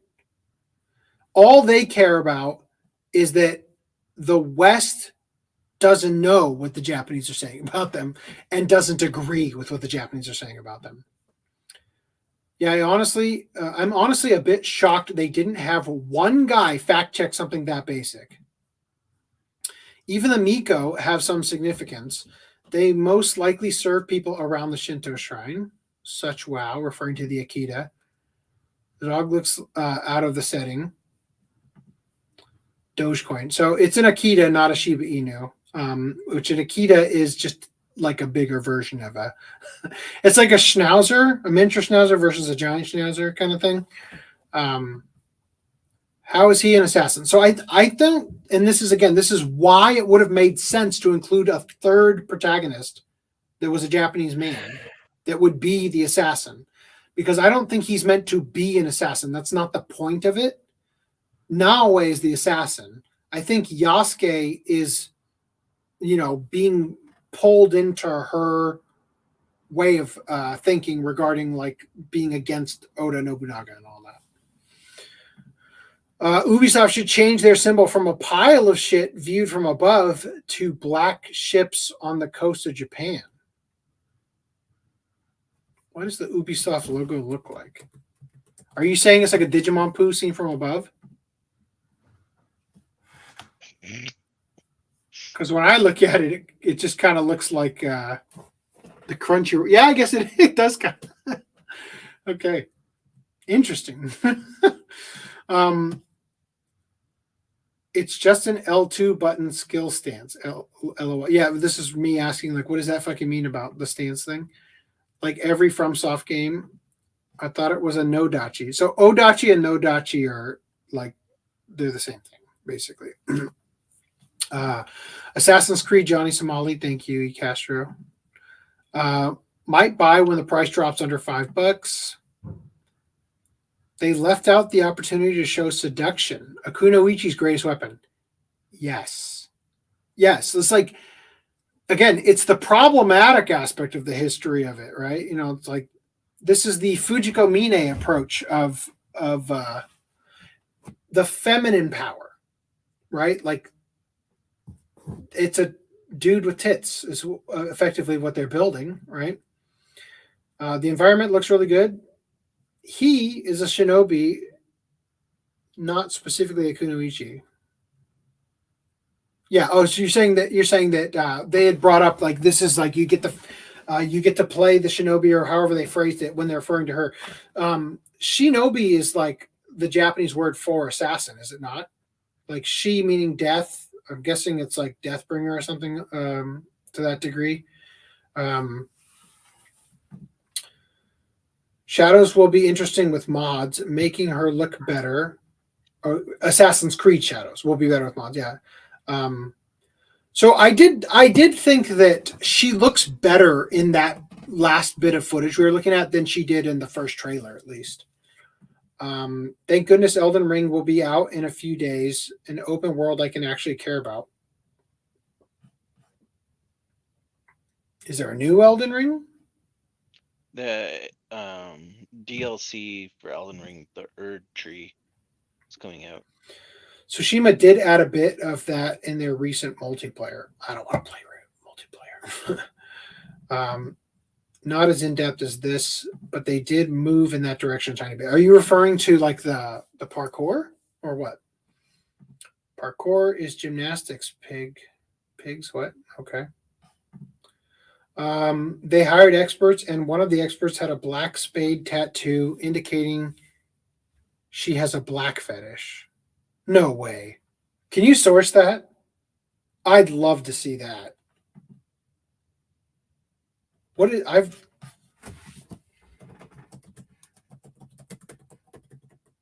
fuck. I don't like that it autocorrect. Okay, because it's an actual tattoo shop called Black Spade Tattoo. Okay.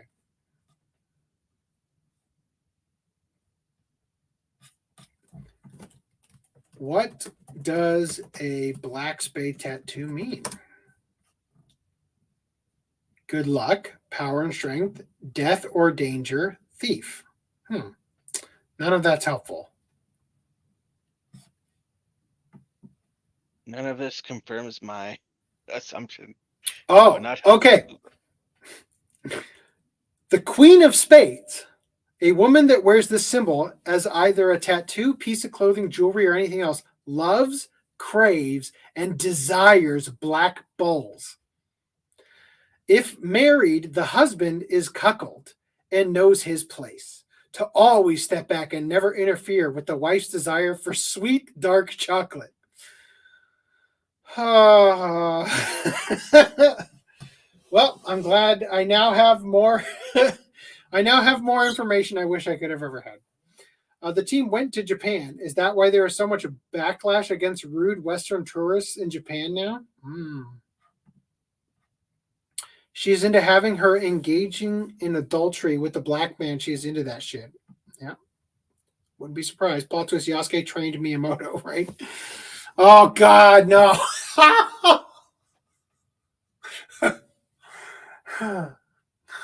Oh, that would be fucking hilarious. It's like I can just see putting the sword in the hand of a 1-year-old. Like, that'd be fucking funny. The French would like getting dominated by a minority. Oh. Assassin's Creed Brotherhood technically covers the first 3, so you can skip to that one at least. Covers the first 3? Like, I don't know what you mean by that. Is it all, I don't know, is it a remake or is it a compilation? I posted a video someone made about the real history of Yasuke, which turned into a meme under games. In the games channel. Yeah, that's what I was going to ask. You mean the games channel? Cool. I'll check it out later. Hip-hop music makes no sense in feudal Japan. It also makes no sense to have an Ed Sheeran cheese song in Pokemon when especially there is no voice acting in the game. Oh, okay. Hip-hop worked in Samurai Champloo. Yep. Not hip-hop, but still funny. Okay. Hip-hop makes no sense. And I think you mean that the beat that he has doesn't seem hip-hoppy, but it's still fucking funny that the whole thing about Asmongold is doing. Hip-hop makes no sense in feudal Japan. This is the same comment with a slight change. Changed it to Pokemon SV. Assassin's Creed Shadows, for the first time, we have a black video game hero. White Ninja, The Final Vengeance, smash hit film from the 80s. Okay. That was a great movie. Who's in White it? Ninja. It's not John Candy. It's the other guy. You're thinking of Beverly Hills Ninja. Yes, that's what I'm thinking. You're thinking of Chris Farley. Beverly Hills. There you go. Yes, that was a great movie.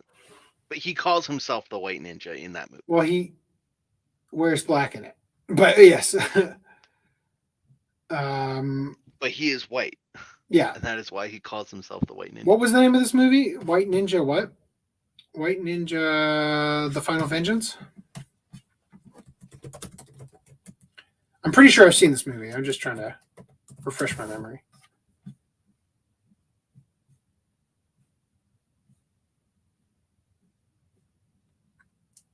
No fucking idea. I don't even see it on IMDb. Oh, maybe the fact that I spelled The Final Vengeance with a 4. Why is Ghost Rider the only thing that comes up? That's the only time Final Vengeance has ever been used? It's possible that he was just making a joke. Oh, maybe. Clarify. Hip-hop music makes no sense. Okay, great. I'm done with this comment. LOL, monkey's paws because of Yasuke. That's funny. Oh, man. I don't think that's what he meant. I think this is the monkey's paw, like when you get what you wish for, but it's a cursed version of the wish. Yeah. Yeah. Oh. Definitely not a scam. Fight the oppressors. Just not single motherhood, antisocial behavior, and poor impulse control. AC is pro bait and switch. Yeah, true. Referring to Assassin's Creed, not the anime collector. I wonder if you. Well, oh no, I guess you do mean because I was saying, don't put it in your marketing out the gate. Like I'm just saying that I think that the game probably has redeeming qualities to it that you would have a fun time playing it. I just and honestly, I'd be surprised to learn there's even like LGBT bullshit. In it, like how much? I mean, I guess there was some romance in the earlier Assassin's Creed games, right? They weren't shy of the male gaze once upon a time, but yeah, I don't know. It'll be interesting to see. I mean, we'll cover it when it comes out, and it's like the orgy scene sure was something. All right, I wonder if you can wear gold chains. Oh, that'd be fucking funny. Monkey's paws.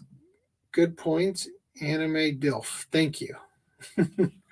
The gate is obvious to anyone, even on the surface level familiar with Japan. Yeah, totally. It's like, I'm still, like, honestly, of everything, that burns me up more than anything else for some reason. Yeah, in Assassin's Creed Shadows, you play as Power Fantasy Johnny Somali. Can't wait. History shows that brown-skinned people are bigots toward Asians. And Asians are bigots toward brown-skinned people. With audio drops. Every single time. He's got dreads.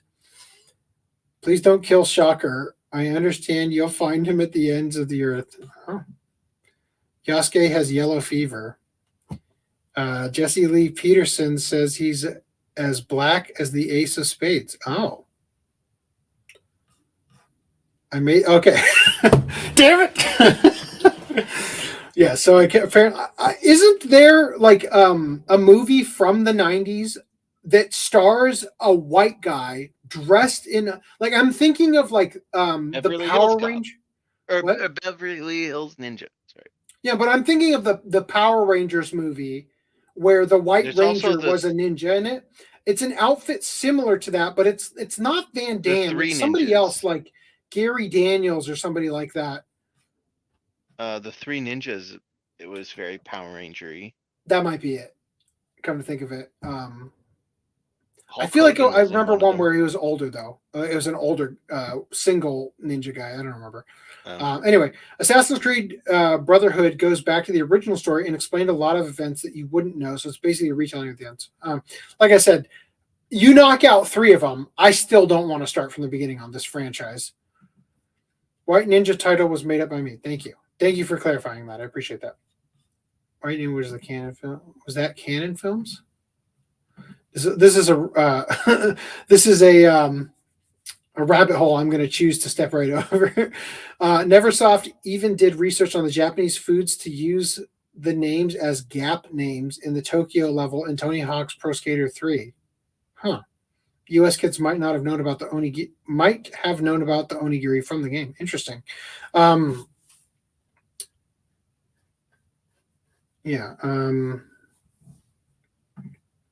There's the American Ninja movies made in 1985. That might be it. Even I would believe that the people in Japan would wear yukata when trying to depict Japan in video games. Yeah, instead of full on samurai garb, right? All right, cool. Let's get to our favorite new topic here. Thank you. Sorry, I pushed it at the same time. Sorry.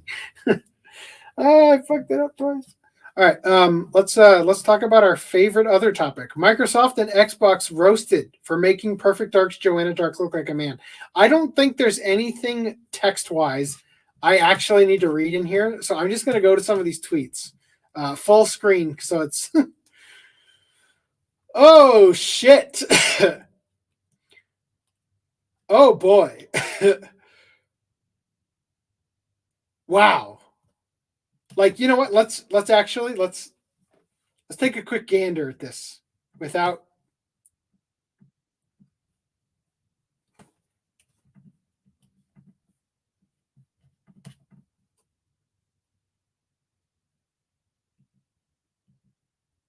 So I played the ends. Here it is. Okay. I just want to point out. I just want to point out once again.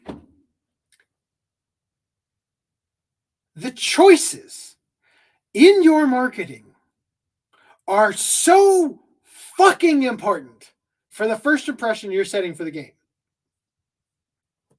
The literal reveal of what this character looks like. In the first 30 some odd seconds of this trailer, this is what they choose to show.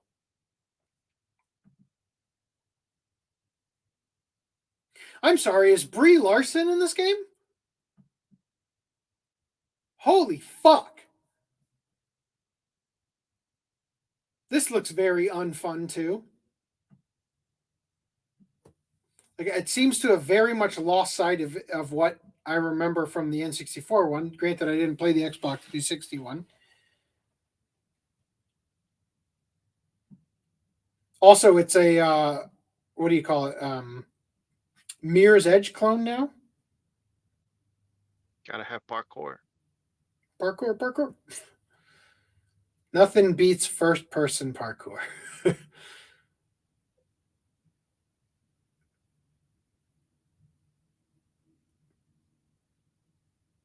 Yeah. Because that's what made the original game fun. Also, what the fuck is this dance with the gun? What are you, black? She's like quarter black. That's why she holds it at a 45-degree angle. Seriously, what is going on with this gun? The sights are on the top for a reason. Holy shit.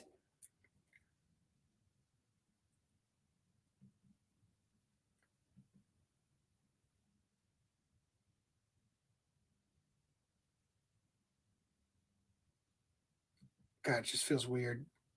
Also, they got these weird like slow-mo things. So you're talking. This is what you're talking about then for the environment. That looks terrible though. Look at this. Watch what happens. God damn it. Literally in one frame. Oh no, I accidentally hit that with my gun. Gone. Gone, and like 90% of them also disappear with it. Terrible. I demand better. Anyway. Oh, and then let's just put fucking fruit stands goddamn everywhere to take advantage of this mechanic, right? Like, is that how games are going to be from now on? Cylindrical object, excuse here. You know. It's like 3D, right? You gotta. Yeah. When you want. Oh god, look at this grass. Oh, that looks fucking awful. You know what that looks like? What's it? The movie Ultraviolet? No, you're thinking of Eon Flux. Eon Flux. Eon Flux. Yeah, the character with the hands for feet.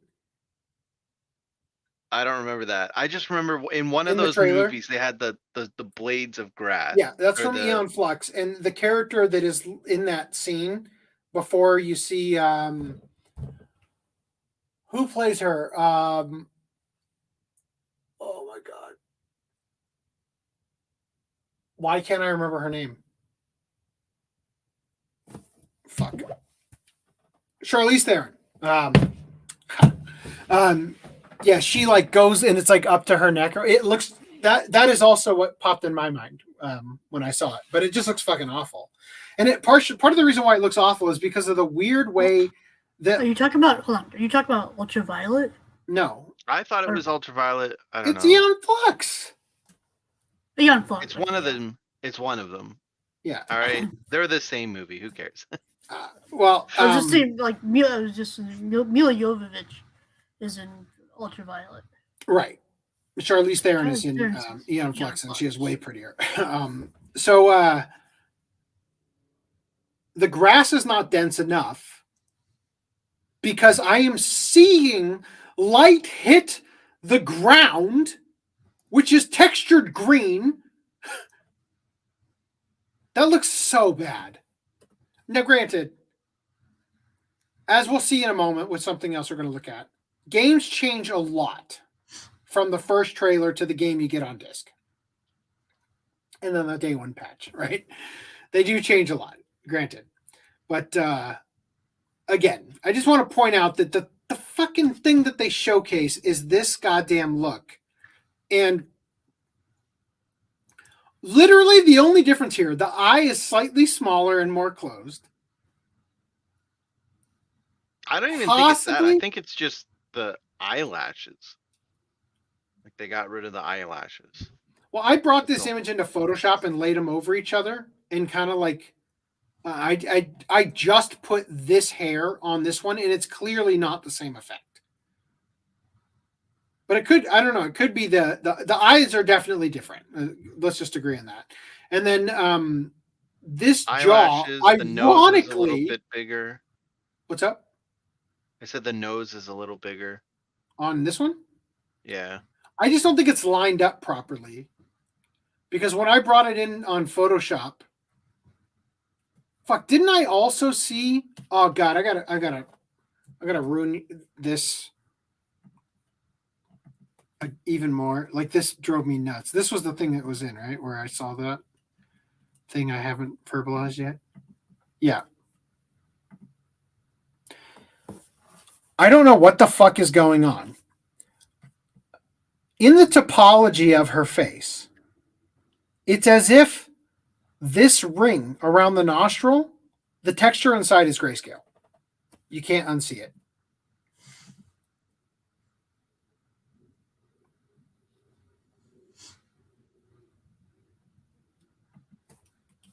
It looks so fucking weird. Just on the one side. Can I? Is it possible? No, I can't. Anyway, it looks weird. Harder to tell here. But watch the 4K thing I was just looking at. Anyway, more. Yeah, so this is Perfect Dark Zero. Yeah. Right. Yeah, totally. That was the appeal. That's what people bought the game for, was for her to look like that. Yeah. I will never forgive them for this. Poor Melanie Mac. Seriously. Melanie Mac seems to be the rare, actual, honest-to-goodness girl gamer who grew up actually playing Tomb Raider, Perfect Dark. Literally, the girl that they all pretend modern games are made for. Real women who play games. She grew up playing these games and enjoying looking good. Like that was part of the appeal for people like Melanie Mac, Vera Dark, all them. And this is what you get.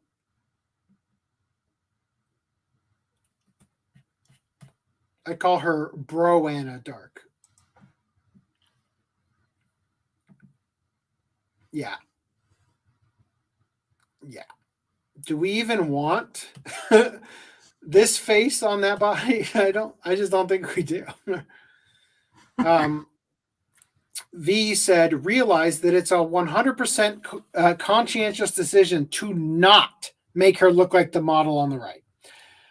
Now, I'll be honest, I don't think anybody actually wants Joanna Dark to look like the model on the right. But it is a step in the right direction, right? Like, obviously, the model that they use for the AI to change her to that is not the appropriate one for the character, but it's still better than this monstrosity. Somebody said, instead of explaining your preferences for stylized, childlike traits in women, here's the face model for Perfect Dark. Nobody added a jaw. That's just what real women look like. Oh my God. Look at that jaw. I can't believe it. Wow.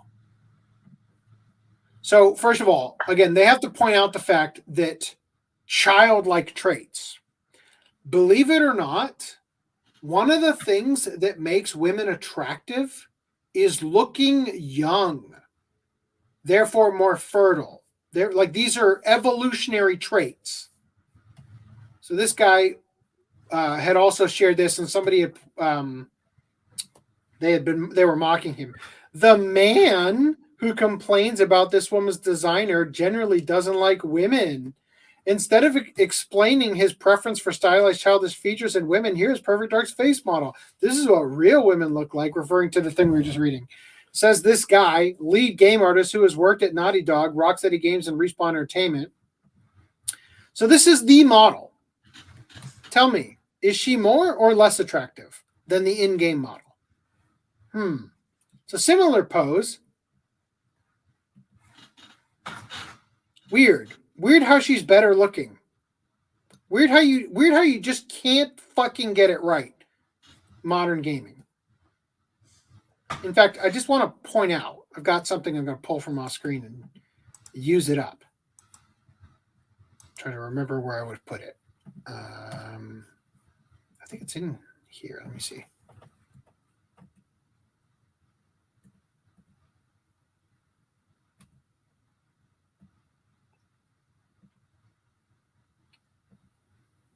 Found it.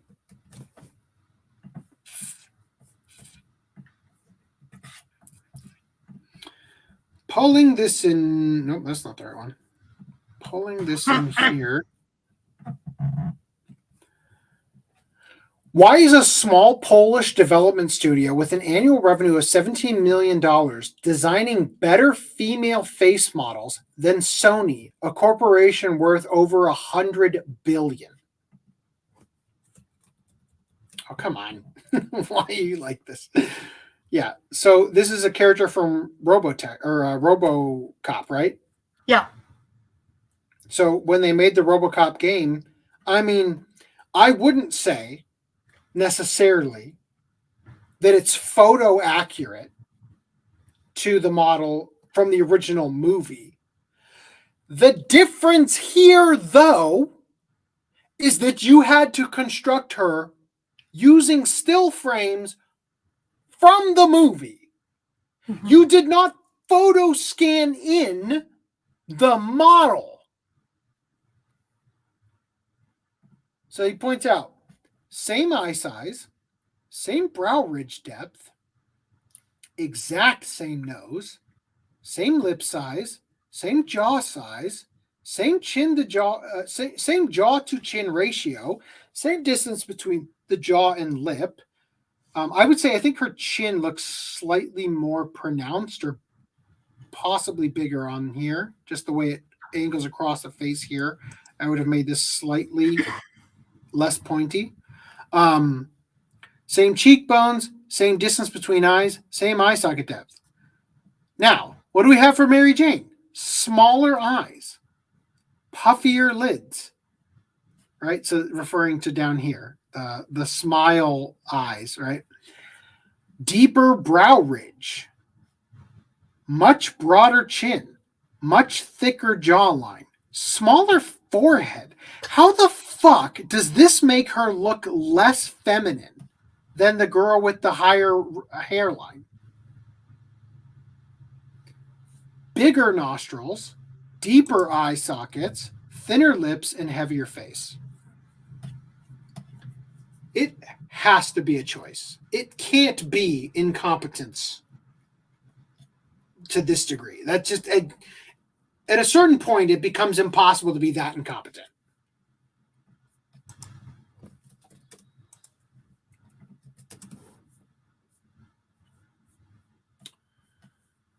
Hold on, I lost it now. Here it is. Okay. All right. I was 100% sure that reading the comments on this video would mostly be men angry, quote unquote, men angry about not getting an over-sexualized anime girl, but instead get a more realistic, well depiction of what women look like. But they've never seen one in real life, it seems. Hey, real woman here. This is not a realistic, well depiction of what women look like. Maybe it's you who has never seen one in real life. Did you ever imagine being labeled as conservative, extremist, and right-wing for not accepting fictional video game female characters look like Crimson Chin Squad? It's wild. Oh. Which way, Western man? Liberal screaming women or redhead Eastern European / Asian enjoyers? It's time for you to reject modernity. Vote with your wallet and embrace tradition. I am dumbfounded at the whole amount of screaming white woman looking kind of. I love the Tide Pods. Right? Yeah, and you know what? I couldn't help but notice that. Why are they always screaming over nothing? People don't mind expressive emotional moments, but if there's always emotion, they become obnoxious. Anyway, in other news, well, actually, let's go through chats real quick. I'm being real good tonight, boys. Where are we at? 4.5 hours in. Yeah.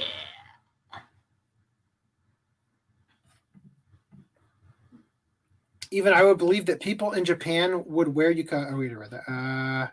Botan, Nanjamo, and Chiri from Pokemon SV look like male characters despite being female characters. I don't know what SV is. Pokemon should have kept the attractive anime sex dimorphic character designs. Scarlet Can the host detect DEI yet, or do you need more examples? Well, I mean, I fully detect that Yasuke is a DEI choice. Once again, though, if they had done it 20 years ago, you wouldn't feel that way. Ibis paint even showed that males have muscle bulging legs. Oh, and outward knees and feet, and the females have rounded legs. I don't know what that means. Chisel chins are for men. Narrow chins are for women. Okay. Best and cheap viewers. Wow, I could buy viewers. That's so great. Please go away. That's block. T are the the viewers I have are priceless. Like, I was gonna say the viewers I have aren't even worth paying for. I'm like, wait a minute, no, that's not the vibe.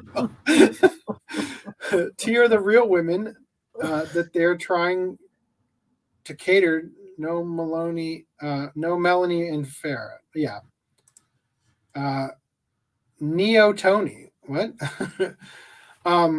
Adults can also have no wrinkles. Wrinkles can be caused by too much sun. Old man says they can't shame men into liking ugly masculine women, no matter how hard they try. 2 million years of evolution cannot be overwritten by social media bullying. So the thing about it, I think, is that what they're really trying to do is undercut men, because yeah, there are like soy boy, white liberal men that definitely exists. But the biggest problem that corporations and governments and whatnot have are men, because men are disagreeable. If you try to sell a man something he doesn't want, he's going to say, fuck off. Right? Like, it's that simple, you know? And so the way that they are undercutting the power of men as it comes to an economic force is to choke them out by taking everything, right? And trying to increase the value, even though, again, they're failing dramatically, of women who are significantly more agreeable, more susceptible to being manipulated into supporting things that just on the grounds of it's a nice thing to do, to tell men who cut off their dicks that they're women now, kind of thing, right? Yeah, they can't shame men into liking ugly women. Mary Jane has Chad's eyes. Kotobuki had depicted the Pokemon player trainer figures just fine. You barely see the puff cheeks. Okay. Even lesbians demand big breasts on female characters to love females. I mean the Chad Jaw, not Yasuke. Dude, I do. Are you drunk? The Cool 2G? Mary Jane has Chad's eyes. You mean Chad Jaw. That's fine. But what is Yasuke? Nature always fights back. Social media sites cannot stop floods nor tornadoes. That point, I don't understand. Neo Tony, retention of some larval or immature characters in adulthood. Oh. You know scientific words I don't. All right, let's get into BioWare's. Holy shit. Dragon Age is looking... My wife, I have never seen her so fucking pissed from when this trailer dropped. Like, she was so goddamn mad. BioWare and Electronic Arts revealed disastrous first look at Dragon Age The Veilguard. Official upload of debut teaser currently at 192k dislikes and counting. Yeah, I didn't highlight anything. I'm not going to really show anything. Just to show you, wow, stunning and brave. Wow. Wow. Wow. Yeah. So let me show you Dragon Age: The Veilguard creative director declares all the companions are canonically pansexual. Pansexual, adjective, a group which is open to members of all sexual orientations or gender identities, including straight, gay, lesbian, bisexual, transsexual, or transvestite. So they're whores. They're whores. Okay, cool. Noun, a person who is sexually interested in other people regardless of gender, including males, females, transsexuals, transvestites, gender benders, hermaphrodites, intersexuals, androgynous people, and those with sex chromosome anomaly, such as Klinefelter syndrome or Turner syndrome. Well, okay then. People are referring to it as Dragon Age, the Overwatch edition, or the Overwatch Guard or something, because it just looks like Overwatch style art now. It reminds me not of Overwatch, but it reminds me of what's that game called? It's like the Grand Theft Auto with dildos. Saints Row. Yeah. Yeah, I see it too. It's like Saints Row if it was at a Renaissance fair or something. Yep.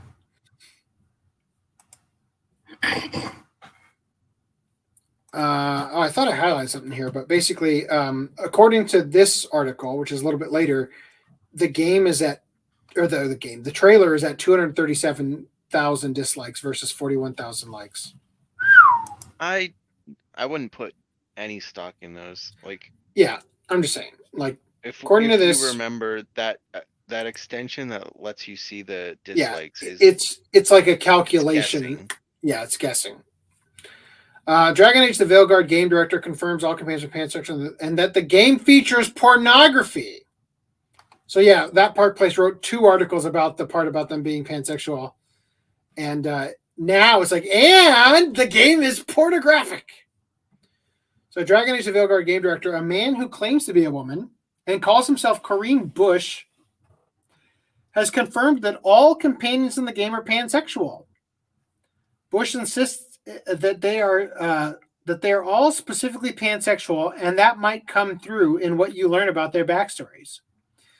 Quote, their past experiences or partners, they'll reference them, and indeed, who they'll become romantic with.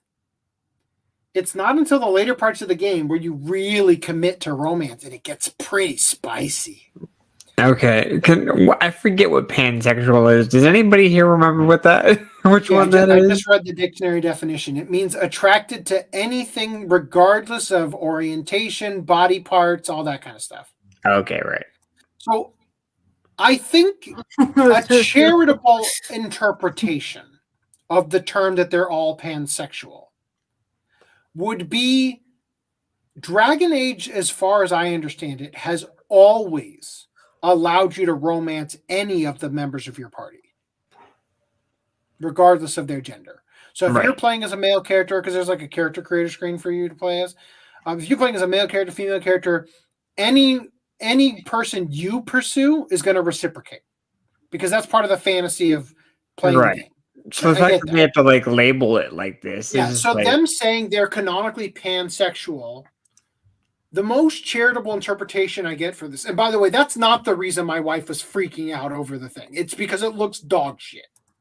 No. The graphics looks incredible in terms of like the environments and the lighting and like the artistic design of everything looks really good because it's on a new rendering engine, right? But the characters all look like shit. And they all look like token checkbox characters, right? But for what it's worth, Julie, I was gonna play Fabled, and then it came out looking like ass too. So there you go. So the most charitable interpretation is that the person saying they're all canonically pansexual is just a person who is in that world of using these neo-pronoun terms and all that shit, describing the mechanic of the game that's always existed. Right? That's the most charitable way to interpret it. That's like now, that part calling SpongeBob asexual because he never pursues any romances. See, that's a thing. Like, that's definitely a thing. And it's like, I've always said, like, how sad is your life? You know, that you're so obsessed with sex that you have to classify cartoon characters on fucking Cartoon Network and Nickelodeon as being queer, or Sonic is a queer icon, or, you know, how fucked up are you that goddamn matters? You know what I never thought about until the internet? Who fucking SpongeBob rubs one out to? Like, Jesus Christ. That's disgusting. That is not something a normal human being needs to concern themselves with. So they say that it's not until later parts of the game that it gets pretty spicy. As for sex scenes in the game, Bush confirmed they do indeed occur. Of course, we're an M-rated game. We do have nudity. Spoiler alert. That Park Place saw the word nudity and said, it's porn. It's porn.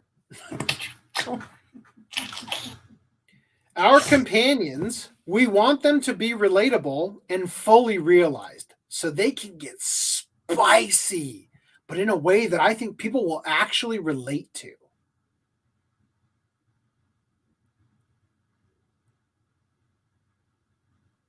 Can you name a game where things get spicy that you can't relate to? Like, what is this line of, I can't relate to it? I'll tell you, the line is heterosexuality. Some of them are more spicy than others. Just like real life, our companions have such diverse personalities. Some of them are more physical, more aggressive, and some of them are more, we have a gentleman necromancer, for instance, that's more intimate and sensual. Bush's comments come in the wake of him confirming that the entire Dragon Age franchise was inherently very queer. My wife would agree with that. The game is pretty gay. That's not why she plays it. But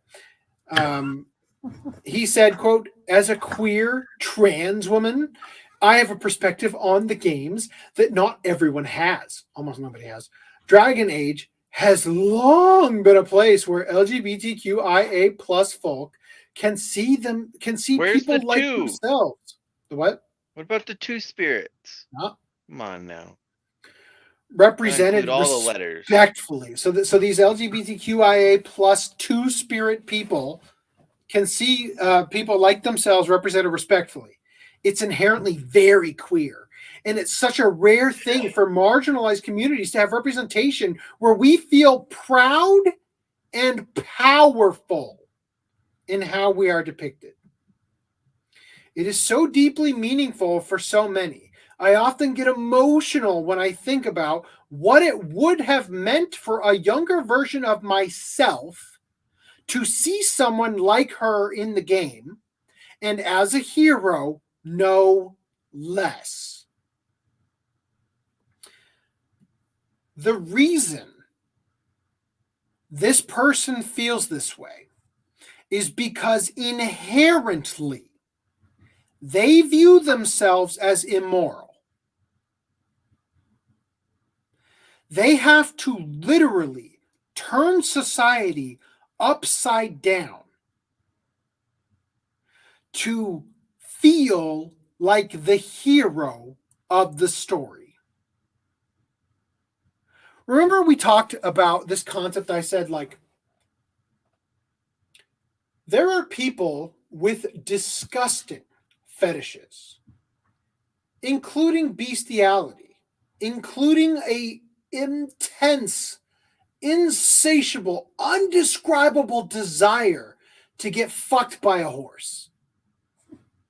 To so much so that communities exist for this fetish that have to put up disclaimers that say, despite your unending desire, it is advised that you never attempt this, because people who are parts of these communities have fucking died from having their insides ruptured from attempting to have sex with a horse.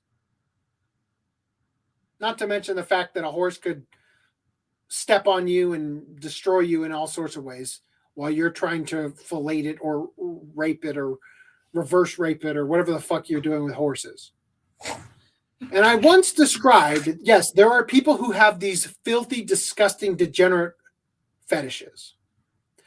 Those people were once children who were fans of Batman or any number of other things.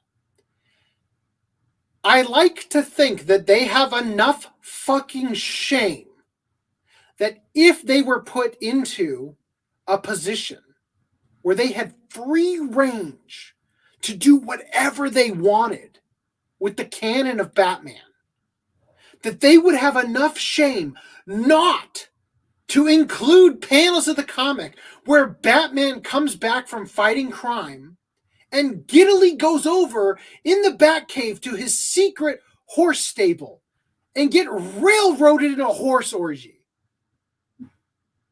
Gotta go ride the bat horse. Right? Like, these people know they are degenerate. They know that they aren't virtuous. They know it intrinsically. They have to turn the world upside down in order to create elaborate fantasy worlds where people who desire the degenerate filth that they're into are the heroes.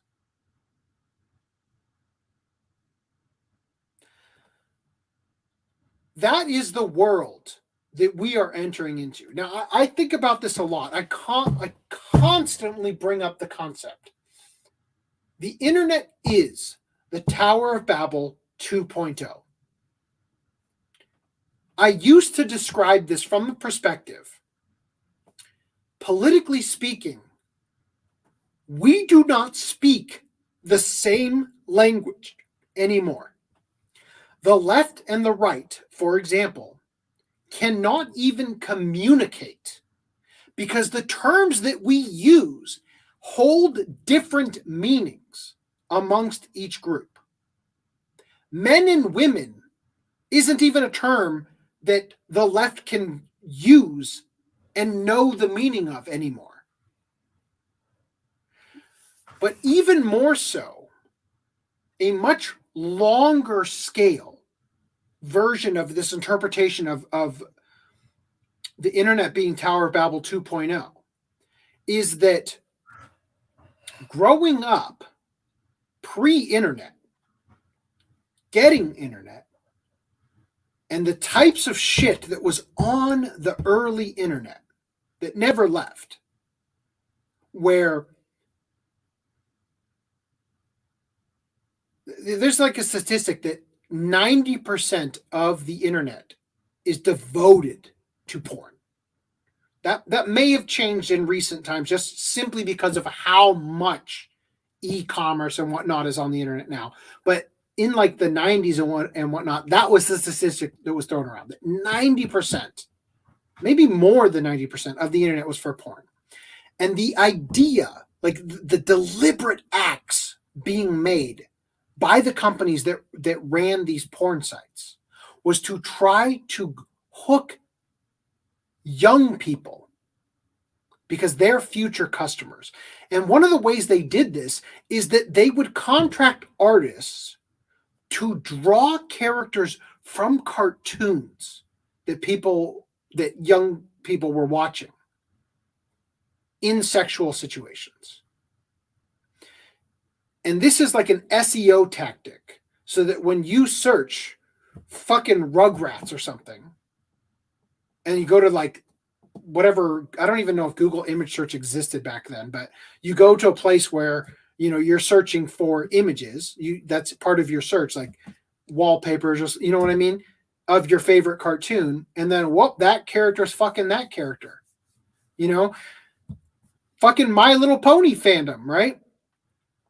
And this has created a world we live in now where people, and if there has ever been a fucking foolproof argument against, you know, pedophilia, child molestation, like the kind of shit that can't ever be undone in a person's life, look at what fucking furry porn has caused. You know, like we exist in a world now where the people who grew up and saw something they should not have were victimized in that way growing up on the internet, were in a chat room with an adult that walked them down a path they shouldn't have gone through. We live in a world where those people are adults now and they're making this shit. They're making these games. They're making the entertainment we experience now. And it is a fucking, it's not even a slippery slope. It is a full-on drop. Like, it's like there's no friction. It's not a 90-degree drop. It is just, there's nothing. We're in free fall. Let's see. So they say, I hope we can be a safe place for our queer players. What is that? 3% of the population? Earlier I said 30. I don't even know if it's that high. That seems astronomical. That's you'll go extinct levels high. It's got to be like 3%. A safe place for queer players to know they are not alone, that they are brilliant and worthy, that they are not only welcome but celebrated. Again, these are the statements of a person who is ashamed of who they are and has to constantly affirm themselves. You're brilliant. You're worthy. You should be celebrated. You know, it's the straights who are evil. And then, of course, we go into the Catholic answers. Thanks, That Park Place, for telling you what the Catholics think about pornography and degeneracy. Thanks. So, Manga Lawyer pointed this out. At the top, it's Eurogamer, referring to this top part, raging against Stellar Blade, a video game with no sex scenes and no nudity. At the bottom, the same outlet is praising sex relationships on Dragon Age the Veilguard and using words such as banging. The corruption in this industry is beyond any level imaginable. This meme has become canon. Some people playing Stellar Blade, but too sexy. Same people, but sex. And this is, of course, the bear from Baldur's Gate 3. Right? Your boos mean nothing. I've seen what makes you cheer. Oh, no. In 2024, it is forbidden to have solely straight, heterosexual Western game characters. The LGBT has lost its status of victimhood and minority in AAA games. In the Western gaming industry, like Dragon Age Veilguard, being straight is essentially being a minority. Insane. Especially insane because biologically, we do not exist without heterosexual sex. Like, the population fucking ends. Dragon Age game director deletes flags and BLM from bio. As soon as Dragon Age trailer backlash hit, her public value suddenly vanished. Previously, this was the thing. Corinne Bush, the person we're reading about, trans flag in the title and bio, trans woman, she, her, game director of Dragon Age, Dreadwolf. Dreadwolf was the game before it was titled Veilguard. Their reasoning for it was the Dreadwolf is the villain, and they decided they wanted the game to focus on your companions, who are the Veilguard. The Veil is like another realm, like the heaven, the ether realm or some type thing. So anyway, referring to this, game director of Dragon Age, the Veilguard is what they mean here. Queerosexual gendermancer. Opinions are my own. Trans rights, Black Lives Matter. Gets changed to game director of Dragon Age. No more trans thing here. Like, referring to what he's saying here, their public value suddenly vanished as soon as the backlash hit on the trailer. If DEI and Sweet Baby Inc. values are great and don't hurt sales, why is she hiding them? Wouldn't they just boost sales to the modern audience? We all know gamers and general consumers in America have had enough of the virtue signaling and stories sacrificing for cheap and token representation. Pride events by retail chains canceled at Target, Amazon, and far, far less astroturfing because it does affect sales. It seems Dragon Age the Veilguard creative director John Epler has protected his account. I wonder why. Same thing. New Dragon Age the Veilguard characters rejected by players. They've been modern audienced. Just another look at Tash here. 20 of them. Is this a prosthetic leg? Is that what we're looking at here?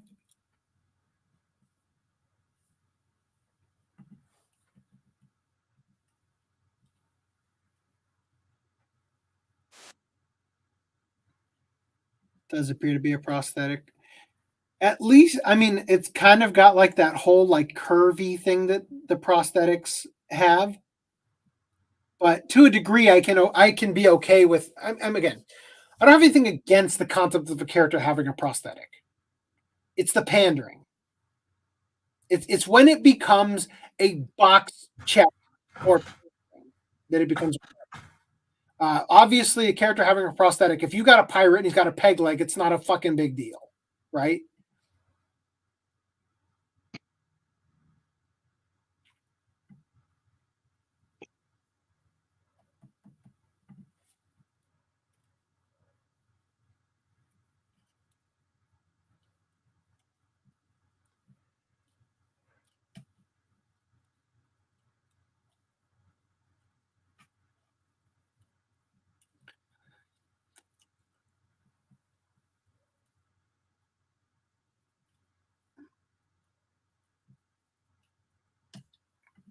Yeah.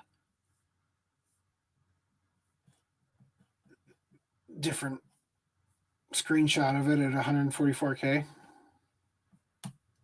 You either die as Dragon Age or live long enough to see yourself become Fortnite.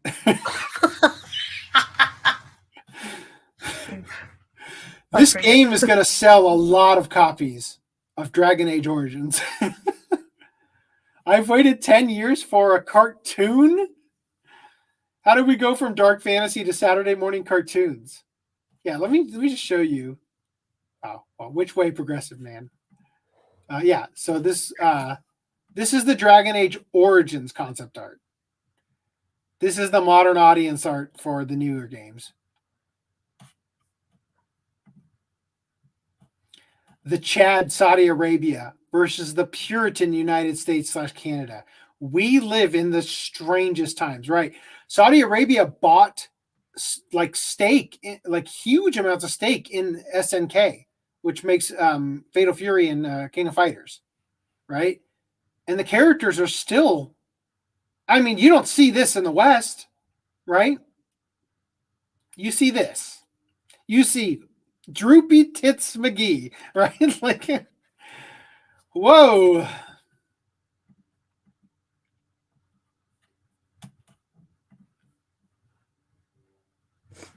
The real reason why YouTube removed disliked Suicide Veilguard Kill the Dragon Age. Oh, EA closing BioWare in 3, 2, 1. Oh, yes. Baldur's Gate 3 looks more like Dragon Age than Dragon Age itself. Yeah. Oh, hey, more. I didn't see that before. Anyway, moving on from here, let's talk about Black Myth Wukong. So we shared this. As you can see, it's from August 21st, 2020. I believe it was podcast 112. It's been a long time. We looked at it back then. I included it, even though we weren't really doing a lot of games news, because it looks fucking awesome. Graphics were incredible. Concept is that it's, you know, the journey to the West. You play as Sun Wukong. Right? Looked fucking great.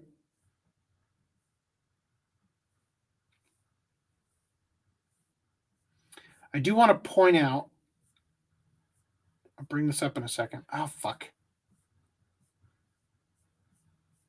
I was going to click on it to have a bigger one, but the close-up is only in the trailer thumbnail. Anyway, I'll come back to it. Rumor. What is it called? Black Myth Wukong. Devs reject a $7 million extortion from DEI consultants. According to a journalist on the Chinese social media platform Weibo, Black Myth Wukong is experiencing a harassment campaign from Western critics and journalists after rejecting offers from DEI consultants, right? Let's look at this thing. Chinese media. Black Myth Wukong refused to be extorted $7 million by Sweet Baby. English. This is a translation of this. The reason why the team behind Black Myth Wukong has been subjected to persistent sexist attacks and slander since their first promotional video is because they have consistently refused political correctness guidance and rejected the extortionate guidance fees of millions of dollars demanded by these political correctness teams. Actually, such teams are quite common in Europe and America. They interfere with works like Assassin's Creed, Dying Light 2 Stay Human, and God of War by pushing for politically correct female protagonists. These changes are the direct result of the interference and guidance of such teams. Game Science, that's the name of the studio that's making Black Myth Wukong. Game Science teams refuse to communicate with these groups and reject their interference. Most importantly, they refuse to pay the exorbitant $7 million in guidance fees. This is the direct reason why they are being attacked and slandered. Some justifications are based on the team's lack of diversity or representation, which doesn't align with the political correctness standards.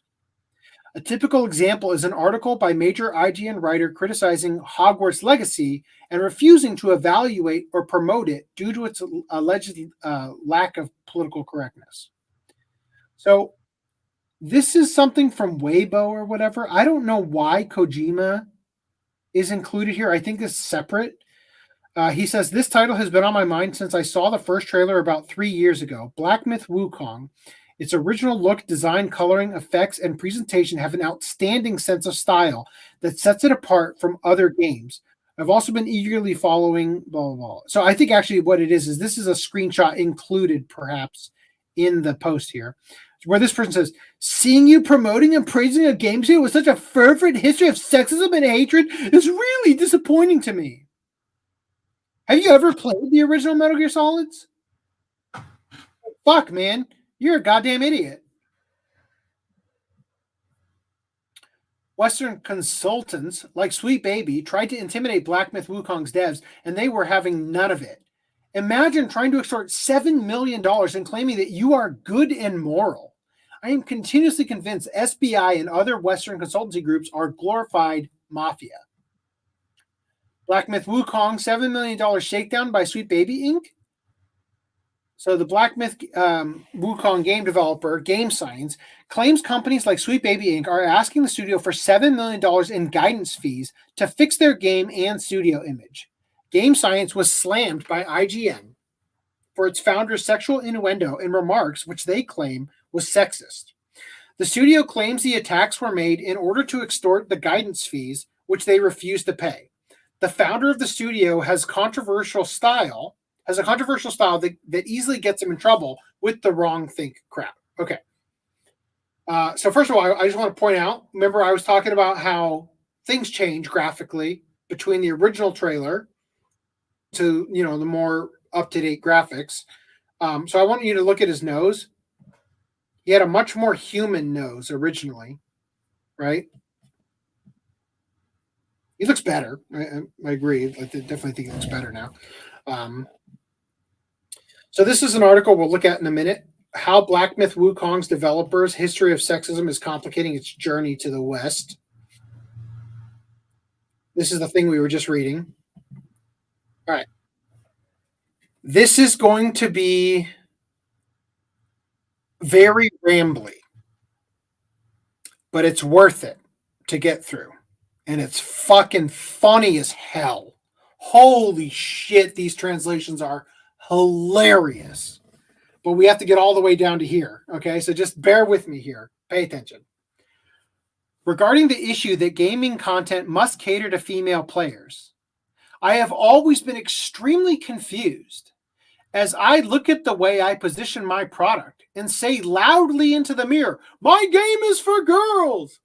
If this is not the case, then you have to think about what the majority of girls want. If you make such a product, like the way gaming is depicted in Black Mirror, where players need to earn spending points through extremely simple in-game behaviors, such as riding bicycles or growing flowers and plants, and using these points to purchase various European and American brands and new Japanese novelty products that are in season. You can hire a few part-time buyers for 3,000 yuan a month. You only need to collect product information and release patches for a new avatar every month. At the same time, you can make exceedingly cute companions as pets. These pets can even be the pretty boys from popular Western TV series. Through accelerating artifacts, you can even earn more points more quickly. And with these large amounts of points, you can purchase golden tickets to participate in online reality shows with girls gathering support by uploading photos or recording music videos, with the top 100 people on the list that month earning the opportunity to be a part of the upper class, so they can qualify for buying high-end, limited edition items and rare male companion pets, and thus rise through the ranks to join the judging panels of fashion groups and reality shows. As long as the product is functional at its most basic level, when it's online, Fujoshi losers and their inner circle can accumulate somewhat considerable developments with small companies that are willing to spend 2 million yuan in advertising fees each month in exchange for at least 3 times more net revenue. Then you wait for gaming brands to sue you, and the money you have in your pocket will be enough to hire a couple of desperate lawyers to help you drag the lawsuit out over 5 years, only to invest in a green card. Moreover, if the number of users reaches a higher level, what you may receive is not a lawyer's letter, but an invite to collaborate. So to translate this a little bit, just so you know, the game developer Game Science, similar to Stellar Blade with Shift Up, previously they had only done mobile games. So that's kind of the ideology he's approaching here, is that you can make these gacha style games where the girls who play them get pretty anime character boys as their like companions, and bullshit that just makes them happy in the moment, these fujoshis, right? And that if you're stealing stuff from Japan or from the West or whatever, if your fan base gets big enough and you're making enough money off of it, then they'll ask to collaborate with you instead of try to sue you. Right? Now here's where it gets fucking funny in addressing that. Quote, the G-spots of male and female games are fundamentally different. This is not determined by the gaming environment, but by biological conditions. When you were holding a heavy machine gun and shooting at governments in your dreams, what the ladies are dreaming about are bags that would make their friends jealous. If you design games about turning government buildings into bloodbaths and bag collecting, the result will be that the girls will not like this mechanic, and you won't be satisfied with the drops. The richer the gaming experience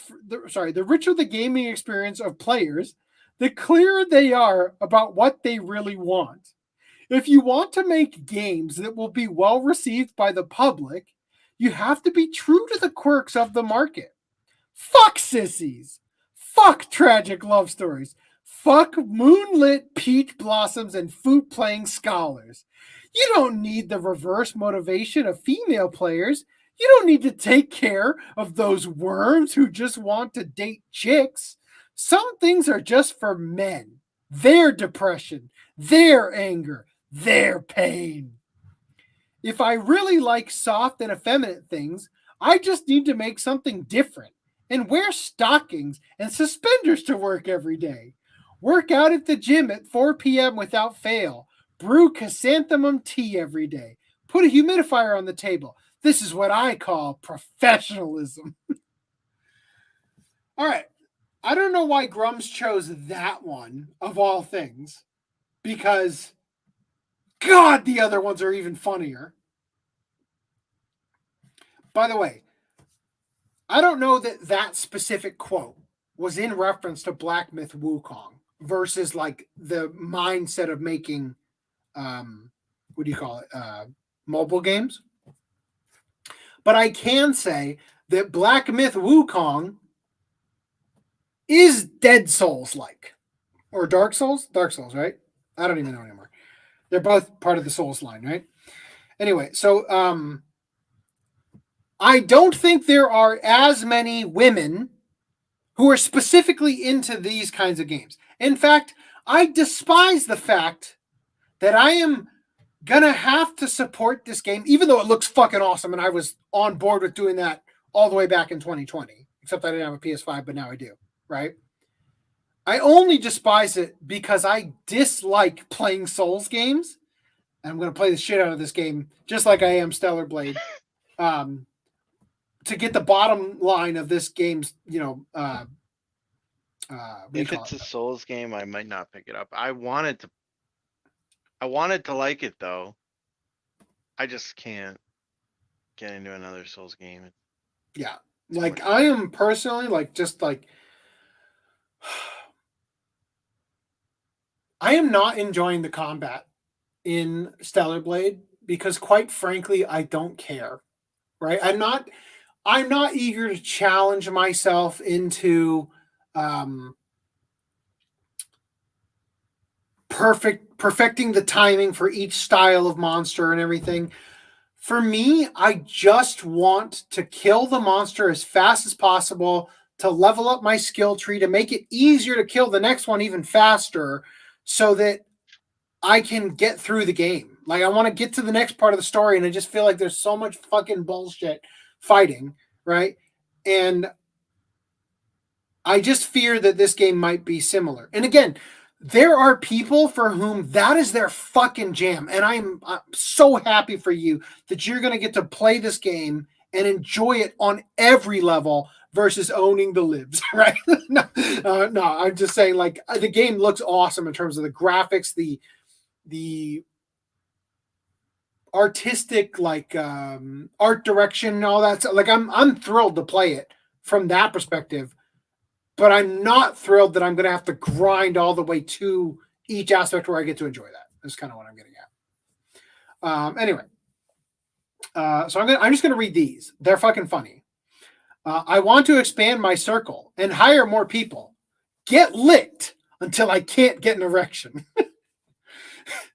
I want to be honest and make a. I don't know. Apparently, I assume we're going to cover this, but apparently that's a bad translation. Apparently, but they're funny as fuck. Right? I want to get licked until I can't get an erection. I want to be honest and make a trailer and be praised as the savior of the industry. The 13-minute B1 looks like it was carelessly pieced together. Random values, stiff landings, smaller bodies move lithely, larger bodies are lethargic, an unmolted golden cicada, an undynamic body of water. Rough decisions were made. The sound was terribly disjointed. The frame rates of 100,000 heavenly soldiers have dropped so hard that they have caused PTSD. The fuzz on the monkey is certainly not that awesome. I know, you just happen to be a little depressed. It is my honor to provide you with some comfort for the lower half of your body. I don't think anybody's going to be jerking it to the monkey. Well, actually, let's be real. As we just discussed, there are a lot of debauched humans. Thank you, friends, for your exaggerated compliments. Thank you even more for your incisive kindness and sincere concerns. The team exploded with happiness, but not to the extent that we got carried away. Please forget about the performance we put on this time. From now on, we will return into hiding and continue. Little by little, we will grow. We will and will work slowly but steadily. This is the one we already read about the G spots of male and female games are fundamentally different. Okay. The snake spirit is different from what I imagined. But if I cover the bottom half with my hand, it's still possible to jerk off. Come on.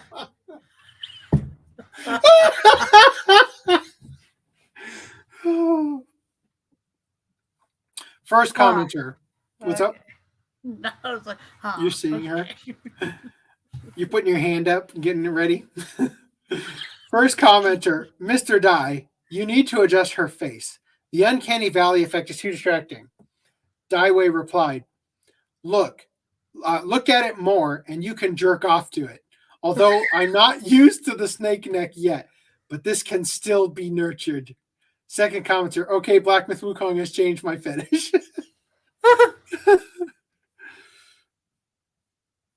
Oh, is that it? Come on! God damn it. I wanted more. All right, continuing. The situation with Black Myth Wukong is disgusting. They cite IGN and consulting companies such as Sweet Baby Inc. as part of a shakedown racket of $7 million in fees. Here's how it all works. As Sweet Baby Inc. founder Kim Belair explains, quote, if they don't see the value of what you're asking for when you ask for consultants, and just terrify them with the possibility of what's going to happen if they don't give you what you want.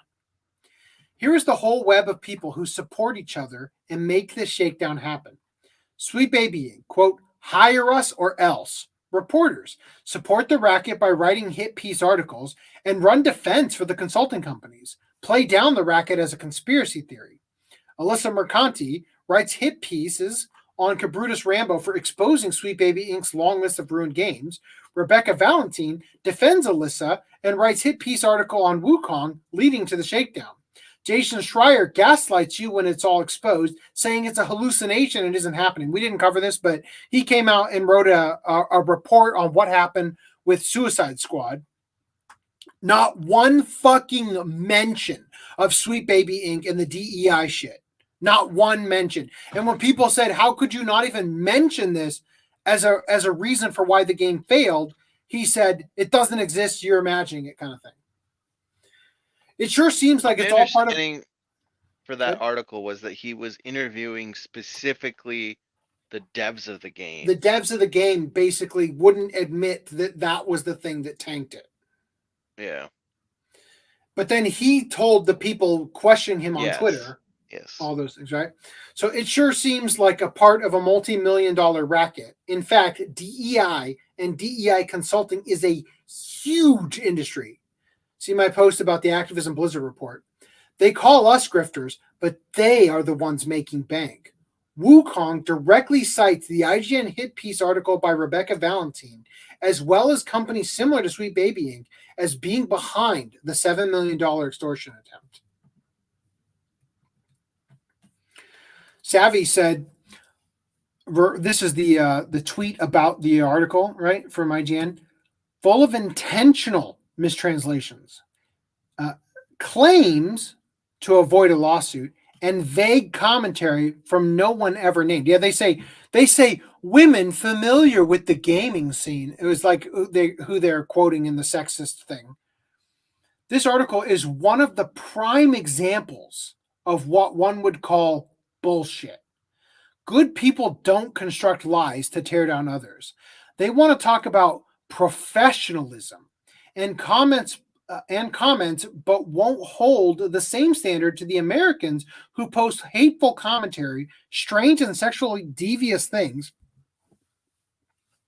or highlight the mental instability and anger displayed, referring sexually devious things, fucking a bear in Baldur's Gate and celebrating that.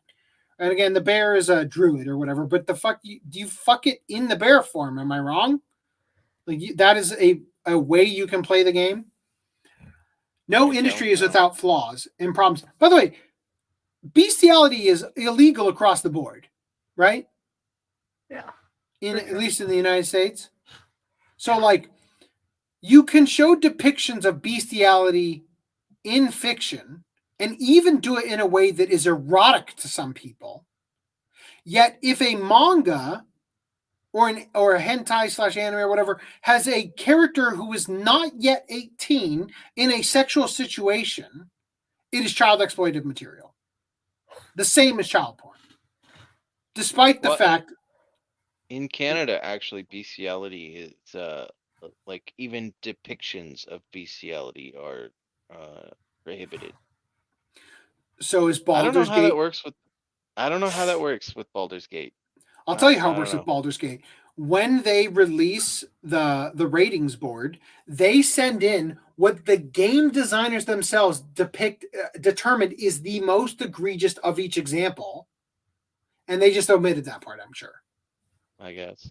Because it's like, well, the mechanic is that you can have sex. So we sent them that you can have sex.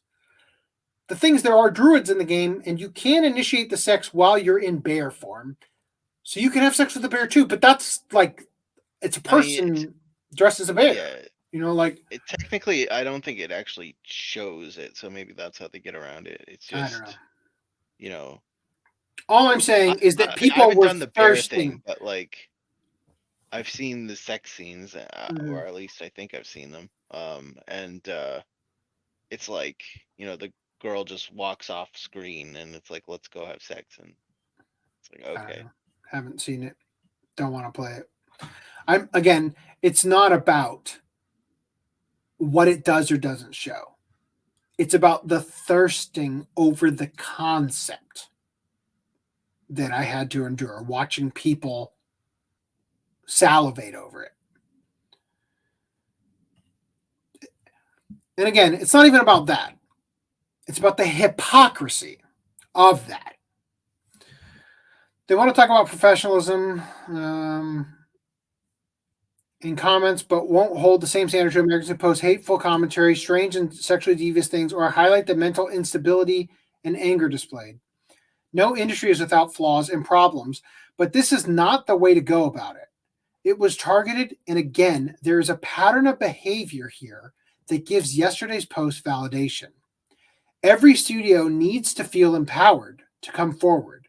I hope more do, and share any correspondence with groups like SBI. All it fucking takes is people recording the extortion attempts and making them public. Whether it's an email and you just publicly show it's like, nah, fuck no.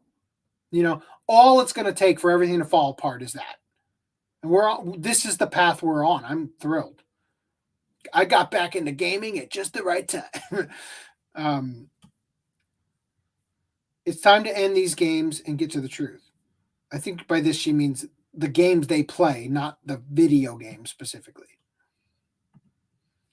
All right. Some are trying to say that the account of Black Myth Wukong devs being extorted for $7 million by Sweet Baby Inc. is fabricated. Perhaps, perhaps not.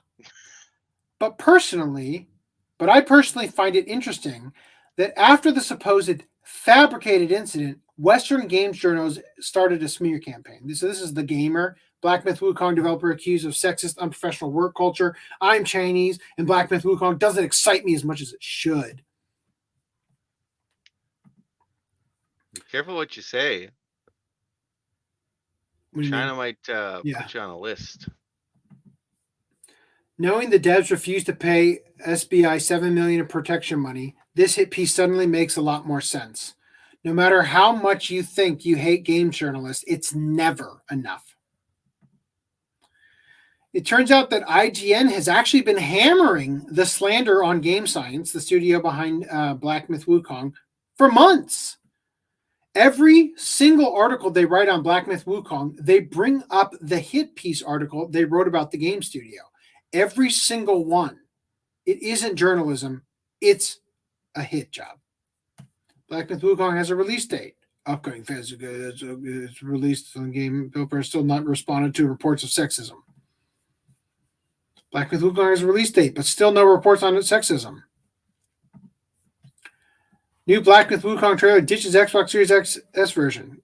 Game Science unveiling this trailer, blah, blah, blah, the sexism, right? All that. Anyway, I think you get the point. It appears that IGN never paid for the mistranslated text used to slander Black Myth Wukong. While translator and co-author Crapstacular, great name, has gone protected, other journalists are still responding to his tweets where it seems he complains of not being paid by IGN. While they have all this energy screaming ethics, but can't direct any of that at an executive or money man to demand fair pay / better conditions. That makes shit better for everyone doing the work, plus those engaging with the results. I can't believe you're still waiting. It's fucked. Jesus Christ, I'm so sorry this pathetic weirdo zeroed in on you.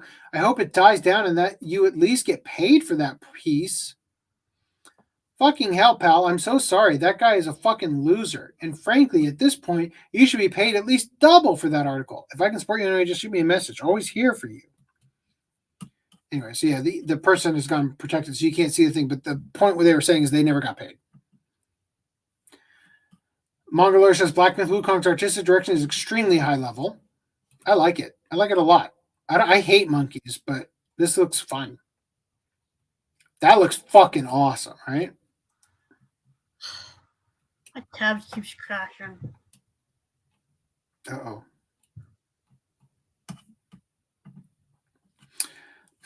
Why did Sweet Baby Inc. want to consult Black Myth Wukong? Oh, now I see why. Can't have that. Beautiful female character from Black Myth Wukong devs rejects $7 million extortion from DEI consultant versus Japanese Square Enix, which is ESG approved. Are you getting the picture?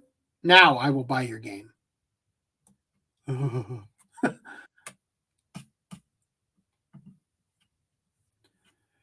Your game isn't diverse enough. Haha, look, I'm a monkey.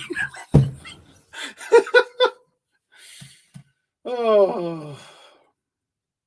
Black Myth Wukong is now #1 on Steam's wishlist, beating out Monster Hunter Wilds and Space Marine 2 by nearly 5 times. I know it's unrelated, but like I loved how that feminist fucking they them looked like Frieza. Did that not look like Frieza? Stupid monkey. Yeah, exactly. IGN's hit pieces are backfiring, right? Fucking outrageously high. After that mishandled translation debacle on Black Myth Wukong hit piece, IGN needs to issue a retraction and apology along with the authors who smeared them. The authors Duck Valentine and Crapstacular, which is Rebecca Valentine and Ki-hoon. Ki-hoon is the one, I guess, who was translating it, right? Let's see, is it? Yeah, because it's unprotected.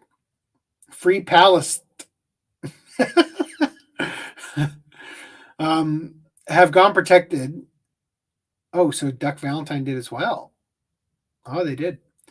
Have gone protected, but should instead apologize. They added words and completely mistranslated. The snake's beard is different from what I imagined, but if I cover the bottom half with my hand, it's still possible to jerk off. It's not what I expected, but it's not impossible to cover the bottom half of the body with your hand. It's not impossible. Dramatic difference. We are all quoting the English translation. For a bunch of gamers who care about accurate translations of foreign source games, I think we can do better. If a world leader fluent in Mandarin can give a speech in Chinese and inadvertently say he wanted China and Australia to have mutual orgasms, I think we should give the benefit of the doubt here on the translation. What the fuck? Well, I think this report is a joke. Loads of mistranslations on purpose. Like, how could they mistranslate "you will be used to it" to "you can jerk off with it"? It is clearly an intentional mistranslation to fit the sexism narrative. If you check who they interviewed, Mr. Ki-hoon Chan, he has his own political agenda. The whole article is taking things out of context. These journalists must have never been to China, don't know Chinese language, and use machine translations, didn't even try to understand Chinese internet slangs. I want to expand my circle and hire more people, get licked until I can't get an erection. Want to expand the inner circle and freeform people, but got licked to the point of being unable to get an erection. This phrase is a used idiom in the Chinese language as a colloquial expression used humorously or sarcastically to describe a situation where excessive flattery or sycophancy has an overwhelming and paralyzing effect on someone. The use of such metaphors can be found in informal speech or on social media. Interesting. Anyway, lastly, the author of the Black Myth Wukong hit piece on IGN is Duck Valentine, or Rebecca Valentine, who is besties with Alyssa Mercanti at Kotaku and even appeared in her Fight Me Bro cringe video. Wukong claims articles like this were used by consulting companies to shake down the studio for $7 million in guidance fees. She also celebrated the infamous re of the GDC Scream and is well known for her multiple hit piece articles targeting devs and studios for hate speech, sexism, and all the ism buzzwords. How long do you think it's going to be before we have like a big, massive whistleblower thing come out and we learn that these consultancy groups are working with games journalists, and the only reason that these game journalists are still even afloat because nobody fucking likes this shit. Nobody likes anything written at Kotaku. That the only reason that these game journalists are able to stay afloat is because they're pocketing consultancy fees from the groups they're helping to get hired at all these games and turning them woke. Yeah. Could be what's happening. It's only a matter of time. Where's where did we lay it? Where did we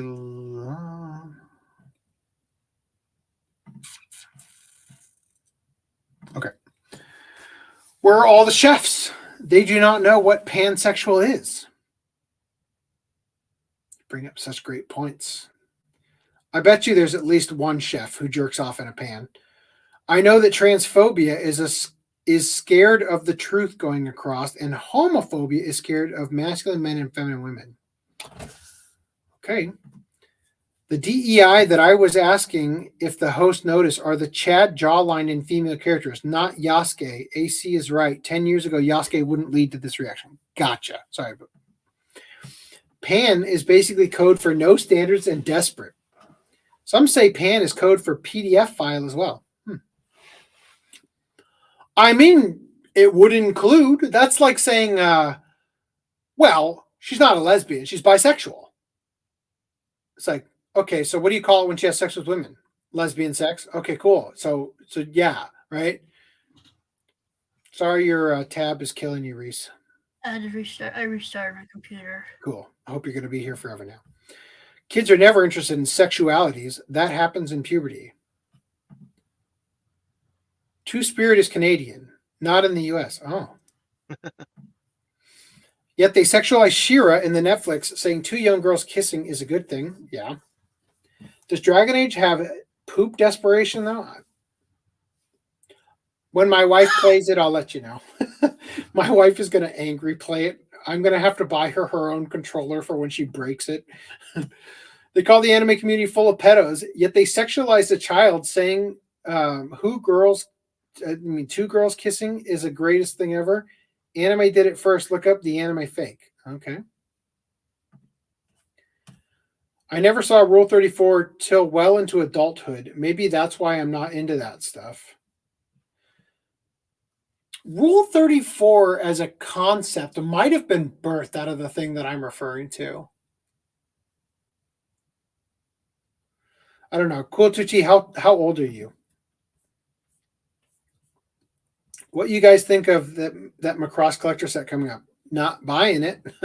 It's fucking enormous. Too large. Gen Z never heard of Journey to the West because they watch only One Piece. Just released Macross Plus. It's expensive collection. Yeah. Not getting it. They're both the movie and the OVA. The collection. That's kind of cool though. That they're doing the movie version and the OVA version, although so minusculely different. I don't even think you could even be able to tell me off the top of your head where they're from. Same. The Wukong dev sounded based. I like the mistranslations better than the real translations. They should hire the dev to gain the male audience. It does seem that the mistranslations are just kind of adding the subtext. Yeah. Whereas the originals This is were clearly like what he implying. meant. According to Steam, which I'm headcanon, that's the real translation, and that's why I'm buying the game. According to Steam database, Black Myth Wukong has 472,062 followers, is #1 in wish lists and #5 in top sellers. Yeah. It sounds like AC needs the Soiny AI to play his games. Yeah, I guess so. He is based, referring not to me, I'm sure. Trump made bestiality illegal. Really? Save those That's animals. why they hate him.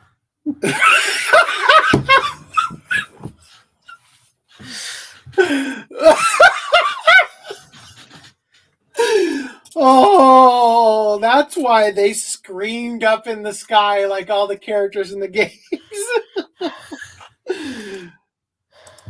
God, that was great, Reese. Thank you for that. All right.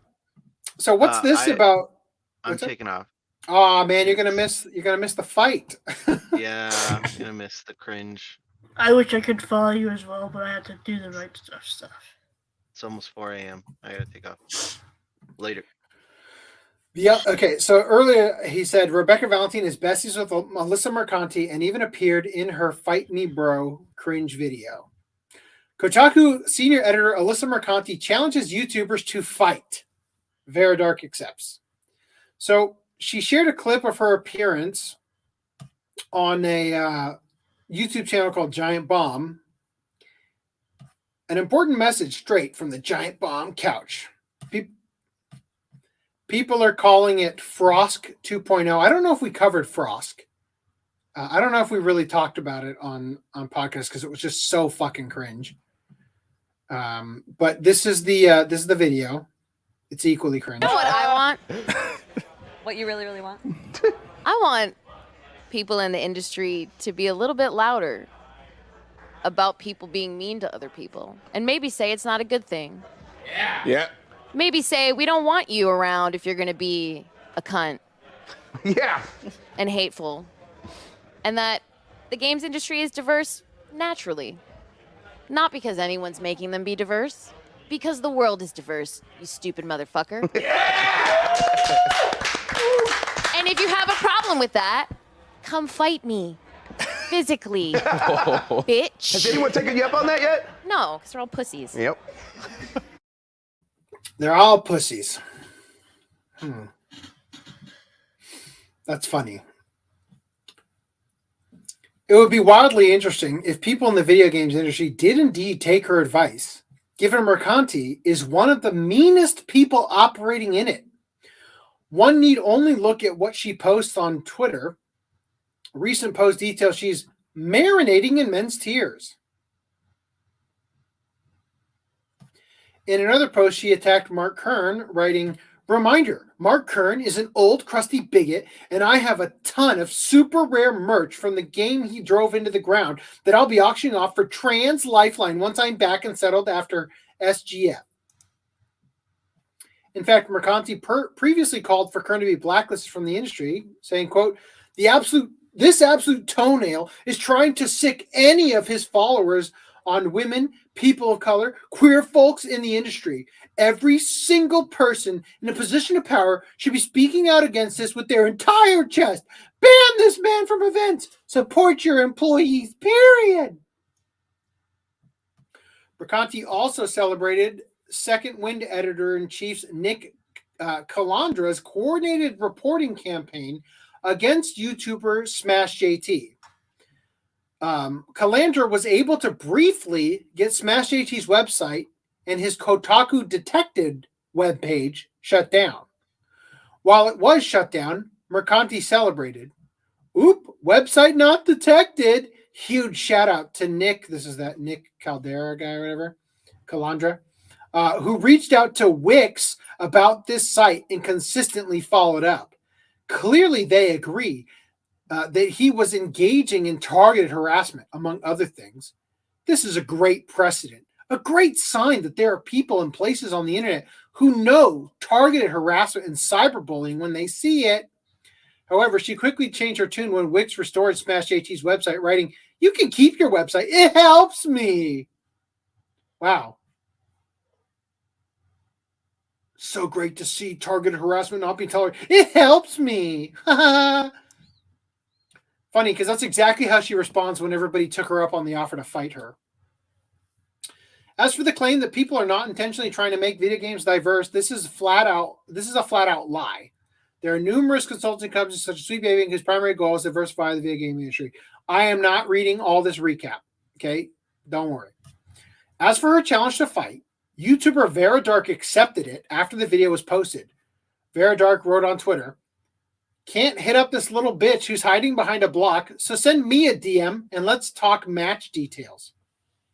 Let's do one better and lay it out publicly. Winner gets $1,000.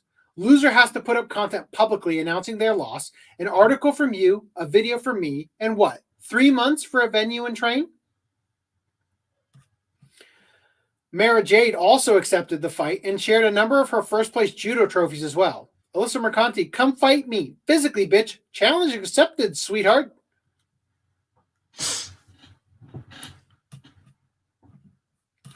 After her challenge to fight was accepted, Kotaku senior editor Alyssa Mercanti immediately backs out. Kotaku senior editor Alyssa Mercanti immediately backed out of a possible fight after a number of people accepted her challenge. Wow. I'm shocked. What I'm blown away.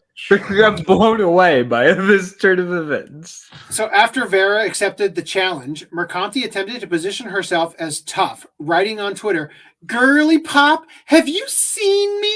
I don't even need to train. Oh man, look at you, so strong. Wow." And then the judo one, right? She also appeared, it was like, oh, never mind. Yeah, she also appeared to actually entertain the challenge, right? So this was a quote tweet of Vera's tweet saying, "Can't hit this little bitch up who's hiding behind a block." So she's like, "Who's?" with apostrophe. That is the short form of who is. She's right. "No prize money. Charity only. You can't stream it for your bigot viewers." When internet personality Keemstar, who runs Happy Punch Promotions, a company that organizes and promotes influencer boxing, approached both Mercanti and Vera Dark to set up a match, Mercanti made it clear she had no interest in backing up her words. She replied, so he said, "Dear listener Mercanti and Vera Dark, Happy Punch will help you set up your fight." "No, not giving you any money, thanks." "Why would you give me money? You would earn money from this, and I dislike you," smiley face. "Remember, don't be mean. I would love it if the industry started to not tolerate the being mean to each other." "I would not earn money from this. I haven't earned any money from setting up any fight in the past, and I've set up many. As far as you not liking me, okay, I don't even know you. But fellow creators asked me to help in setting up this fight, so I'm down to help. So the promotion, the refereeing, the security, how do you pay for all that? Who earns money from the ticket sales? If all the proceeds from this event go to approved charities, that's a different story. But no morally corrupt person is making money off of me. Hope that's clear." Mercanti continued to try and position herself as some kind of moral person when her actions have clearly shown that not to be the case. Nevertheless, she wrote, quote, "I'm not a YouTube rage peddler. Vera has already been using me to make money and get views. She's not doing it for this. If you want to box for a cause, not to further boost your disgusting little corner of the internet. And no, another one of your rage peddlers can't host it either. I'll fight her in a gym." That's not what you said originally. "I'll fight her in a gym anywhere. This isn't about clout. It's about what's right. I'd cross that girl up faster than she can make a thumbnail with my latest selfie." She then added, "This was just another way for her to farm engagement, as proven by the fact she never responded to my DM. She's soft." Kotaku senior editor Alyssa Mercanti attempts to explain why she refused multiple fight offers after issuing the challenge to fight. And skipping all she the recap. has such a punchable face too. Like I wish Vera Right. Dark would punch her lights out. So Lorena Creel also wrote, as Miss Alyssa has me blocked, I guess she won't accept a fight from a black woman. I'm still down for that throwdown. Come at me, you racist heifer. Mercanti initially attempted to entertain Dark's challenge, as we looked at before.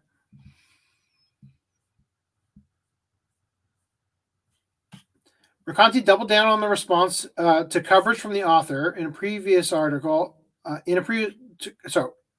From this author, referring to that Park Place, Trent, in a previous article on that Park Place, she wrote, my face, my likeness, my words, my posts have been making grifters like you and Vera money for months. I will not help contribute to that with a fight that she can stream and earn money off of, as I won't make any money from it. So the only problem is that you don't get to make money. That's what we're getting here?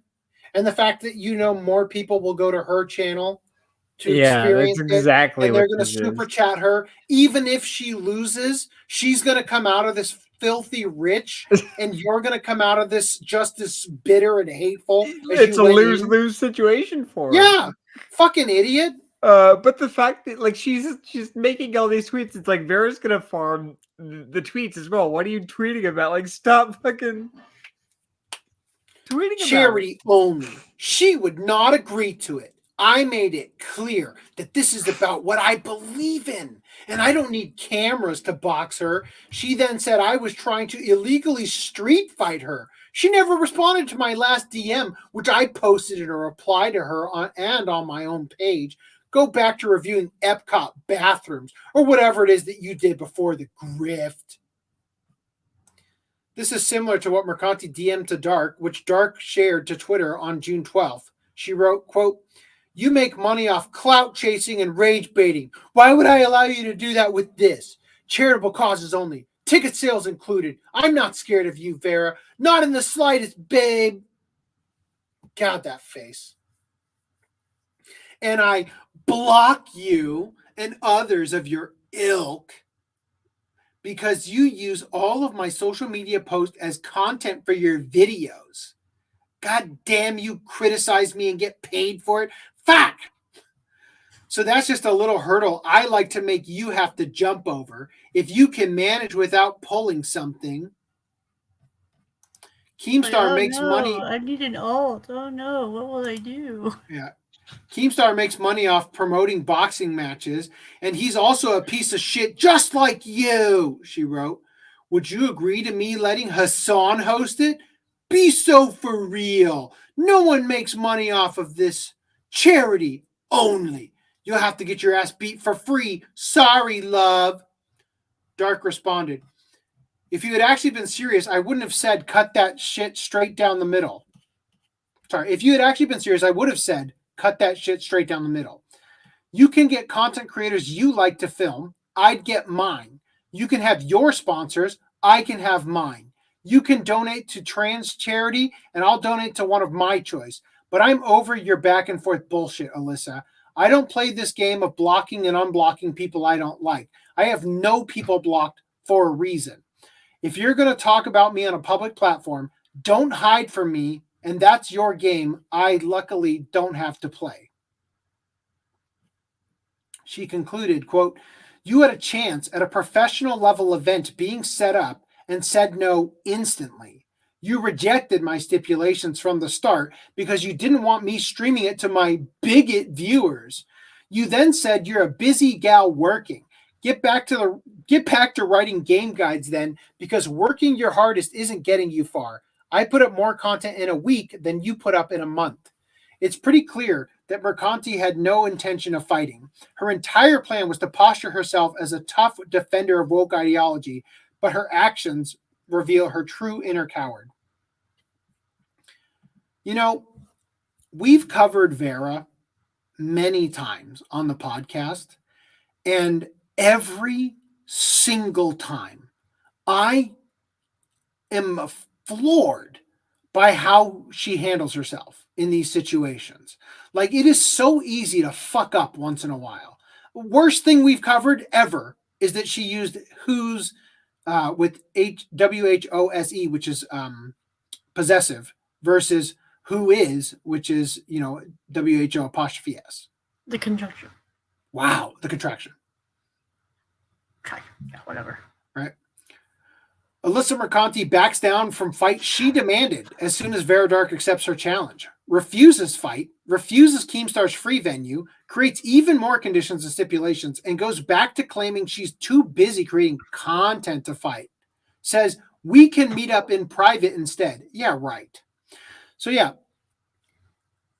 the reason she wants to meet up in private is because she's not confident she can win.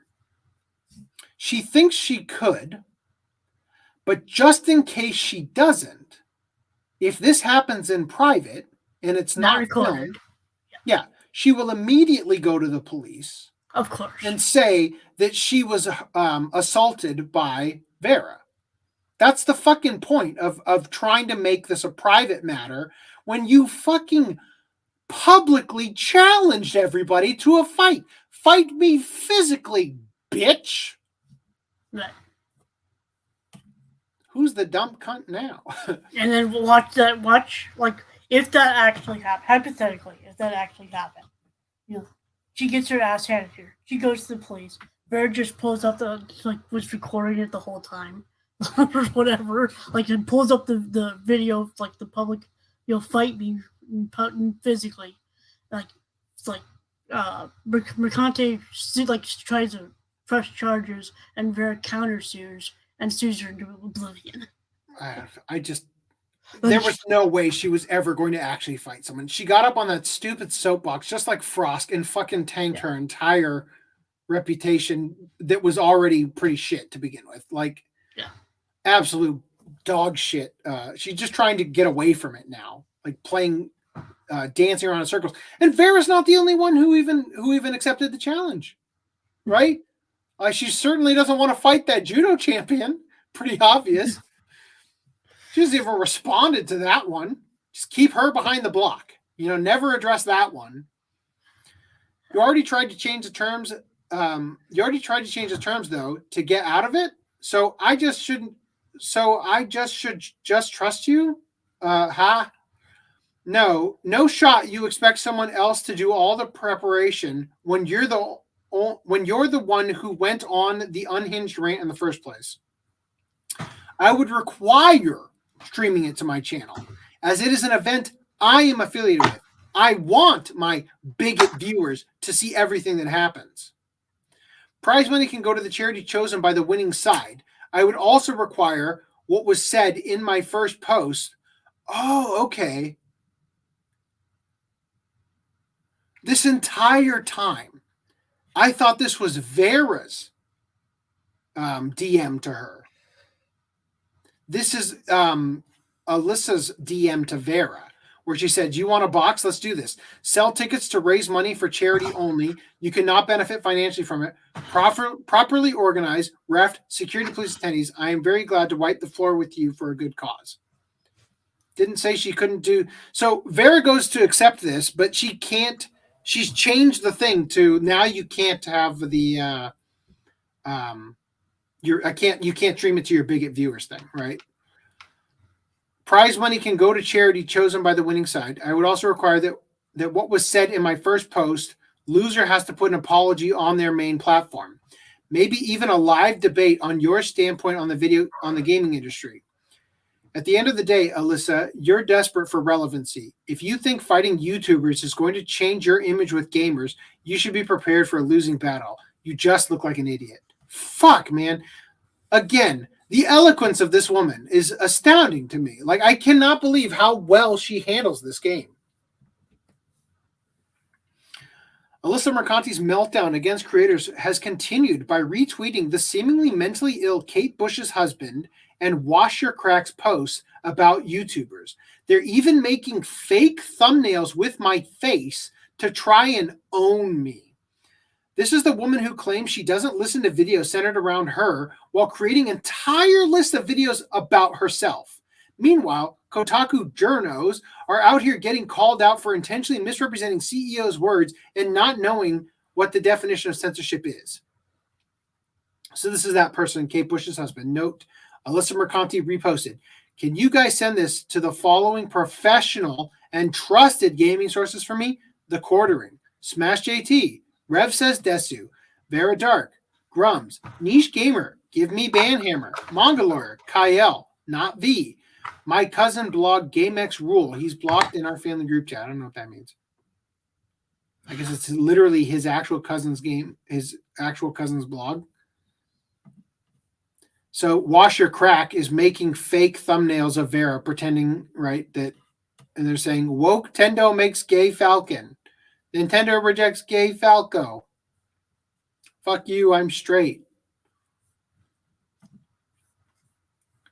Right, and then this is just a reminder. Farm Folk CEO claimed Kotaku's Alyssa Mercanti intentionally misrepresented his comments, and he did not imply to describe gamers as incels. I don't think this even matters.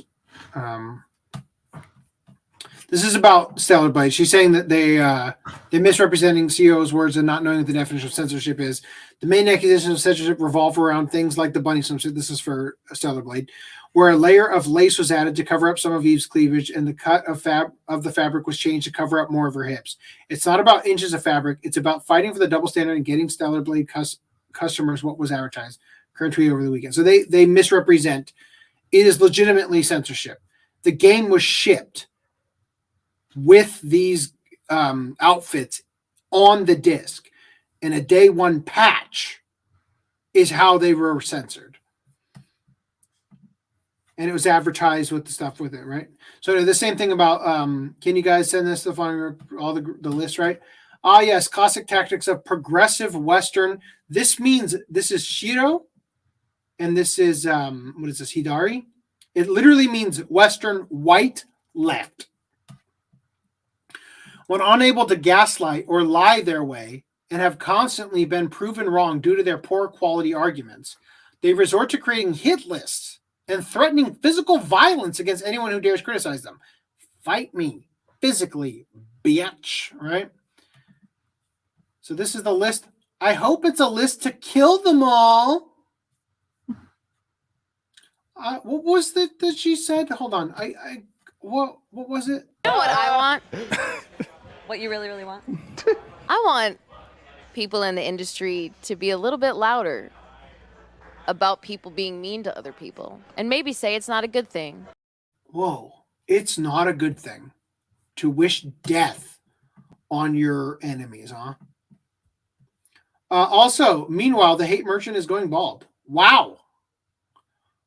Wow. I don't wish that on my worst enemy. Holy fuck. She is an actual goblin. She's a goblin in a toupee. Holy fuck. Whew. Let's go over some... Vera's threats have got her, like, losing hair and shit. I mean, I'm not one to talk, but... Right. Jesus. All right, let's go on these comments. What we got here? I am. Full stop. Just like... I've seen a lot of people on the internet engaged in drama. And even the best people in it. Like, Ricada was really good for a while. But even he would occasionally put his fucking foot in his mouth and say something incredibly stupid. Right? I just think Vera has managed to, like, dodge these bullets in such a way that is honestly impressive. Just, I definitely couldn't handle it the way she's handling it. Just personally. I legitimately feel like she's one of the best I've seen. Every time we bring her up on the podcast, she's just like kicking ass. It's amazing.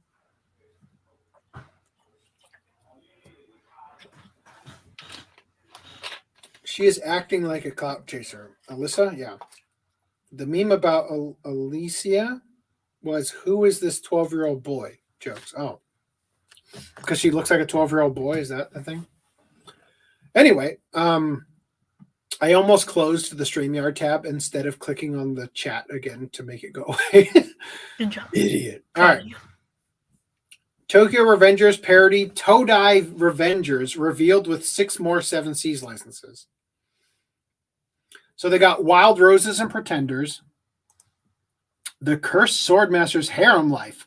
Buy the sword for the sword. Buy the sword for the titties, am I right? Also, Sweet Room Escape, that's gay. The Yakuza and his Omega, Raw Desire. Heroine? Saint? No! I'm in All Works Made and proud of it! I want to escape from princess lessons. And Todai Revengers.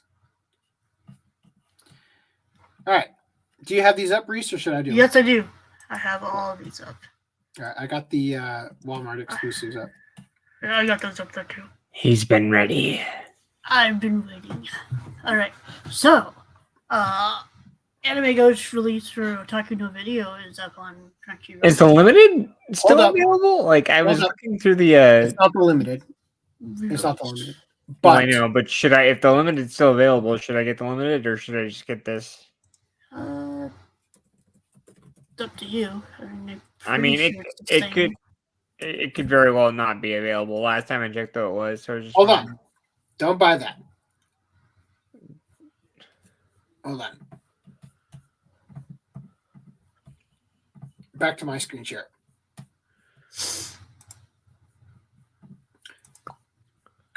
Is it on me? Yes. Okay. Media OCD. That very thing we were just looking at. Buy it from here, order direct from the Media OCD store, and get a free exclusive slipcover while supplies last. Pre-order it from here. Okay. How much was it on your screen share? It is $14.96. Holy shit! Save $5. Hold on. Oh wait. That's because you're logged in. No, I'm logged in. Oh shit! All right. Damn, is a slipcover worth like $5? Jeez. And I've got free shipping too. Why is it? It is $5? not a slipcover. It is an exclusive while supplies last slipcover. Oh, excuse me.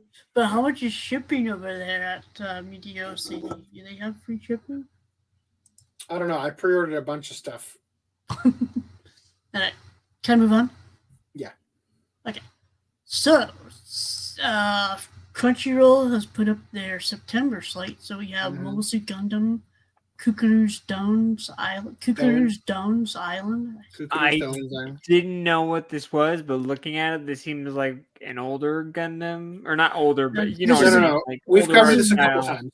So Kukuru's Doen is a character in the original Mobile Suit Gundam. So this is kind of like a spin-off about that character that features Amuro and all them in it because they meet him and stuff in it. So this is like just my bad. I haven't like seen OG story. Gundam, so I'll definitely buy this. This looks cool. Right. But not as cool as the next thing. Oh, Pee-Pee's so big.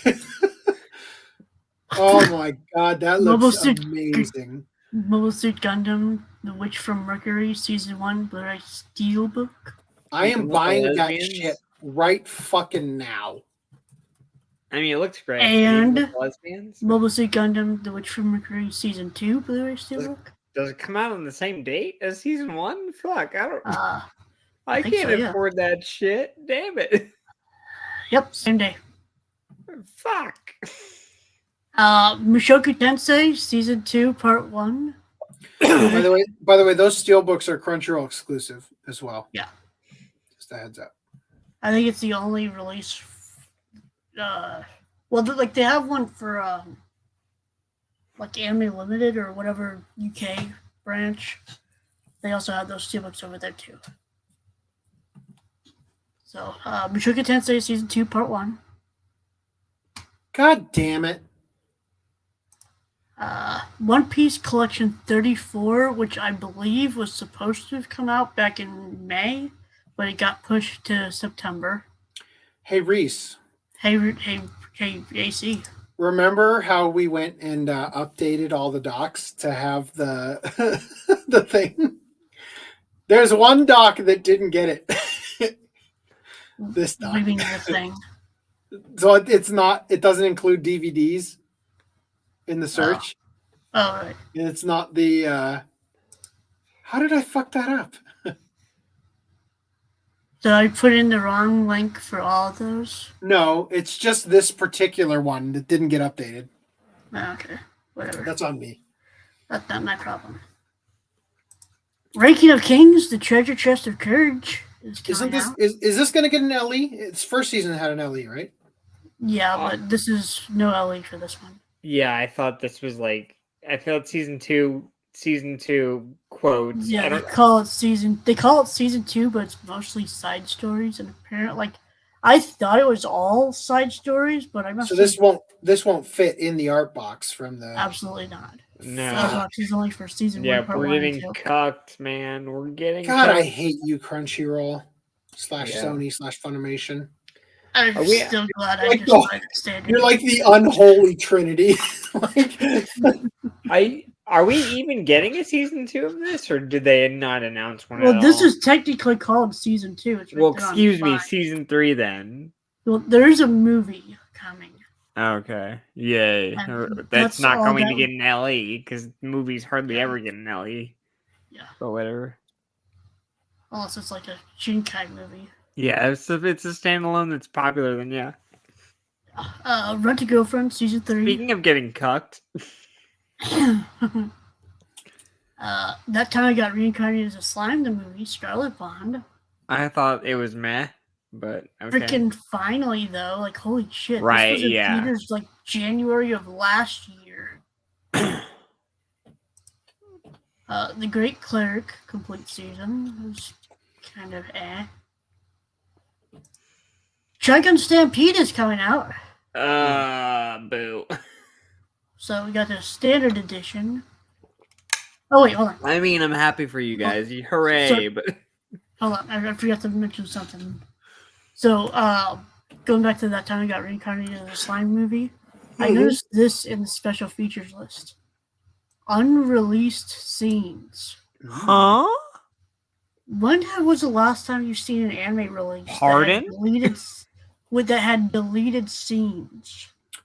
Never. Fucking, it's been a Is while. that just like the Blu-ray cut? I don't. That they wouldn't have a freaking. And it's got like in 16 minutes of special features. So we got the previews and promo videos, textless opening, director's cut, whether that's different than what's on the movie, and unreleased scenes. Like, no. It's always amusing to me, the concept of a director's cut. Like, so like did the director not get to make the other cut? Like, I don't know. Yeah, Like the editors. the editor didn't like it, so they changed stuff around. Like, button, just like the director, like, no, fuck you, I want it this way. that's an example See, of when Greenline releases a with video- very long handle, by the way. And does a director's cut. It'll be all the scenes that Footnote was like, no, we're cutting that out. Fuck you. Wall of text on the spine. Jeez. Yeah. All right. Anyway, so back to Trigun. So this is the standard edition. Mm-hmm. So this is Mine only like 12 12 episodes. Damn. 12 episodes. Now, see how thin that is? Yeah. And here we have the limited The edition. thick boy. Jeez. Or maybe it's not. Can as you thick as we link think that it is. in the private chat real quick? The LE. Yeah, because I can't find it on my. You can't type Trigun in Crunchyroll?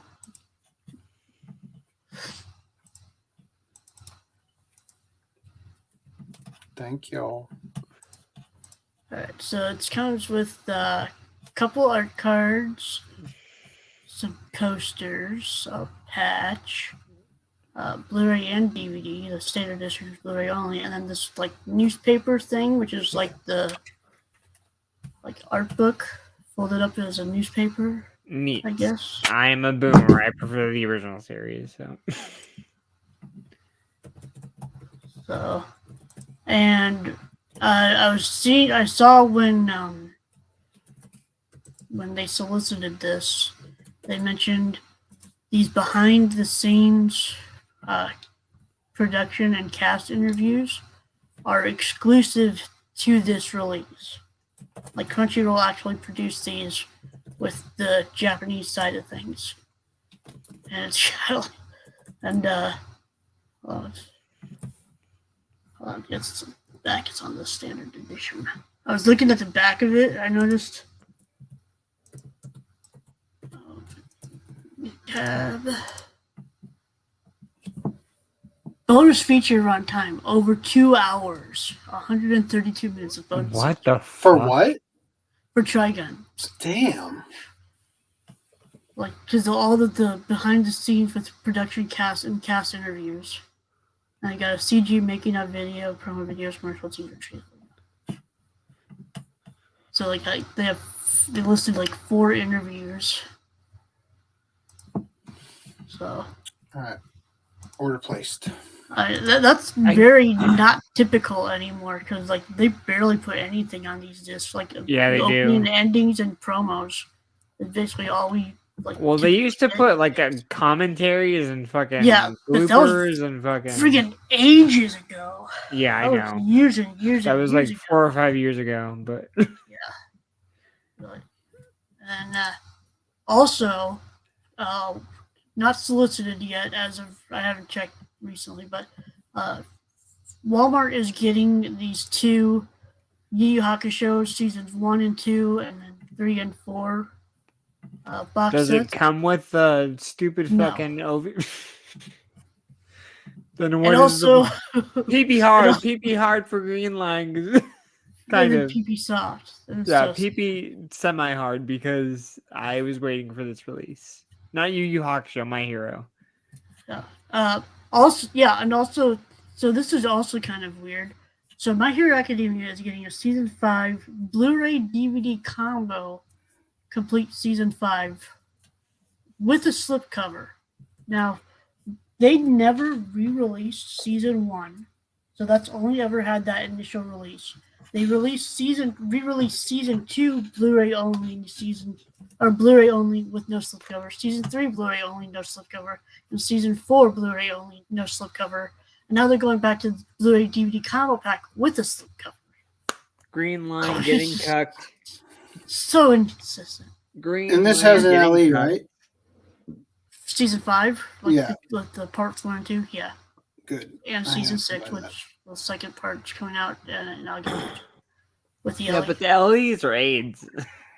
They're Yeah. like overly. I mean, after season 1, I mean, like they got really. Now, season 1, then season 2, part 1, season 2, part 2, and then season 3, I think, got one, like, just for all of season 3, then 4, 5, and 6. Yeah, it's just. Like, for whatever reason, they decided to have LEs for both part 1 and 2 of season 2.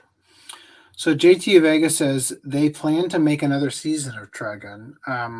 Yeah, there's the finale, Trigun Stampede final or something. It was announced after the end of the season.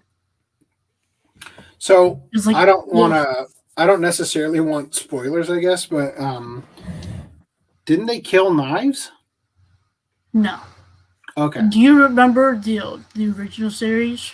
Yeah. July? What happens in July? Nope, don't remember that. Like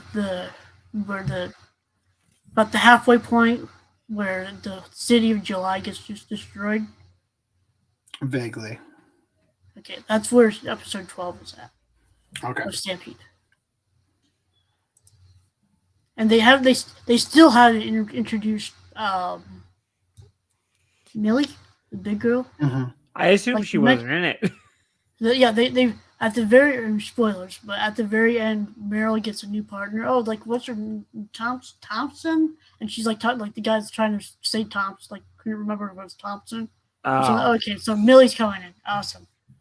Yeah, still though, I'm just I don't know. The fact that they left her out for so many episodes, I'm just kind of so annoying.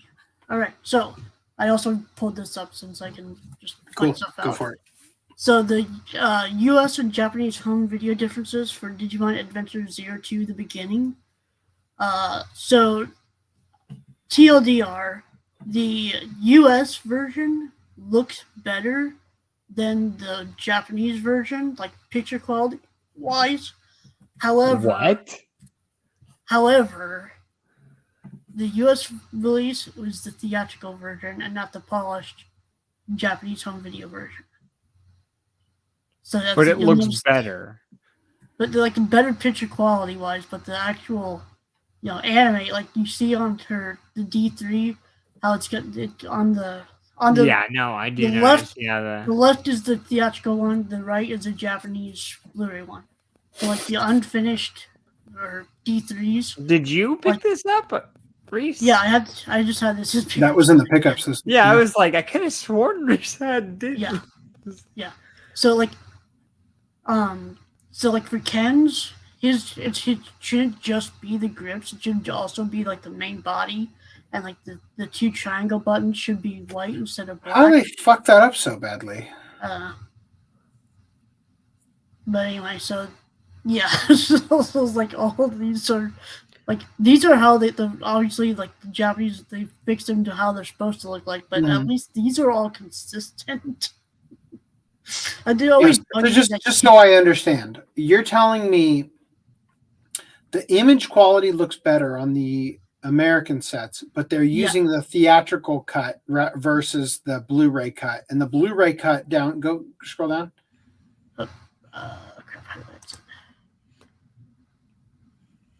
So the theatrical cut has the correct colors for their Digivice things? No, the theatrical cut has the incorrect colors. Sorry, I meant to say the Blu-ray cut that we didn't get. That's fucked up. Yeah. Who released this? Was it Shout? Yes. Well, then there you go. They always release the theatrical cut as Blu-ray. I think they explain like because the Japanese Blu-ray came out literally a week before the U.S. And so the U.S. authoring didn't get that.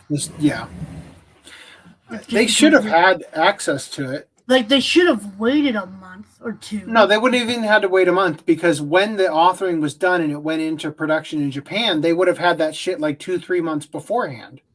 Yeah, but they should have gotten this info and been able to do this. Like, they should have known.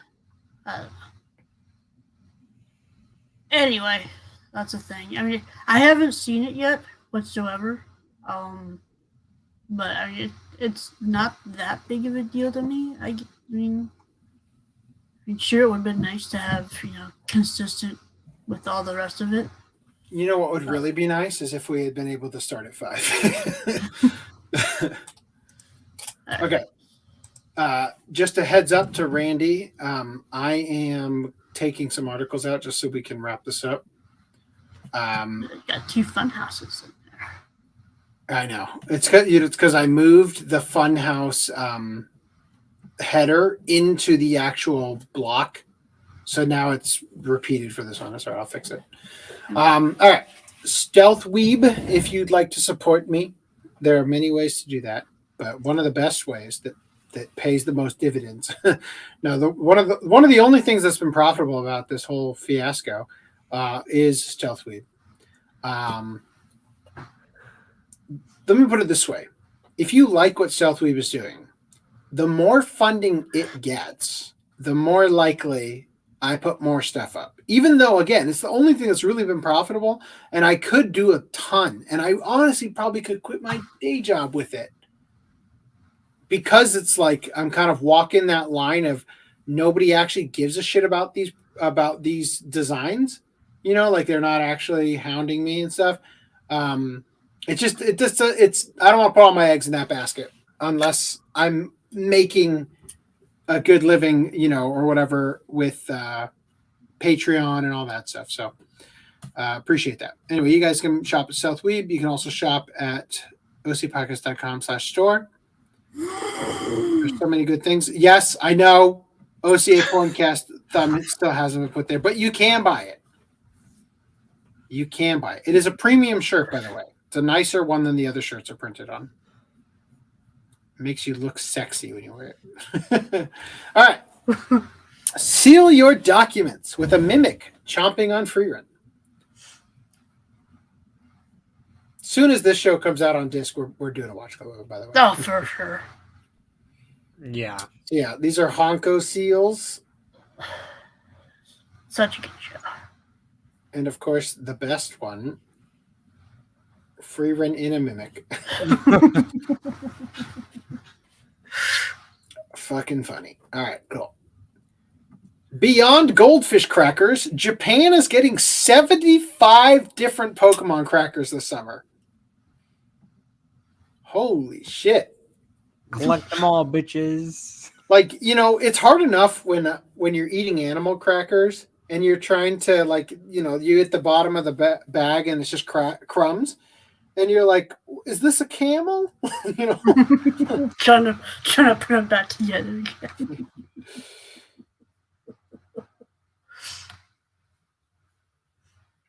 That's pretty cool, I guess. Yeah. All right. An Osaka man was arrested for trying to rob a woman with a necktie that says police.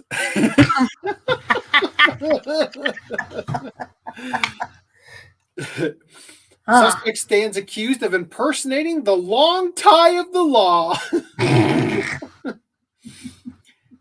I've long been a fan of police procedural dramas and always loved it when the detectives would flash their neckties with police written on them that identified the wearer as law enforcement before questioning a witness or shaking down an informant.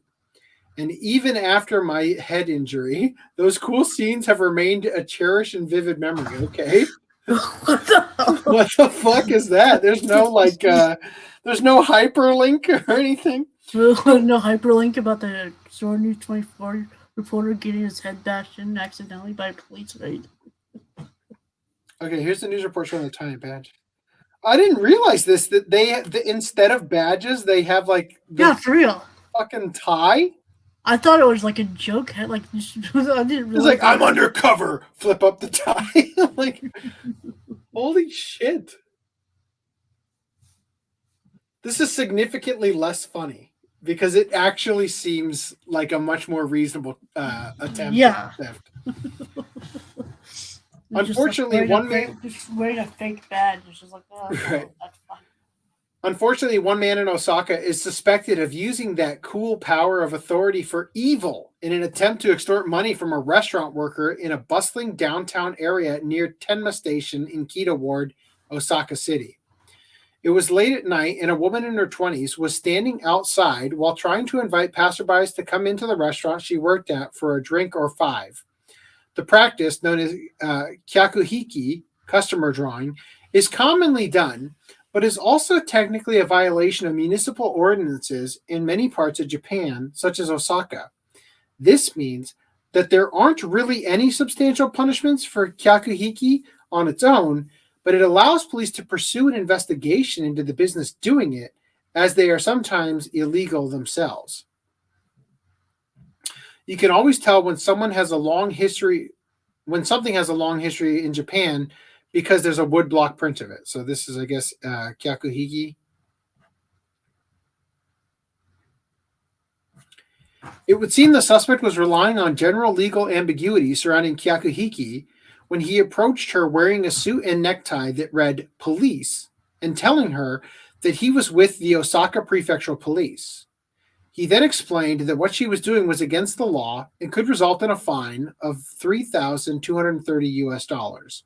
But if she just gave him whatever money she had, he wouldn't arrest her. The woman went into the restaurant for her to speak with her manager, who immediately called the real police. But by the time they stepped out of the restaurant, the suspect had fled the scene. An investigation was launched, which led authorities to 36-year-old Ken Tominaga of Setsu City in Osaka Prefecture. Upon searching his home, police found a necktie with police markings on it. However, it's an important note that the tie they found said Keisatsuko, which is the National Police Agency. If we backtrack to the night of the incident, that'd be like saying you're an NYPD while pointing to a necktie that read FBI. What if he had more than one? You don't know. Tominaga is denying the allegations against him and said they got their facts wrong. Police are currently investigating to see if he's implicated in any other incidents. Osaka is known as the comedy central of Japan, so readers of the news were largely delighted to see that the spirit of comedy is everywhere, even in the city's crime. Others were just dying to know what the tie looked like. Life in Osaka is just one big comedy skit. That's Osaka quality. Where did he buy a tie like that? Did he get the tie custom made or from a place like Village Vanguard? Maybe she'd have believed him if he tattooed police on his forehead. I wonder if he tried it before and it actually worked. I don't get this at all. Can someone from Osaka explain it to me? I think we should let this guy free just to see what he tries next. I'd like to know if he embroidered that himself. As luck would have it, the police have since revealed the necktie to the media, but sadly, it is a rather official looking and not nearly as crappy as many have imagined. Yeah, that's the part that disappoints me.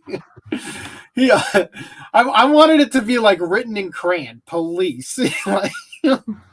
He also had badges for the Osaka Prefectural Police, but not the same as official ones. I was able to find similar items sold online as movie props. This does raise another interesting point, though. The victim specifically noted that he used his tie to identify himself, but in the video, all the police markings are on the reverse side of it. This would suggest that when introducing himself, he apparently must have pulled his tie all the way up to reveal the police embroidery underneath, thus restoring any comedy lost from it not having been poorly handmade. I guess. I mean, you're assuming that his coat is even closed, you know?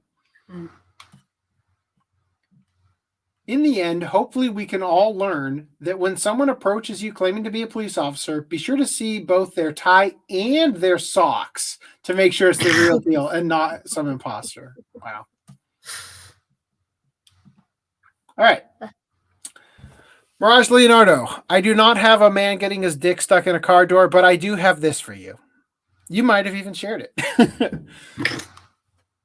Woman tricked by controlling a manipulative man she was dating. Discovered his penis was fake.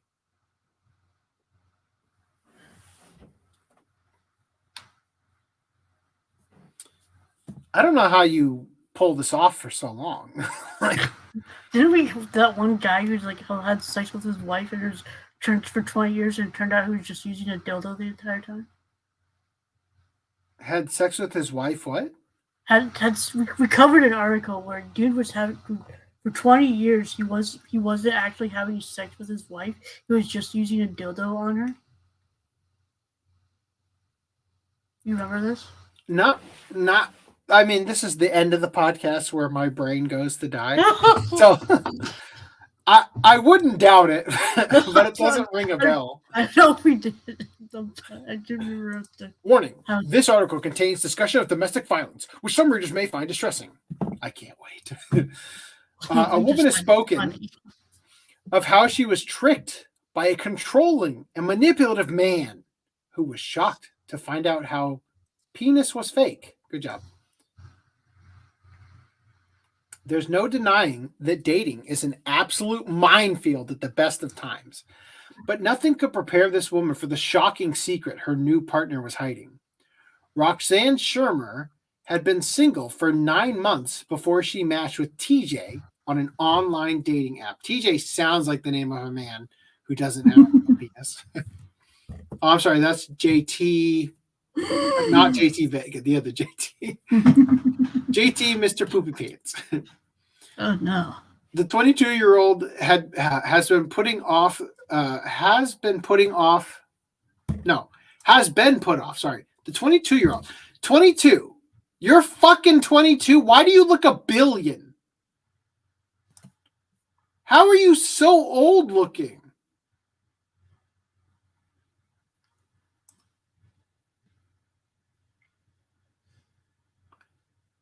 I am dumbfounded.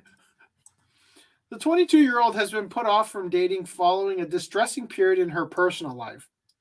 However, after meeting with TJ after 2 weeks of phone conversations, she felt relaxed and claimed that he made her feel like everything was okay.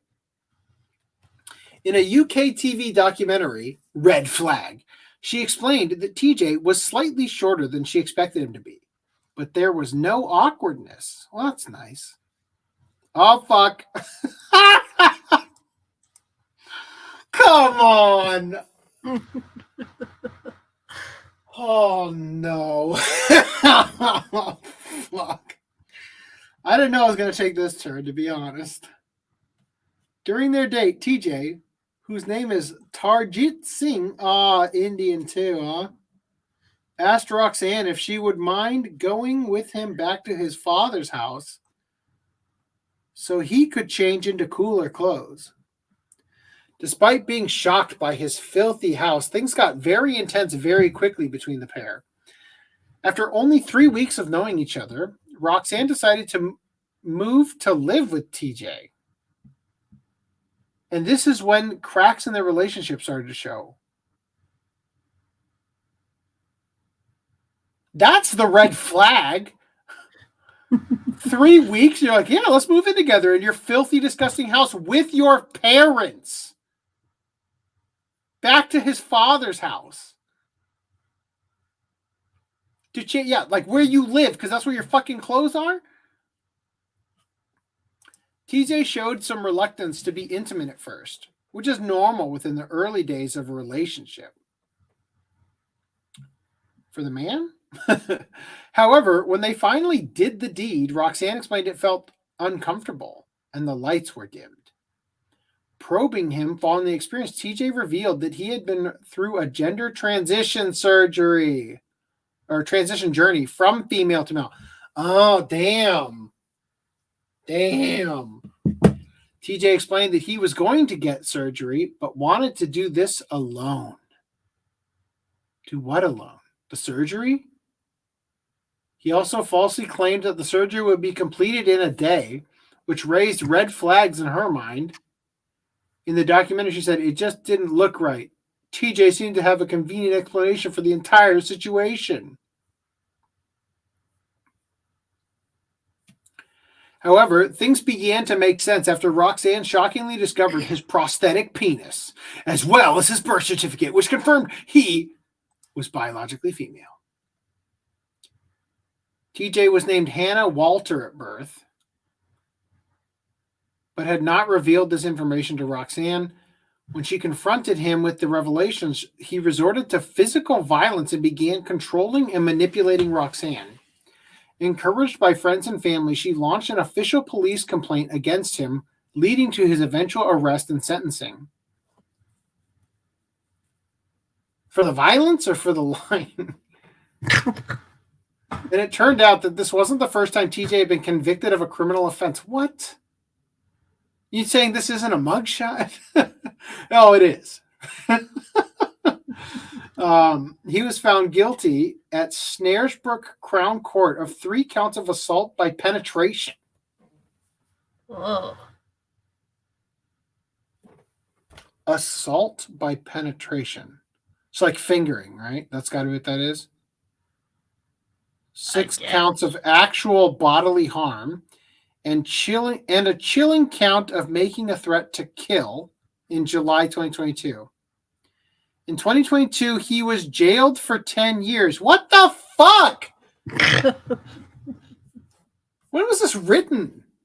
2024. When was these dates? You meet him in prison?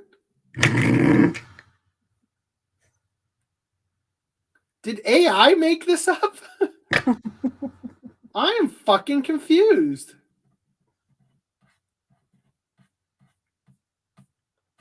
Anyway, that's it. Wow.